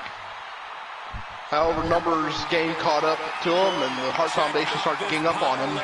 Vader threw himself over Blackman to take most of the damage. Did you guys like Blackman? I really did like Blackman. Again, missed the Attitude Era, so I didn't really see much of Blackman. Look at this crowd. Yeah, he pretty much fizzled out. But I mean, there was only so much he could do with his gimmick, and they tried to pair him up with other people and go the slapstick comedy sideshow thing for a little while, but that didn't work out. Cheesehead.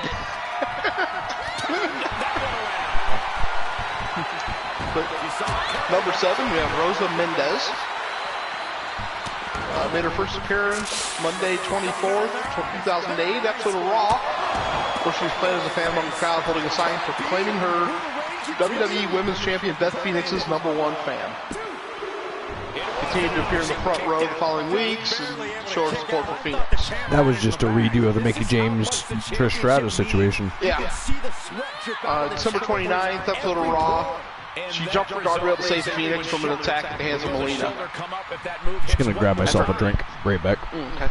After attacking Melina again the following week, Stephanie McMahon banned Mendez from all events. But she disguised herself as a paparazzo during Melina's entrance and attacked her again, which led to Santino Marella and Beth Phoenix hiring her as their intern. Savio Vega is number 6.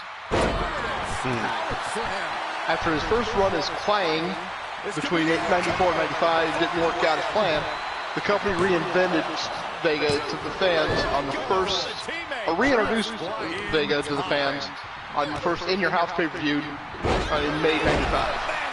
At the event, Razor Ramon got in an altercation with Jeff Jarrett and the Roadie and ended up taking a beat down.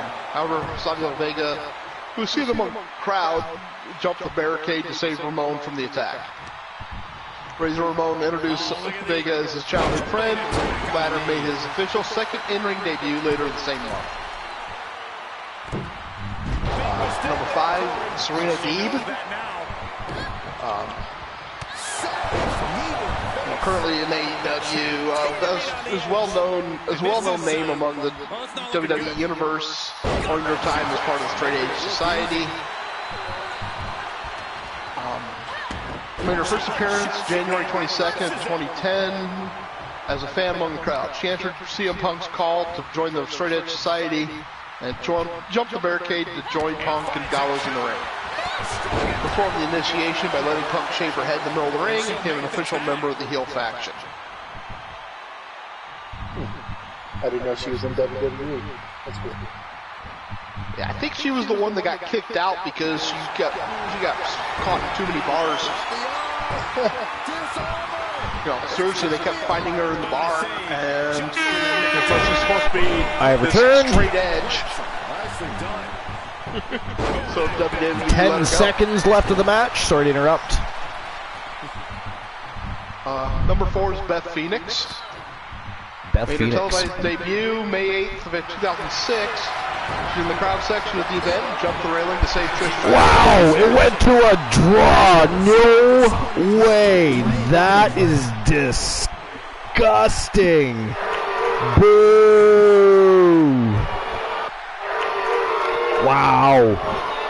That was a fantastic match. That is too bad. Iron to Tag going to a draw. So still, your reigning defending Women's World Tag Team Champions from Team Boss Apollo and Team One Woozy TV, the Freak Nikita Razor and the Warrior Princess Olivia Payne, the Faces of Fear, still your champions. Wow, that is crazy. What a terrible way to end such a great match. And Froggy, my team, that is ghastly. Ladies and gentlemen, the next match of the evening is for the Archverse Women's Wrestling Championship, and apparently Mrs. Claus, it is not funny. Mrs. Claus, Ashley Marie, maybe it's Ashley Claus, who knows, against Io Shirai, the reigning defending champion. Who do you guys think is walking out with the Women's Wrestling Championship? It is Iron to Gold. I'm going to go with Ashley Marie. Been about for a long time. You're going with I Shirai? actually think Ashley Marie was one of the first people to go festive with the get up, and then that kind of spread out from there. All right, I'm just returning everybody's Archerverse bucks from the last match. There you go.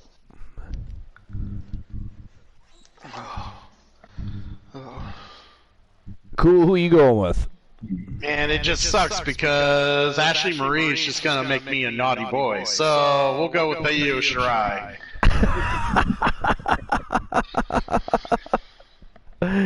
You're going with Io Shirai. You don't think Ashley Claus can pull it off?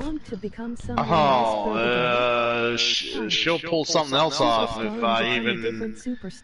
Yep, we're going Io Shirai. We're going with Io Shirai.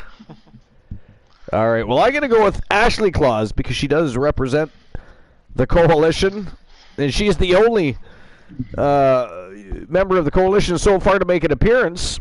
So we're gonna go with Ashley Claus over Io Shirai to become the new Wrestle Wars Women's Wrestling Champion.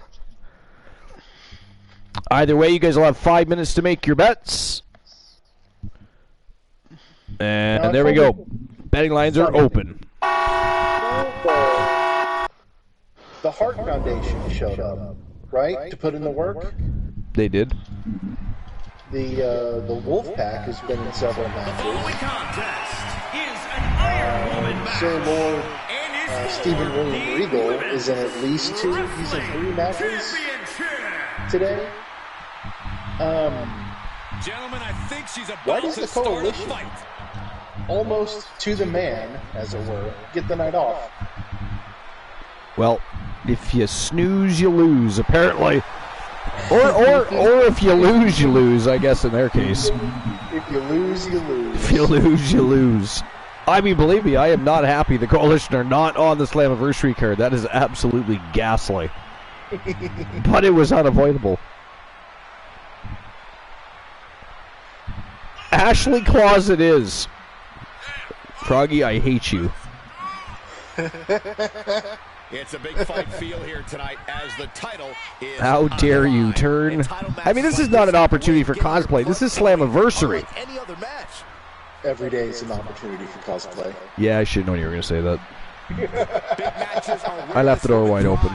And competing for that title is about as big as it Just so you're aware, Archer practices cosplay each and every time he's on the broadcast. He said he wanted to be just like Michael Cole. So. I do. If you could see me right now, I am wearing the most badass pinstripe suit that I got from a thrift store down the street. And I have these great scuffed up fake Italian leather shoes. It's awesome. But I do look pretty spiffy. Elijah Archer tries to cosplay as a competent wrestler. Now why is Archer getting dragged through the mud in this whole thing? How does that happen? How did that work out? Because we gotta give Cool a break. Well, yeah, I was on the first shift. Glenola was on shift 2.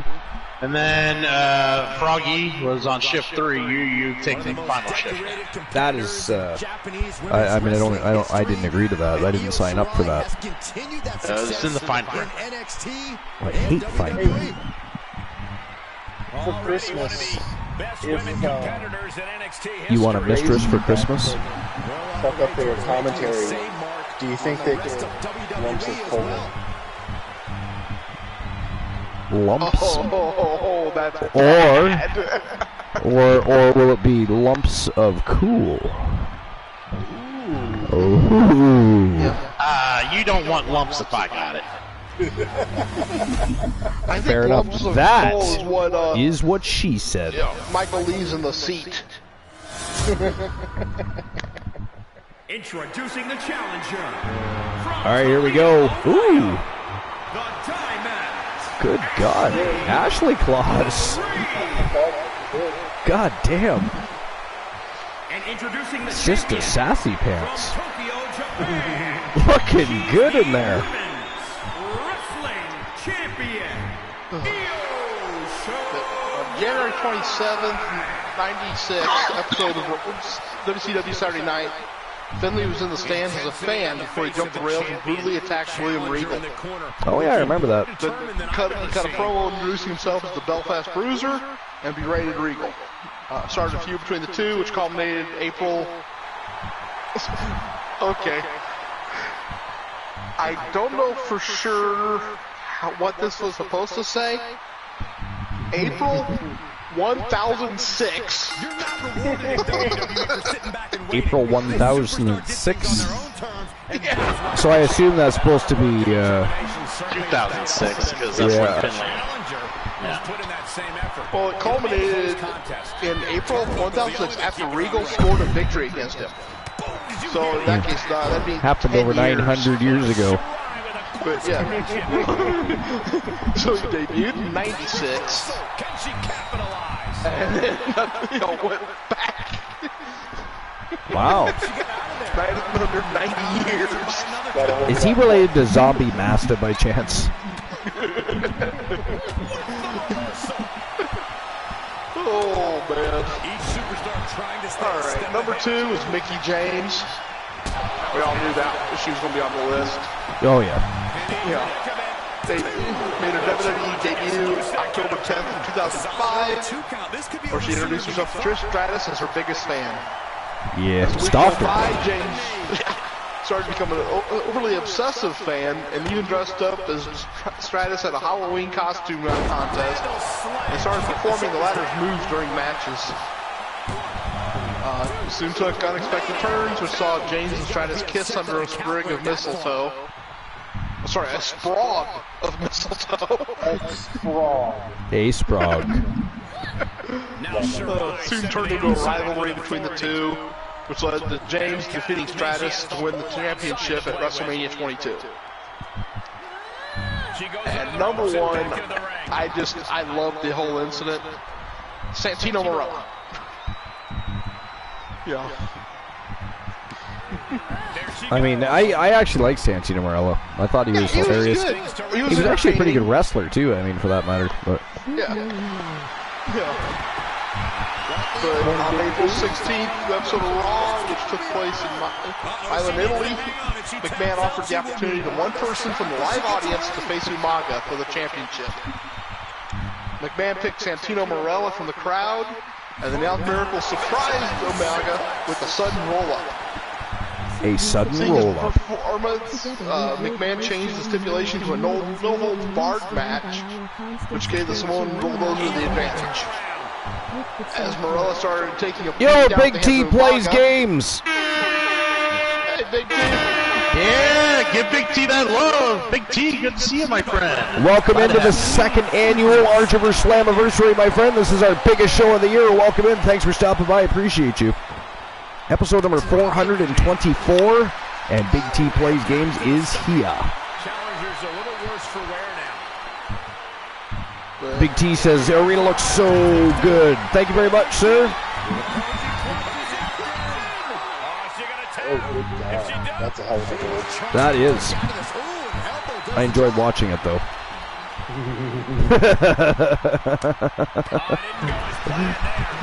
Didn't hurt my feelings or my eyes. Stops the kick.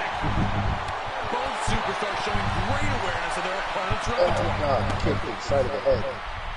Never done.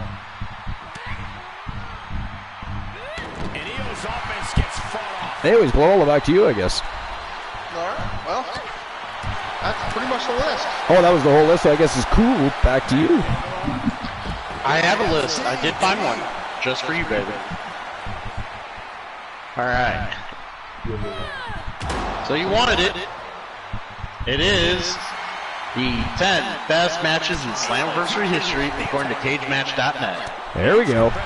And it has been published since June of this year. So I'm sure we're not missing much if there was anything after that. Alright, so Slammiversary matches only. Number 10, they have Lashley versus Drew Galloway. 2016 Slammiversary. Wow. Ashley Claus picks up a pinfall 1-0 for Ashley Claus. Nice. Very nice. Basically, let's see. It's the knockout or tap out match between Drew Galloway and Lashley for the heavyweight title. Yeah, I remember that one. You watched it? I didn't watch it. Yeah, I watched it. I watched most of Lashley's run in TNA. It was actually quite good. I mean, how else could it? How could it not be? I mean, he was their biggest superstar as soon as he signed with their company at that time. True. And Lashley made Galloway pass out to a submission move to win the title. Yes. Yep. I would assume it was his full Nelson. Probably. All right, number 9, Bully Ray versus AJ Styles. Slammiversary of 2011. 2-0 for Ashley Claus. Wow. I know. Ashley Claus just tearing it up. 3-0. 2 pinfalls and a submission. She is all over the champion. Whoa. I'm not keeping my money. I'm pretty sure Io Shirai is just trying to get on the good list. I guess so. She doesn't want that coal. That is crazy. 3-0. So, AJ Styles, Bully Ray, they had a last man standing match. Apparently, AJ Styles got taken out of action for a while and then came back and feuded with Bully Ray. They had a last man standing match that lasted like 20 minutes, and Bully Ray kicked Styles through the stage in order to keep him down for a 10 count. Yeah. And this was, of course, AJ's revitalization and Bully Ray's big run in TNA as the Whoa, 4-0. Holy fuck. God damn. Ashley Marie. Really Sister Sassy Pants tonight. Oh, Shirai with a submission attempt here, though. She's looking for one here. Is she gonna get it? Ashley gonna tap? She did. It is 4-1. Good God. Wow. Io Shirai may leave some cookies and milk for good old Miss Santa, but Santa's gonna want to leave her a bedpan after she's done kicking Io Shirai's ass. No kidding. Damn. Oh, you're gonna love this, guys. Number 8. Ooh, Sami Callihan versus Tessa Blanchard. I don't know if I saw that match. The 5-1. The first intergender match to headline a pay-per-view event. Yeah, I don't think I watched it, to be fair. I wanted to go back and watch this just to see what all the hype was about with Tessa at the time, but yeah, I never got around to it. But yeah, they put the title on Tessa. Well, I knew that, but I just don't think I watched the match. Yeah, but of course, everything went downhill from there. Shirai looking for that tap out again. No, sir, doesn't get it though. Wow. Oh, no. Number 7, LAX versus the OGs, Slammiversary 2018.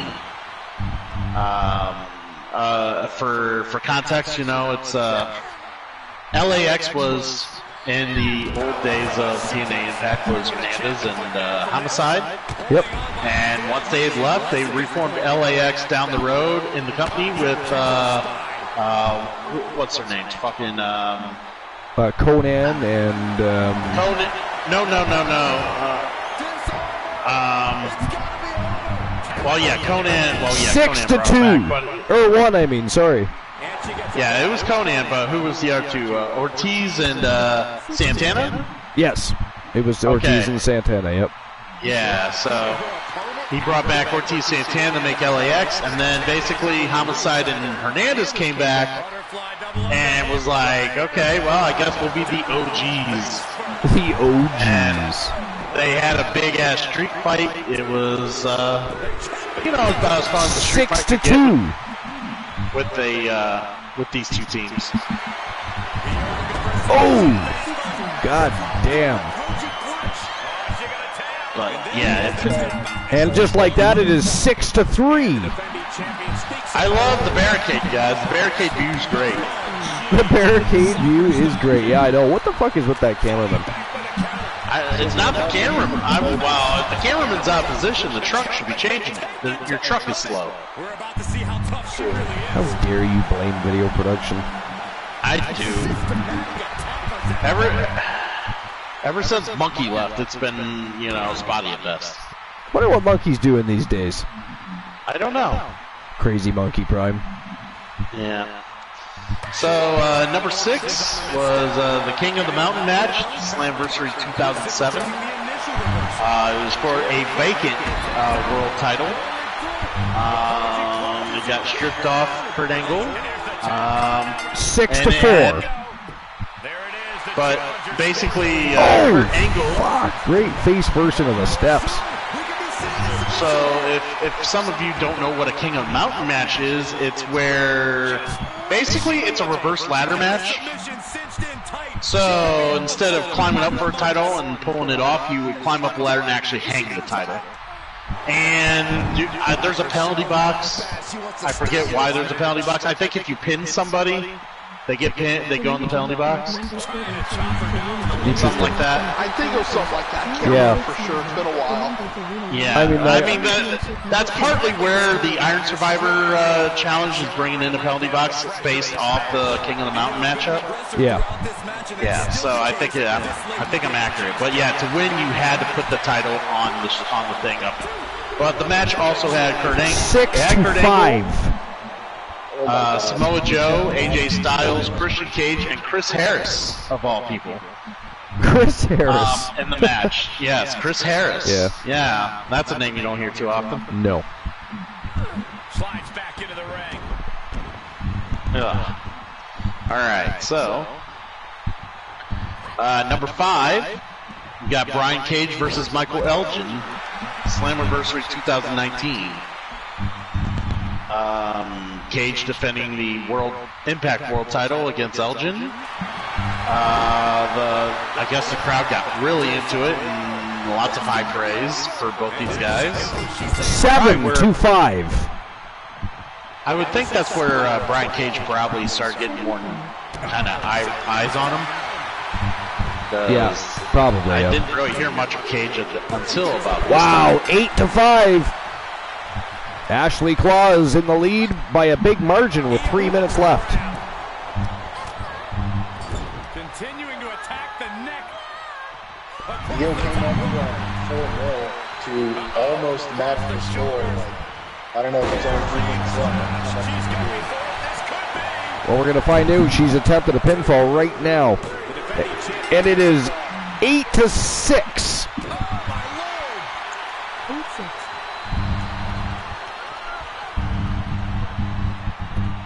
Got the leg. As these matches go on, your endurance is weaker and weaker and weaker, and it's easier to get the hits on them. Exactly. Too, so it's harder for you to deal with it. Oh! Ripcord knee right to the jaw. Shirai displaying her tenacious offense. Damn. Wow, Ashley Marie kicked out of that. Holy shit, still 8-6. I was literally typing 8-7 as Yeah, she kicked out. I thought that was going to be a pinfall for sure. She absolutely thought she had just delivered the decisive blow. Oh, that's going to be. You may as well type 8-7 right now. She ain't kicking out of that one. 8-7 it is. Right to the arm. Hyperextend your elbow. Oh. Ashley Marie's in trouble now. Champions picking up the pace. Oh, nice evasion by Ashley Claus. And here we go, that armbar again. She got it locked in tight. We're looking like it might be 9-7 here in a minute, Froggy. And there it is, 9-7. 1:10 left. 16 falls. The longer these go on, 10-7. 17 falls in the match. 107. Wow. Pump handle Uranagi. And here we go again. She's going for 11. There it is. 11 2-7. 35 seconds to go. Ooh, bitch slapped her. Good God. Shirai with a course correction. A counter answered by another counter. Kick right to the leg. Now they're just exchanging blows back and forth. Look at that. Ashley Claus slams on the binders. But gets scooped up. Big high angle body slam. All measured up. Drop kick to the spine. 5 seconds remaining. She's trying one more time. Damn fine running. And that is it. That is all, ladies and gentlemen. The winner of the match by a score of 11-7. And new Wrestle Wars Women's World Wrestling Champion from Team AMC Me, the Diamond, Ashley Marie, a.k.a. Ashley Claus, is your new champion. Congratulations to AM. Here is your winner and new That was a hell of a fight. That was. champion. Ashley Marie just took off, and I was like, well, you're not going to have a chance.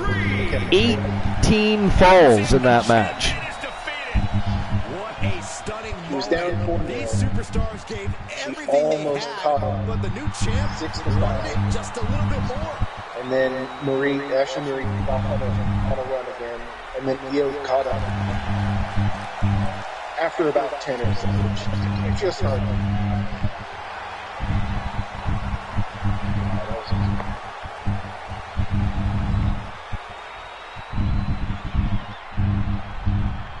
All right. I issued the payout for that match. The winner and new champion, Ashley Claus. And are you guys ready for the debut of the new Professor? Hell, What about you, Cool? I'm ready. Darth Glenola? Ready. All right. On to the next match tonight, the co-main event of the evening.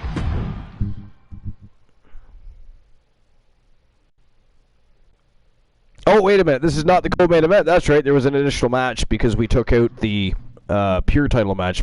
We had discussed that last night. I forgot that. So, sorry. The debuting of the new decks is next. All right, this is for the World Tag Team Championship Tornado Tag Team Hell in a Cell matchup between the Primetime Players and the Weapons of Mass Destruction. Of course, the man called Drek stepping in for Big Bubba Bruno because he has a date with Destiny later this evening. So the Freebird rule says any person in a faction can substitute for the other. So Drek and Fat Lad teaming up. The Weapons of Mass Destruction putting their titles on the line against the Primetime Players. J.R. Jack, unless you're Christian Cool, it is Jack Jr., and the great Champ Jackson. Who do you guys think is walking out with the tag team titles? Well, you know what I normally say in this instance, Archer. Somebody's gonna get drecked.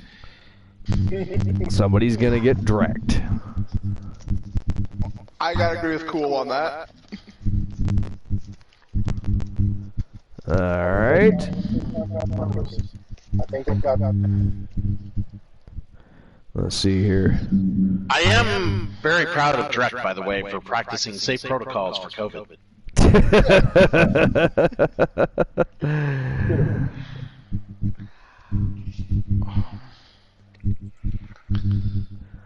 All right. I'm just finishing opening the bet lines here. And there we go. Betting lines are open. Who's walking out the World Tag Team Champions? Primetime Players or Weapons of Mass Destruction? 5 minutes to make your bets. But it is showtime and go time. Let's go. And back to you, Cool. Oh, wait, for the list? This is gonna be good. Yeah. Alright. So, yeah, I announced the 5 results in the cage. Number 4. You're gonna love this one, Archer. Kenny Omega is the champion versus Sammy Callahan. Fantastic. 2021. So yeah, this is that time where AEW and TNA did the collaboration, and TNA got nothing out of it. They did not. Yep, and Omega won their title and ran around with their title. Yep. Punked out their own champion. Pretty much. I could not believe they did that. But yeah, apparently it was a really good, awesome match. Basically, no DQ bout between Callahan and Omega. Omega did retain, but a good old thumbtack spot and whatnot. You know, so many thumbtack spots anymore. All right. I never got to watch that. This one is also recent and probably one that most Impact fans would have loved. Josh Alexander versus Eric Young, which happened this year. Yep. Him beating Eric Young, win the title after Young won the title after he got let go from WWE. It was a long time coming. Josh Alexander, he's a good hand, and he is. Yeah, he's real grit. Man's full of grit. It was nice to see him get a win for a change. It was. Number 2, which I think I have seen this match, Pentagon Jr. versus Sami Callihan, Slammiversary 2018. And basically, they had a real heated rivalry. Apparently, Callahan tried to remove Pentagon's mask after attacking him with a baseball bat at one point. It became a mask versus hair match. And Pentagon performed a package pile driver on Callahan and then shaved his head. The Time Players and the Weons. I'm gonna let someone else take that one.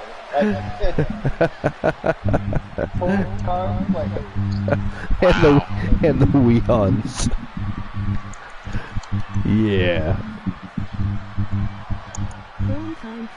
And number 1, the what is rated as the best Slammiversary match ever is one from 2012. AJ Styles and Kurt Angle versus Christopher Daniels and Kazarian. Yeah, I saw that. That was a great match, actually. I've never seen this match. You should. Good. Oh, yeah, it was. You should watch that. Yeah, I'll have to check that out. Because, yeah, that was, again, I was kind of blanked out at that point. Yeah.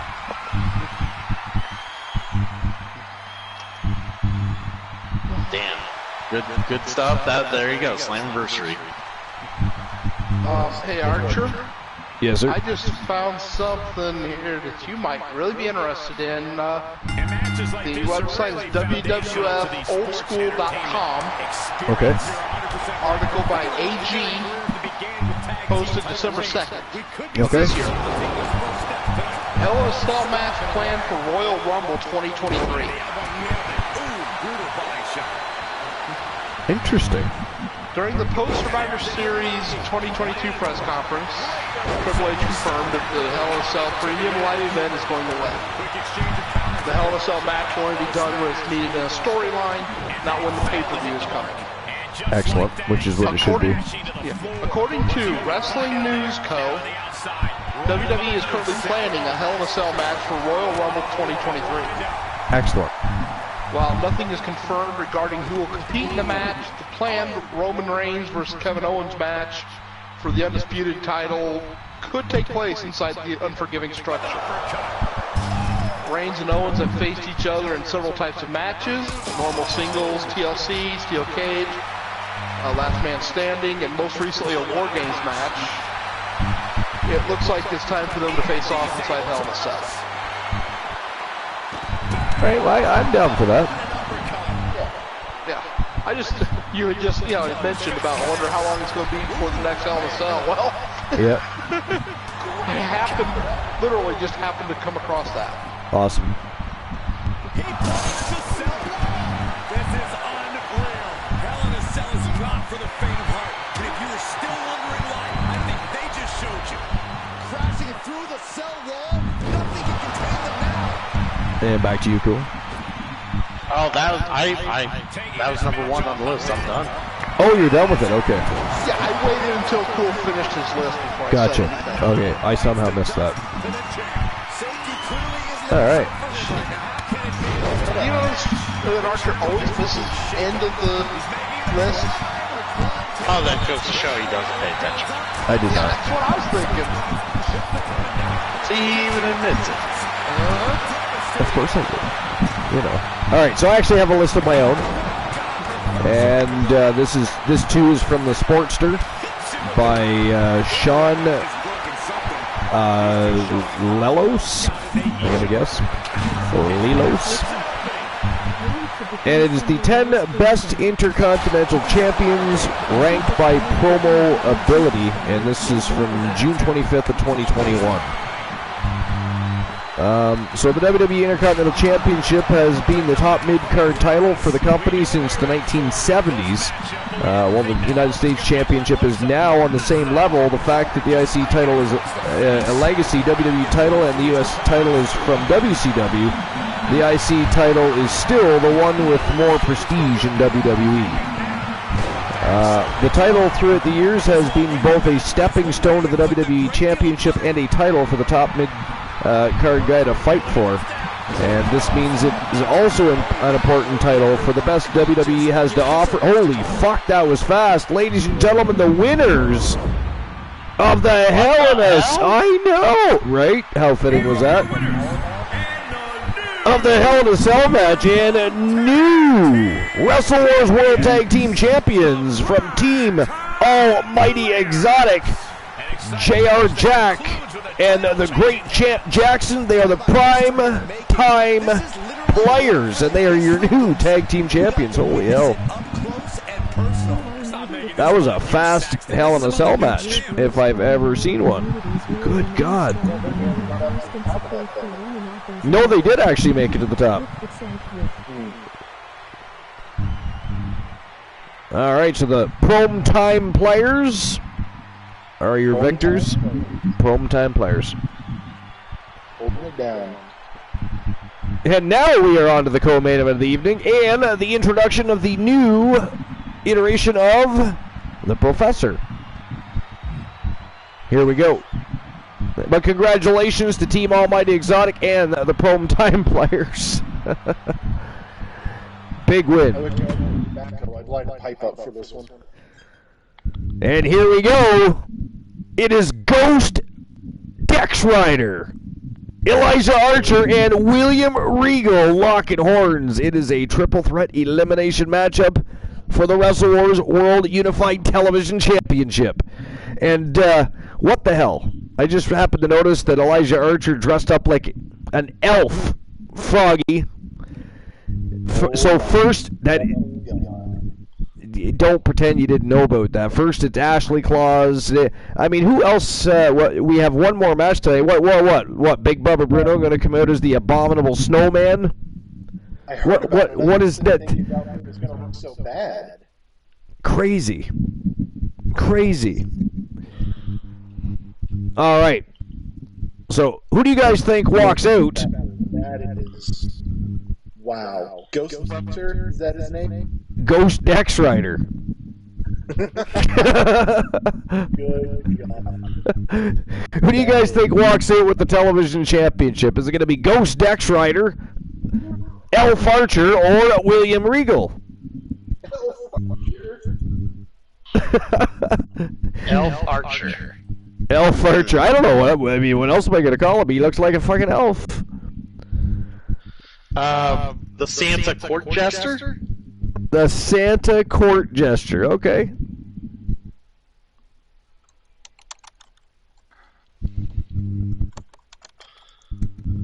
All right. Just about done.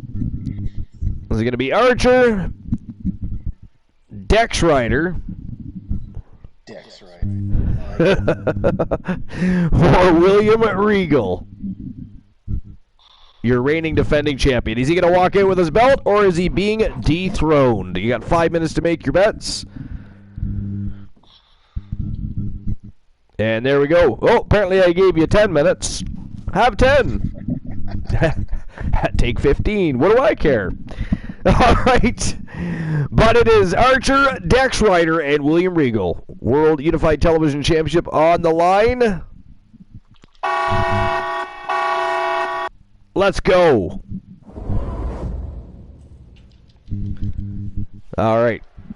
10 fucking minutes to bet. There you go, guys. The match might not even last that long. I'm all in.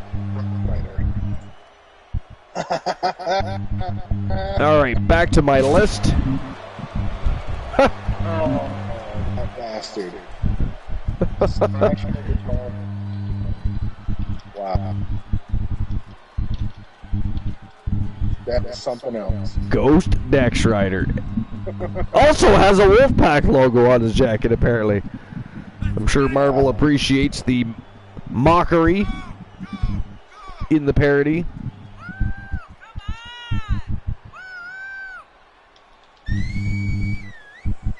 Wow. Who'd ever thought you'd see Ghost Dex Rider?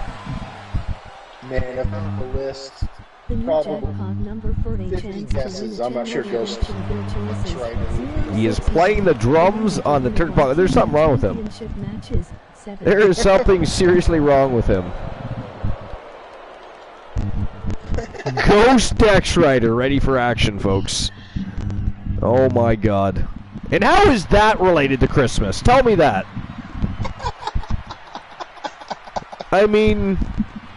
I don't know. Ghost Rider judges the sinful and the guilty, kind of like Santa. Wow. Now that's reaching. That is some serious reaching. Cool, did you hear that shit? Yeah, I did. That is some serious reaching right there. Call me Jack Reacher, I'm reaching so far. Jack Reacher. Wow. It's a reach around, if you will. Yes. Elijah Archer is the #1 elf in #1 elf in the North Pole. He took Buddy the Elf right out, AKO'd his ass, and took his spot. You wanted to make sure people had plenty of time to bet, didn't you? Apparently. Because we still got 7 minutes and I know. 25 seconds. That's what I said. I said, we'd be lucky the way things have been going in the last few matches. I mean, who would have thought that Hell in a Cell match would have lasted that little bit of time? I mean, I was like, wow. The primetime players wasted no time at all. Took out the weapons of mass destruction. Just like that.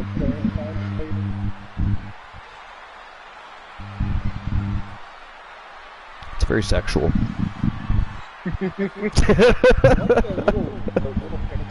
That's very nice, Archer. That is not funny. Not funny. And I do not appreciate you and your meddling with my team, by the way. I don't appreciate it at all. It's not funny. Not funny. I mean, as if Archer doesn't get ridiculed enough, we are never going to live this down. He looks like a cracked out Peter Pan. I mean, what is wrong with that picture besides everything? Not funny. Don't appreciate the laughter. 'Tis the season. 'Tis not the season to be jolly. Fa la la la la la la la.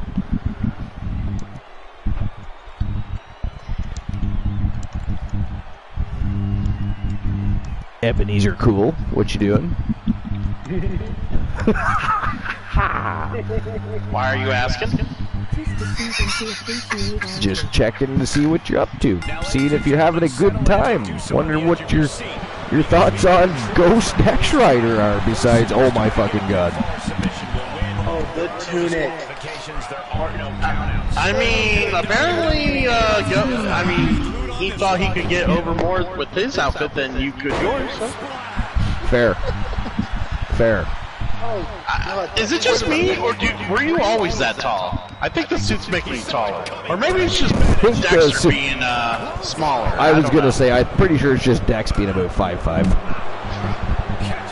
Now, did anybody else notice Dexter, our Poindexter teleport? He did, no. but Why? I was just leaving it alone. No? I don't acknowledge sight unseen things that could happen in this. Yeah. Would you suggest a competitor keep from being overwhelmed when that happens? Then I would have to say we're in the Matrix, and I don't want to do that. So. One should take advantage of the inherent no disqualification, no countout aspect of a triple threat match. But no, if you must know, I am playing through a run of Mega You Man. must know. And he goes for the pin. I am playing Mega Man 2. Playing Mega Man 2. 2 is pretty good. It's pretty good. Straight upside down About that. in a tree of woe. I like 3 and 4. No, you didn't. Oh God! He's certainly lining him up, but he's wasting too much time. You don't know where that's been. Hear you. Brings to the top. What are we gonna But see you do. here? Dragon sleeper. Respond to such villainy. No, excuse me. Delta. Oh, look at this. German suplex. I still don't know if he named that Dragon Sleeper. Another German. Looks like he should have done that. Continuing to punish their Indeed. opponent with a German. Oh, God. He just brought that. Damn, Archer went for a ride. Wards off that offense from Regal. Trainer took him for a ride. And shoulders are down. And they're still in this. How close was that? That was about as close as it could Archer get feels without violated. Regal.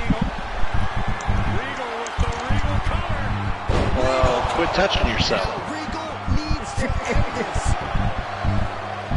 Fair point. Makes the Violating yourself is always the right way to go. shoulder up before 3. Are you sure? I do not know how they got up from that. I mean, Operating on pure who knows instinct and oneself better than adrenaline right now. oneself? This was the moment to capitalize on. That should have been the end. Oneself. Good Lord. Now he's been put on the defensive. We're seeing an unbelievable performance in front of us. And how these competitors I suppose I could get back to my list. is beyond explanation. I was going to say, I thought you had one. Yeah, I do. Alright, so it continues to say the title throughout the years has been both... Oh, we already read that. Let's move on. So number 10 on the list is Edge. Edge was one of the wrestlers who went from the tag team scene to the Intercontinental Championship scene to a multi-time world champion. As one of the most decorated WWE champions of all time, Edge won the IC title 5 times before winning his 11 world titles on the way to the top. Edge also became one of the top promos in the WWE, from his 5-second pose to his run as a top heel with Lita by his side. Number 9 is Macho Man Randy Savage. Not really too surprised to see him on the list. He is, you know, it's funny because he only had the, did he have the Intercontinental title once or twice? I forget now. But he didn't have it as many times as a lot of people, but it was such a memorable run, is why I'll always, you know what I mean? It was a fantastic IC title run. But it says, anyways, Macho Man only, it's going to tell us, only held the title one time, but this time as champion was so iconic that the title remains connected to him.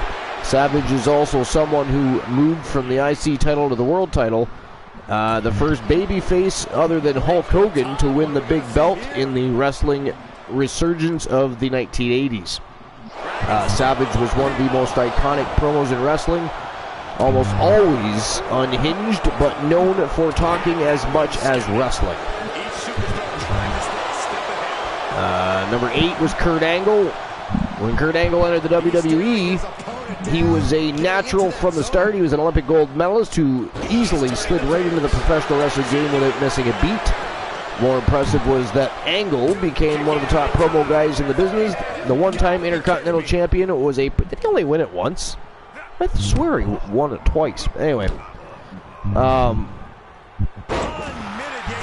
impressive was that Angle became one of the best promo guys in the business. The one-time Intercontinental Champion was a perfect heel who could also do comedy when needed, and was so good he won 5 world titles in WWE. Perhaps thinking about what to do next here. Number 7 is The Miz. This is The Miz, a 2-time world champion and 8-time tag team champion in WWE. But he is perhaps best known for his time as the Intercontinental Champion. The Miz has held the title 8 times. It's more than anyone other than Chris Jericho, who has held it 9 times, incidentally. The Miz is not the world's best wrestler. No, he is not. But he is a great character with above-average wrestling skills. He is a brilliant talker and can make anyone hate him with just one promo. There might not be a better heel in WWE over the last decade, other than Randy Orton, of course. That's not in there. I added that in. But yeah, you can't. You're not gonna sell it Randy Orton like that. Fuck you. This is amazing. Number 6, CM. Wait a minute. Little, do you want to announce this person's name? CM Punk. Apparently what was it they said? He's the greatest technical... Take offense to that. Didn't somebody said the greatest technical wrestler of yeah, that's the what modern they claim. He's a great technical wrestler. Like,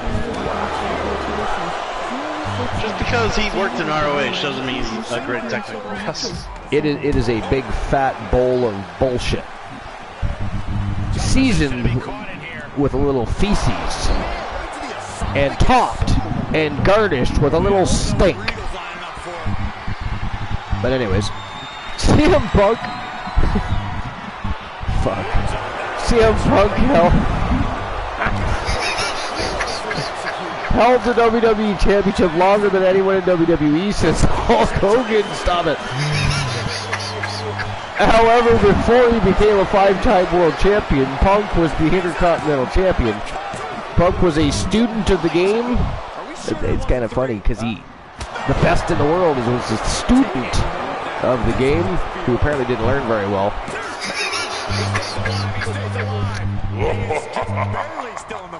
Haha. Anyways, someone who patterned his career on the best in the WWE history. What resulted was Punk becoming one of the best wrestlers on the planet.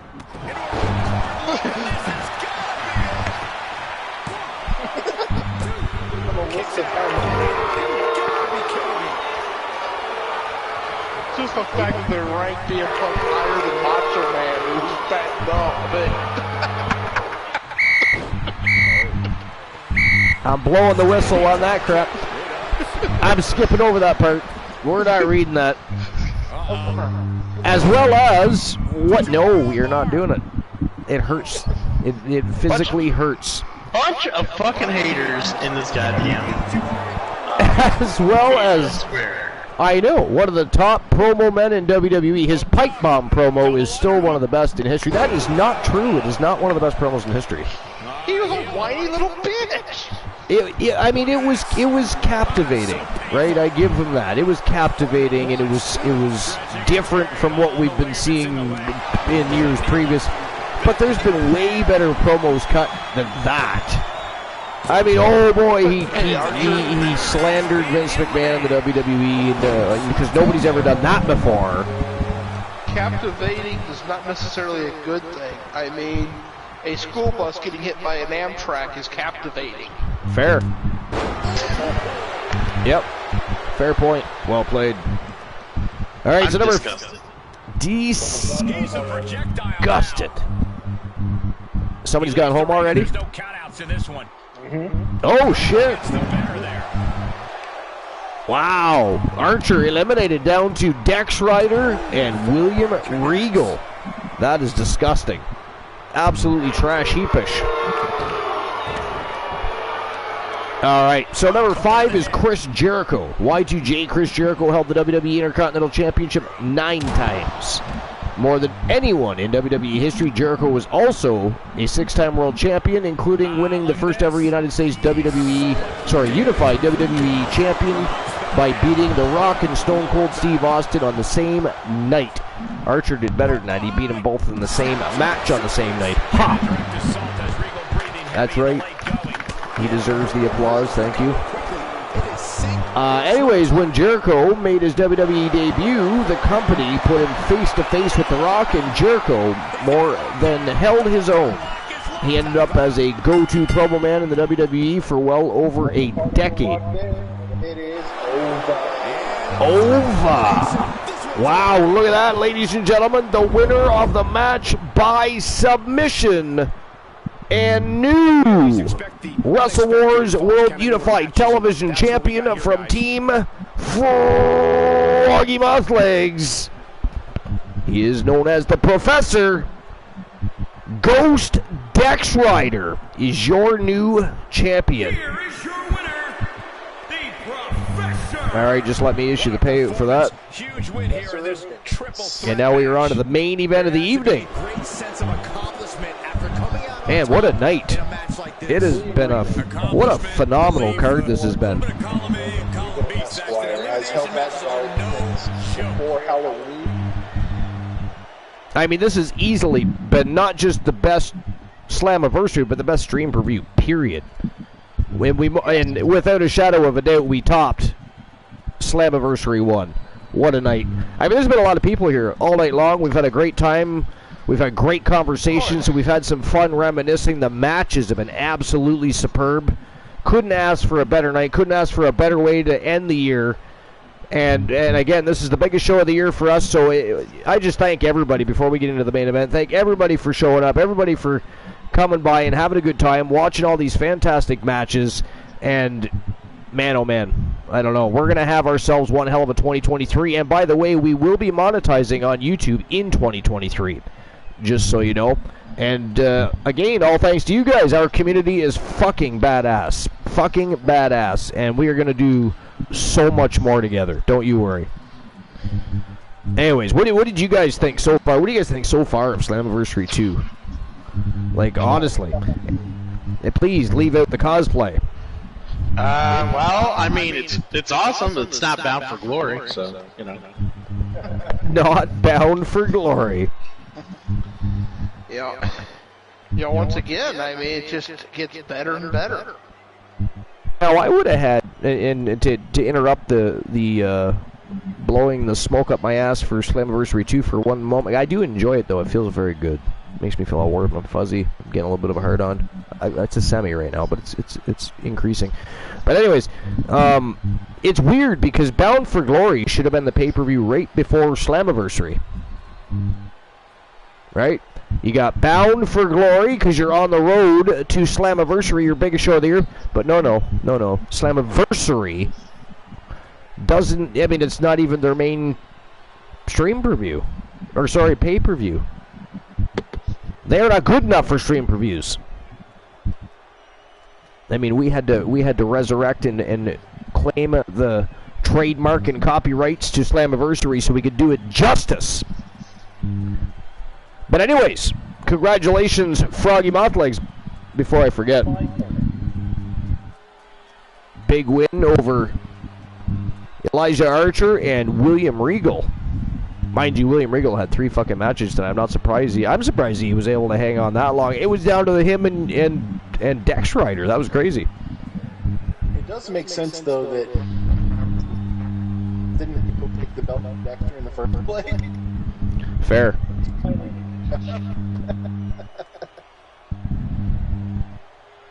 All right, so we're moving on to the main event of the evening in just one moment for the World Championship.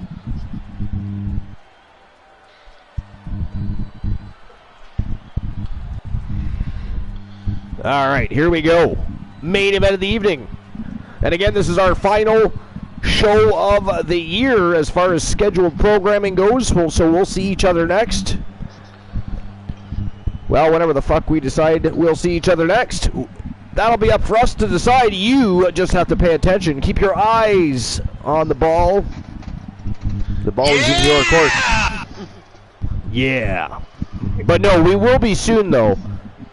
Joking aside, we will be soon having our first ever Archiverse Award Show, where we're going to actually induct our first 10 superstars. Some of them have been around since the Archiverse 1.0. Actually, most of them have been around since the Archiverse 1.0. are going to be inducted into the Hall of Legends. It's going to be a great night. We're also going to have some awards up for grabs, like Wrestler of the Year for both men and women.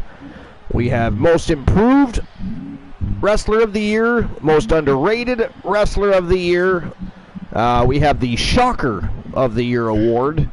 I mean, it's going to be a fantastic evening, and on top of the awards being well decided and presented, we're of course going to have our nominees, our inductees, in some very special matchups that night. So it's going to be a great evening. So you're very much okay with me asking you, plain and clear, which woman did you give the shocker to? Which woman did you give the shocker to? Yes.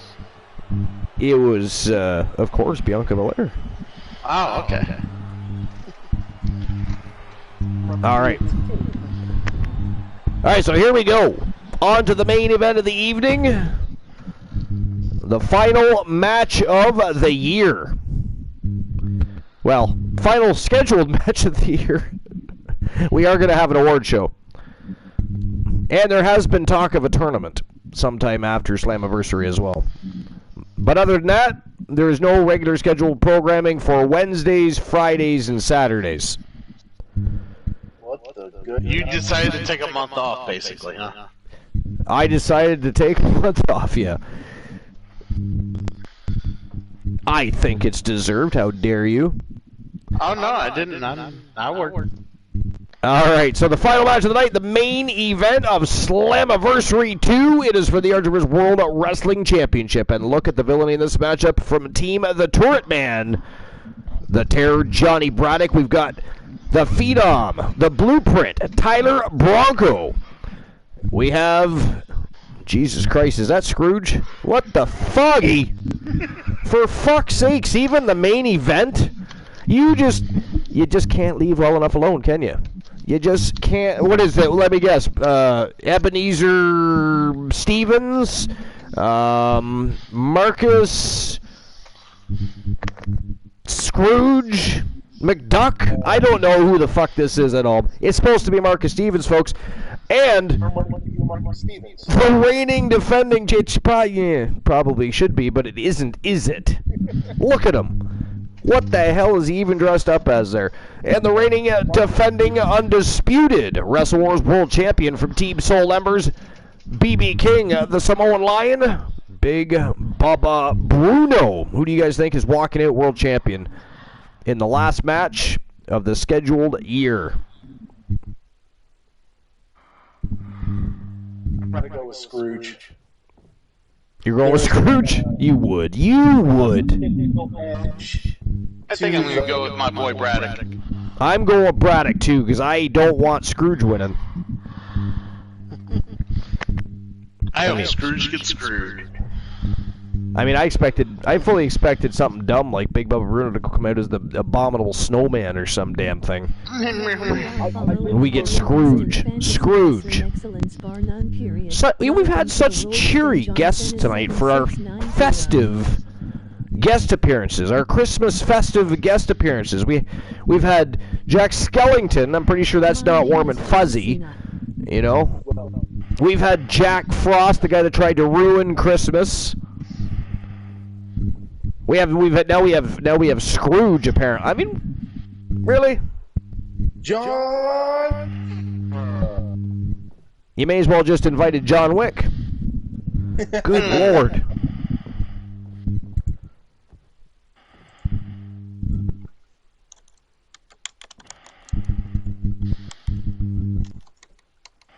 All right. Here we go. I'm actually going to set it for 5 minutes this time. Luckily, the last match was barely over 10 minutes. You actually got your bets in.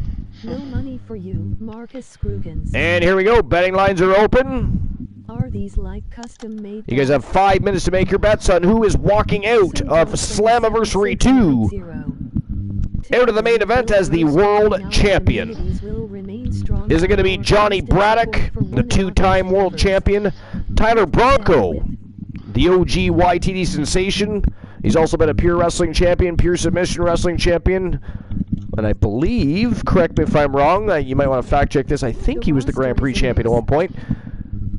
Taking on Ebenezer Scrooge, And, of course, Big Bubba Bruno. Let's go! Not Marcus Scroogens. And by the way, how dare you, Cool, for not being live right now, for me to raid? It is disgusting. You know what? This coming from a guy who just told me he's taking a month off. Where's all my raids gonna be? I said we're doing an award show and a tournament. I mean, it's not the entire month. Blasphemy. By the way, guys, considering time and all updates will be done tomorrow. Will be done tomorrow. It is 5 a.m. for me. You're the one that wanted to go out with a bang. I wanted to go out with a bang. I am not complaining. It's been an absolute fucking blast. Oh, you're just lucky that some of these matches ended in like 7 seconds. 7 seconds. All right. Well, I'm going to take 7 seconds because I do have to pee. And I want to get back before this match gets underway, and I've got time because there's 3 more people to get into that ring. The European champion, Tyler Bronco, with a big opportunity. What do you guys think? You think Tyler Bronco? I know we've already made our decisions kind of on who's going to win, but you think Bronco's got a chance tonight at all? Just out of curiosity. Maybe. Yeah? He could. He could surprise people. Definitely could. I was just curious on your take. Because I actually, he's my underdog for this one. I think if, because I'm actually, I don't know who to go for in the match, to be fair. I did choose, but that was out of spite.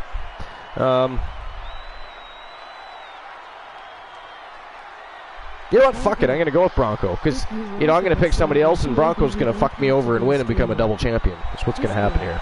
I think he pulls out the stops. I think he's hungry. I think he would love to become a double champion, European champion, and world champion. Oh, my God. I'm going pee. Goodbye.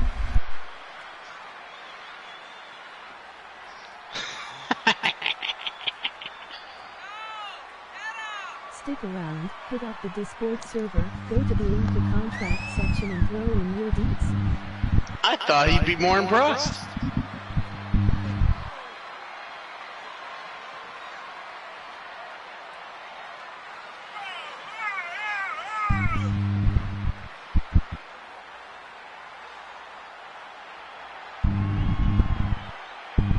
I mean, what other for a man visited by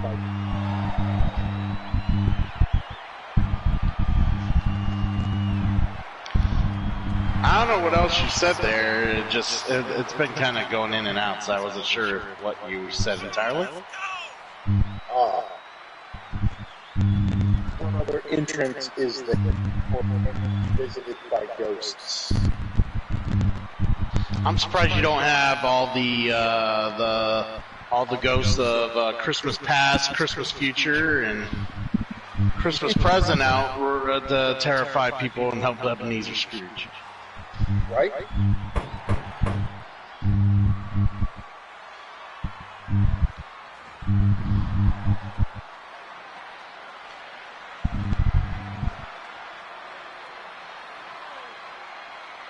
You know what's bothering me right now? The only thing that's really bothering me. He said he's going to have a tournament. He's going to pit Christian Hart against Jay Simmons in some way or some shape somehow. Well, yeah.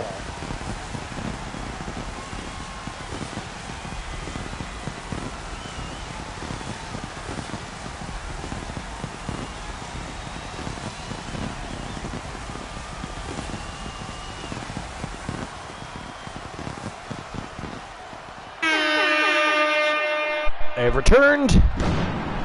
I do love doing that. I do. All right, main event of the evening. Anyways, yeah, it's been a great night.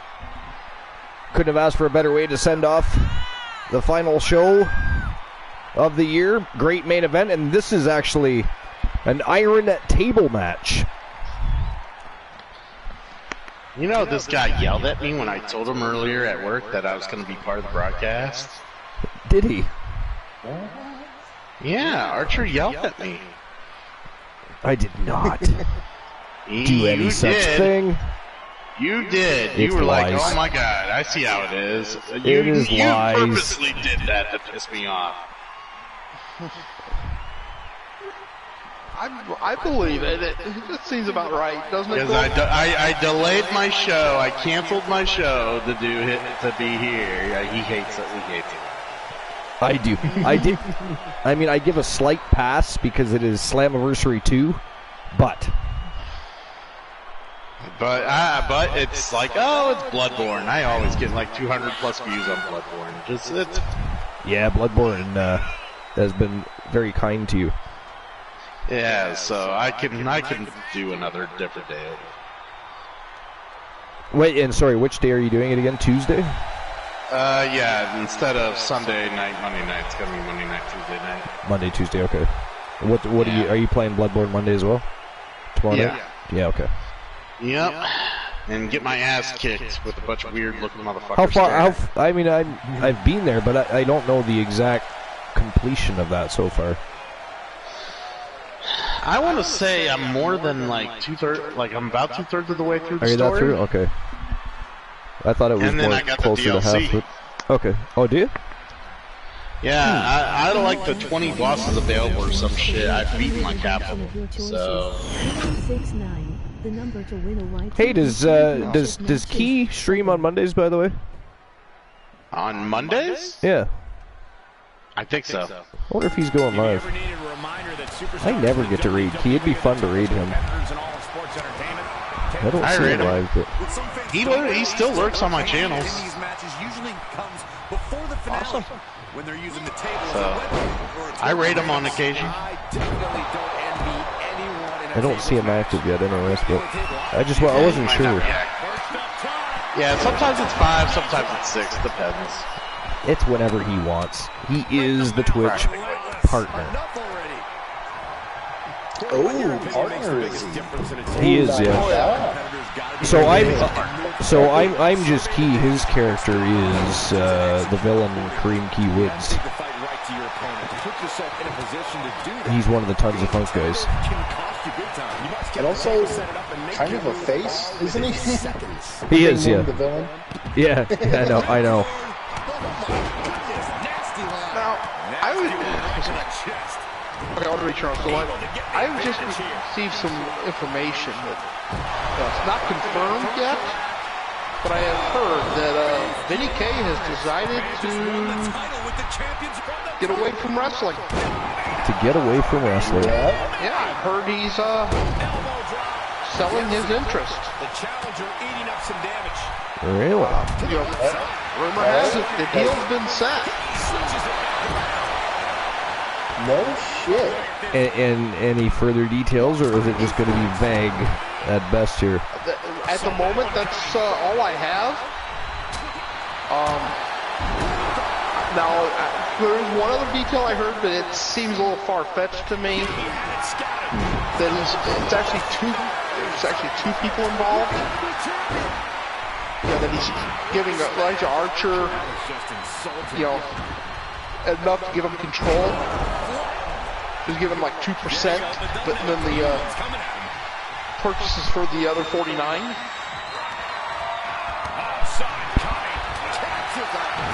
That's what's just today's seems odd date? that he'd be giving away 2%, to Archer. He's supposed to be streaming at 5 a.m. today, so he's just running late.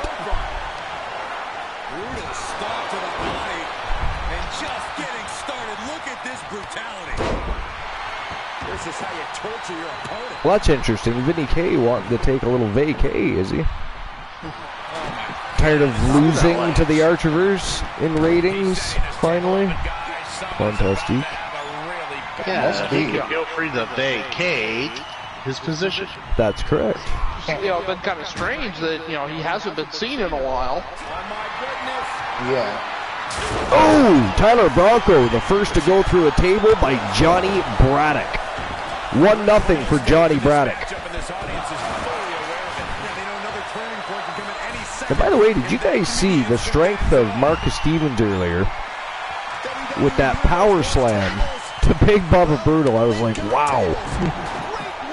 Talking the one where he held him in a vertical, for a while. Outside the ring there, yeah. That was nuts. That's amazing. Right?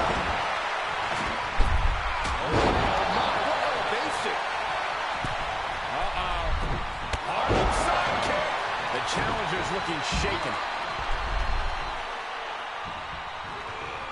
Perhaps thinking about what to do next here. Fights out of trouble with a barrage of strikes. Oh, I still got to finish my list quickly. Yeah. I was just thinking about that right now. Oh, that's not it. Oh, there it is. Nicely done. All right, so number 4 was Stone Cold Steve Austin. Stone Cold Steve Austin was good in WCW, where he worked as Stunning Steve Austin and cut promos against Ric Flair. He went to ECW and showed how entertaining he could be as a promo when he launched into his anti-WCW tirade. Then he arrived in WWE, of course WWF at the time. Austin became the biggest star in WWE due to one thing: fans loved him thanks to his promo work, from the classic Austin 316 promo to his classics against Mr. McMahon. Austin was just as good on the mic as he was in the ring. Austin was a 2-time Intercontinental Champion. Number 3, Rowdy Roddy Piper. There wasn't a better man on the mic in the 80s than Rowdy Piper. Every great babyface world champion needs a great heel to bring out their best, and for Hulk Hogan, that was Piper. Roddy had his Piper's Pit interview segment where he made his fans hate him by just talking to other wrestlers. He is instantly quotable and was one of the top stars in wrestling without winning a world title. He finally earned the IC title reign in 1992. Number 2 is Ric Flair. Nature Boy Ric Flair was the best promo in the wrestling in the 80s. In the NWA, he was a multi-time NWA champion, and he carried the title for years as one of the best talkers in the business. He could come out without a script and put his opponents over and make everyone look like a star. In WWE, he won 2 world titles and then returned later in his life to win the IC title 1 time. And last but not least, Number 2? oh, sorry, it was Ric Flair. Ric Flair. I'm not sure if I can place the name. Sorry, it is Nature Rick. There it is. For fuck's sakes. Oh my god. Boss Apollo, I gotta tell you. I wonder about him sometimes. What a treasure. Yeah. And last but not least, number 1 is The Rock. The greatest promo in WWE history was The Rock. He could cut a promo against anyone and make anyone in the ring look lesser in comparison. When facing off against another brilliant talker like Chris Jericho or Stone Cold Steve Austin, the promos were often magical. Before Rock was a 10-time world champion, The Rock was a 2-time Intercontinental Champion. The first title he won when he started his WWE career. And again, that was from thesportster.com. It was by Sean Lialos. And it was the 10 best Intercontinental Champions ranked by promo ability. Number 10 was Edge. Number 9 was Macho Man Randy Savage. 8 was Kurt Angle. 7 was The Miz. 6 was CM Punk. 5 was Chris Jericho.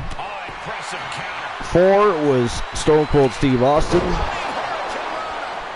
Number 3 was Rowdy Roddy Piper. Number 2, Ric Flair. And number 1, the one Elijah Archer is nice. The number 1 on the list. I love a lot of revisionist history in that. That's great. Right? Oh, yeah. So that's good. It wasn't a bad list. Not a bad list. Pretty good. Good. Yeah. Can't complain too much. I will say one of them was crap. It was kind of a shitty edition. What? I don't know, kind of running, kind of run-on sentences. How Little dare you say such a thing?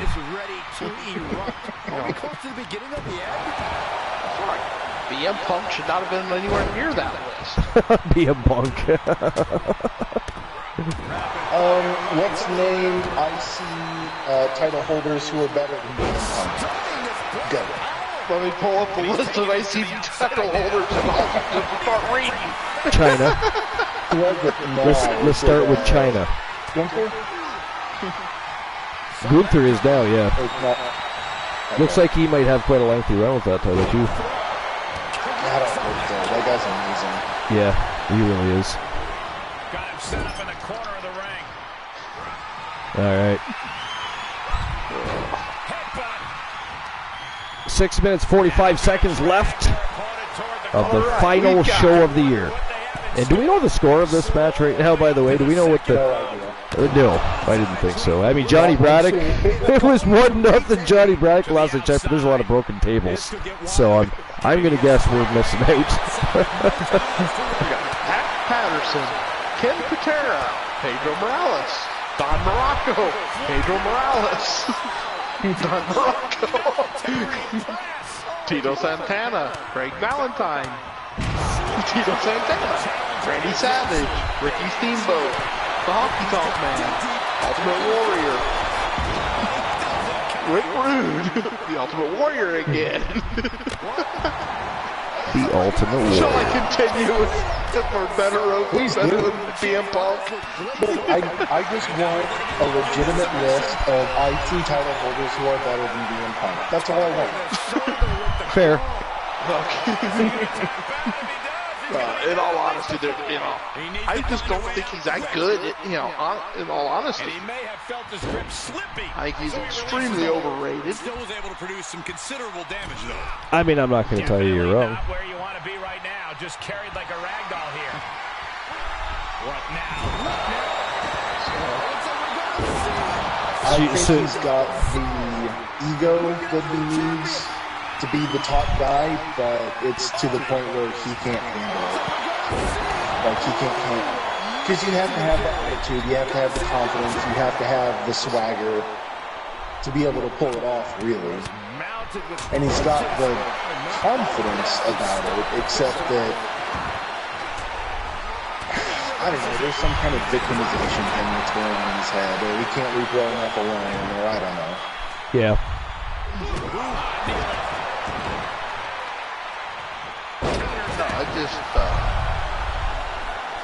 There's so many that could have been on that list, too. I mean, Yeah, I was thinking the same Shawn thing. Michaels held the Intercontinental title. He did. His eyes are fixated. He's looking to end this. Rick Rude held the title. I mean, Michaels had it more than once. Goldust. Yep. You tell me Goldust couldn't do a good promo? I mean, should we leave the Ultimate Warrior off the list, or? That was by promo ability, just on you the have list, to. and I was making a joke. This could be But big. Val Venus, he was good on the mic. He was actually. Val Venus was good, period. Oh yeah. But Daredevil Yep. when you comes out when you take In a different era, he probably been the world champion at least once. But he was in his prime. There was way too many people around him that were getting pushed over and above. placed in the corner. Is the problem there? Under 4 minutes now. Headbutt to the face of No idea what the score is, but for hell of a No. Yeah, it has been an awesome fight, but yeah, I have no idea what the score is. But yeah, 3.5 minutes roughly left of the final show of the year. The biggest show of the year for the Archerverse, Slammiversary II, and it was awesome. And again, I want to thank everybody that was here all night long, popping in. We had great conversations. We had fun reminiscing about the first Slammiversary, stream previews in between, funny moments, shocking moments, surprising moments. We had many tonight. We were supposed to have Christmas festivity. It was more like Christmas morbidity. I mean, there was nothing festive about it. I don't know what the fuck details I got, but I was expecting, St. Nick. No, Archer. I was expecting. You messed up. That wasn't Ghost Dex Rider. That was chestnuts roasting on an open fire. Very festive. Right. Yes, I don't know how I missed that. But anyways, what a fantastic show. Best show we've had to date. Completely buried Slammiversary 1. And it was a lot of fun, first and foremost. You guys are all awesome. I appreciate you all. Thank you very much for making the second annual Slammiversary that much more special for the Archiverse, because it was a great, really great fun evening. Yeah, definitely. And, you know, next year will be even bigger. You know, with all Oh, yeah. And again, we're going to monetize on YouTube in 2023, so YTD Academy is going to grow. I mean, things are just going to keep exploding. Sky's the limits. And by the way, in case, you know, we do or don't speak a lot over the next few weeks, have a great Christmas, have a good holiday, stay safe, eat lots of food. But how dare you, if you don't watch the Archiverse during the holidays, I will ban you. Fuck you. Merry Christmas to anybody that I may not talk to.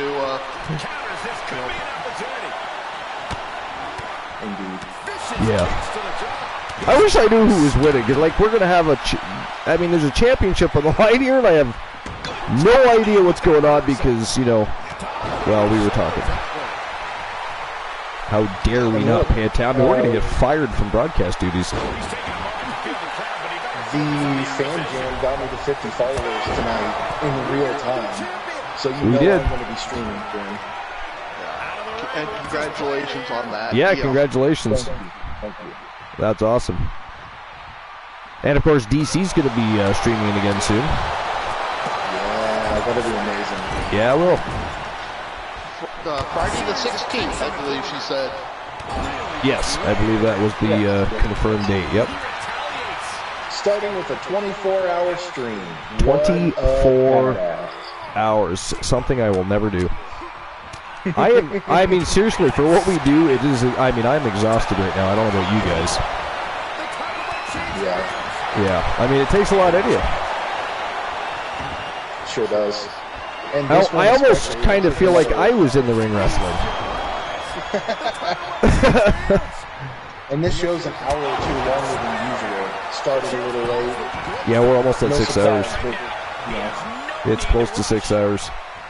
And it is ghastly. But it was such an awesome show. 20 seconds, boyos. Somebody will be champion. Oh, he stunned Braddock. Bronco has to get another stunner in there. 5, 4, 3, 2, 1. Wow, Tyler fucking Bronco? Holy fuck. Wow, what a way to end Slammiversary, ladies and gentlemen. The winner of the match and new Wrestle Wars World Champion, the OG YTD Academy sensation, and he is now a double champion because he is also the YTD Academy European Wrestling Champion. The Blueprint, Tyler Bronco from Team Bucket Phenoms. Shout out to Team Bucket Phenoms.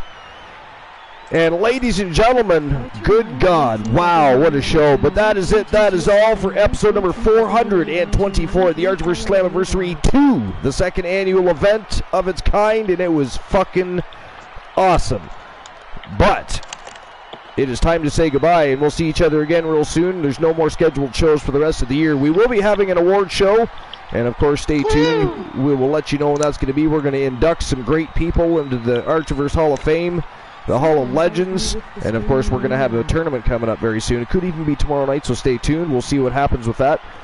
But I appreciate everybody. Thank you very, very much. And we're now going to invade. We're actually just invading a random here. But they happen to be playing WWE 2K22. Let's go see what they're up to, what they're doing, and that is it. You don't have to go home, but you're not staying here. Please get the fuck out. Goodbye. Have a great time, everybody. You guys are awesome. Wow, what a show. Mm-hmm.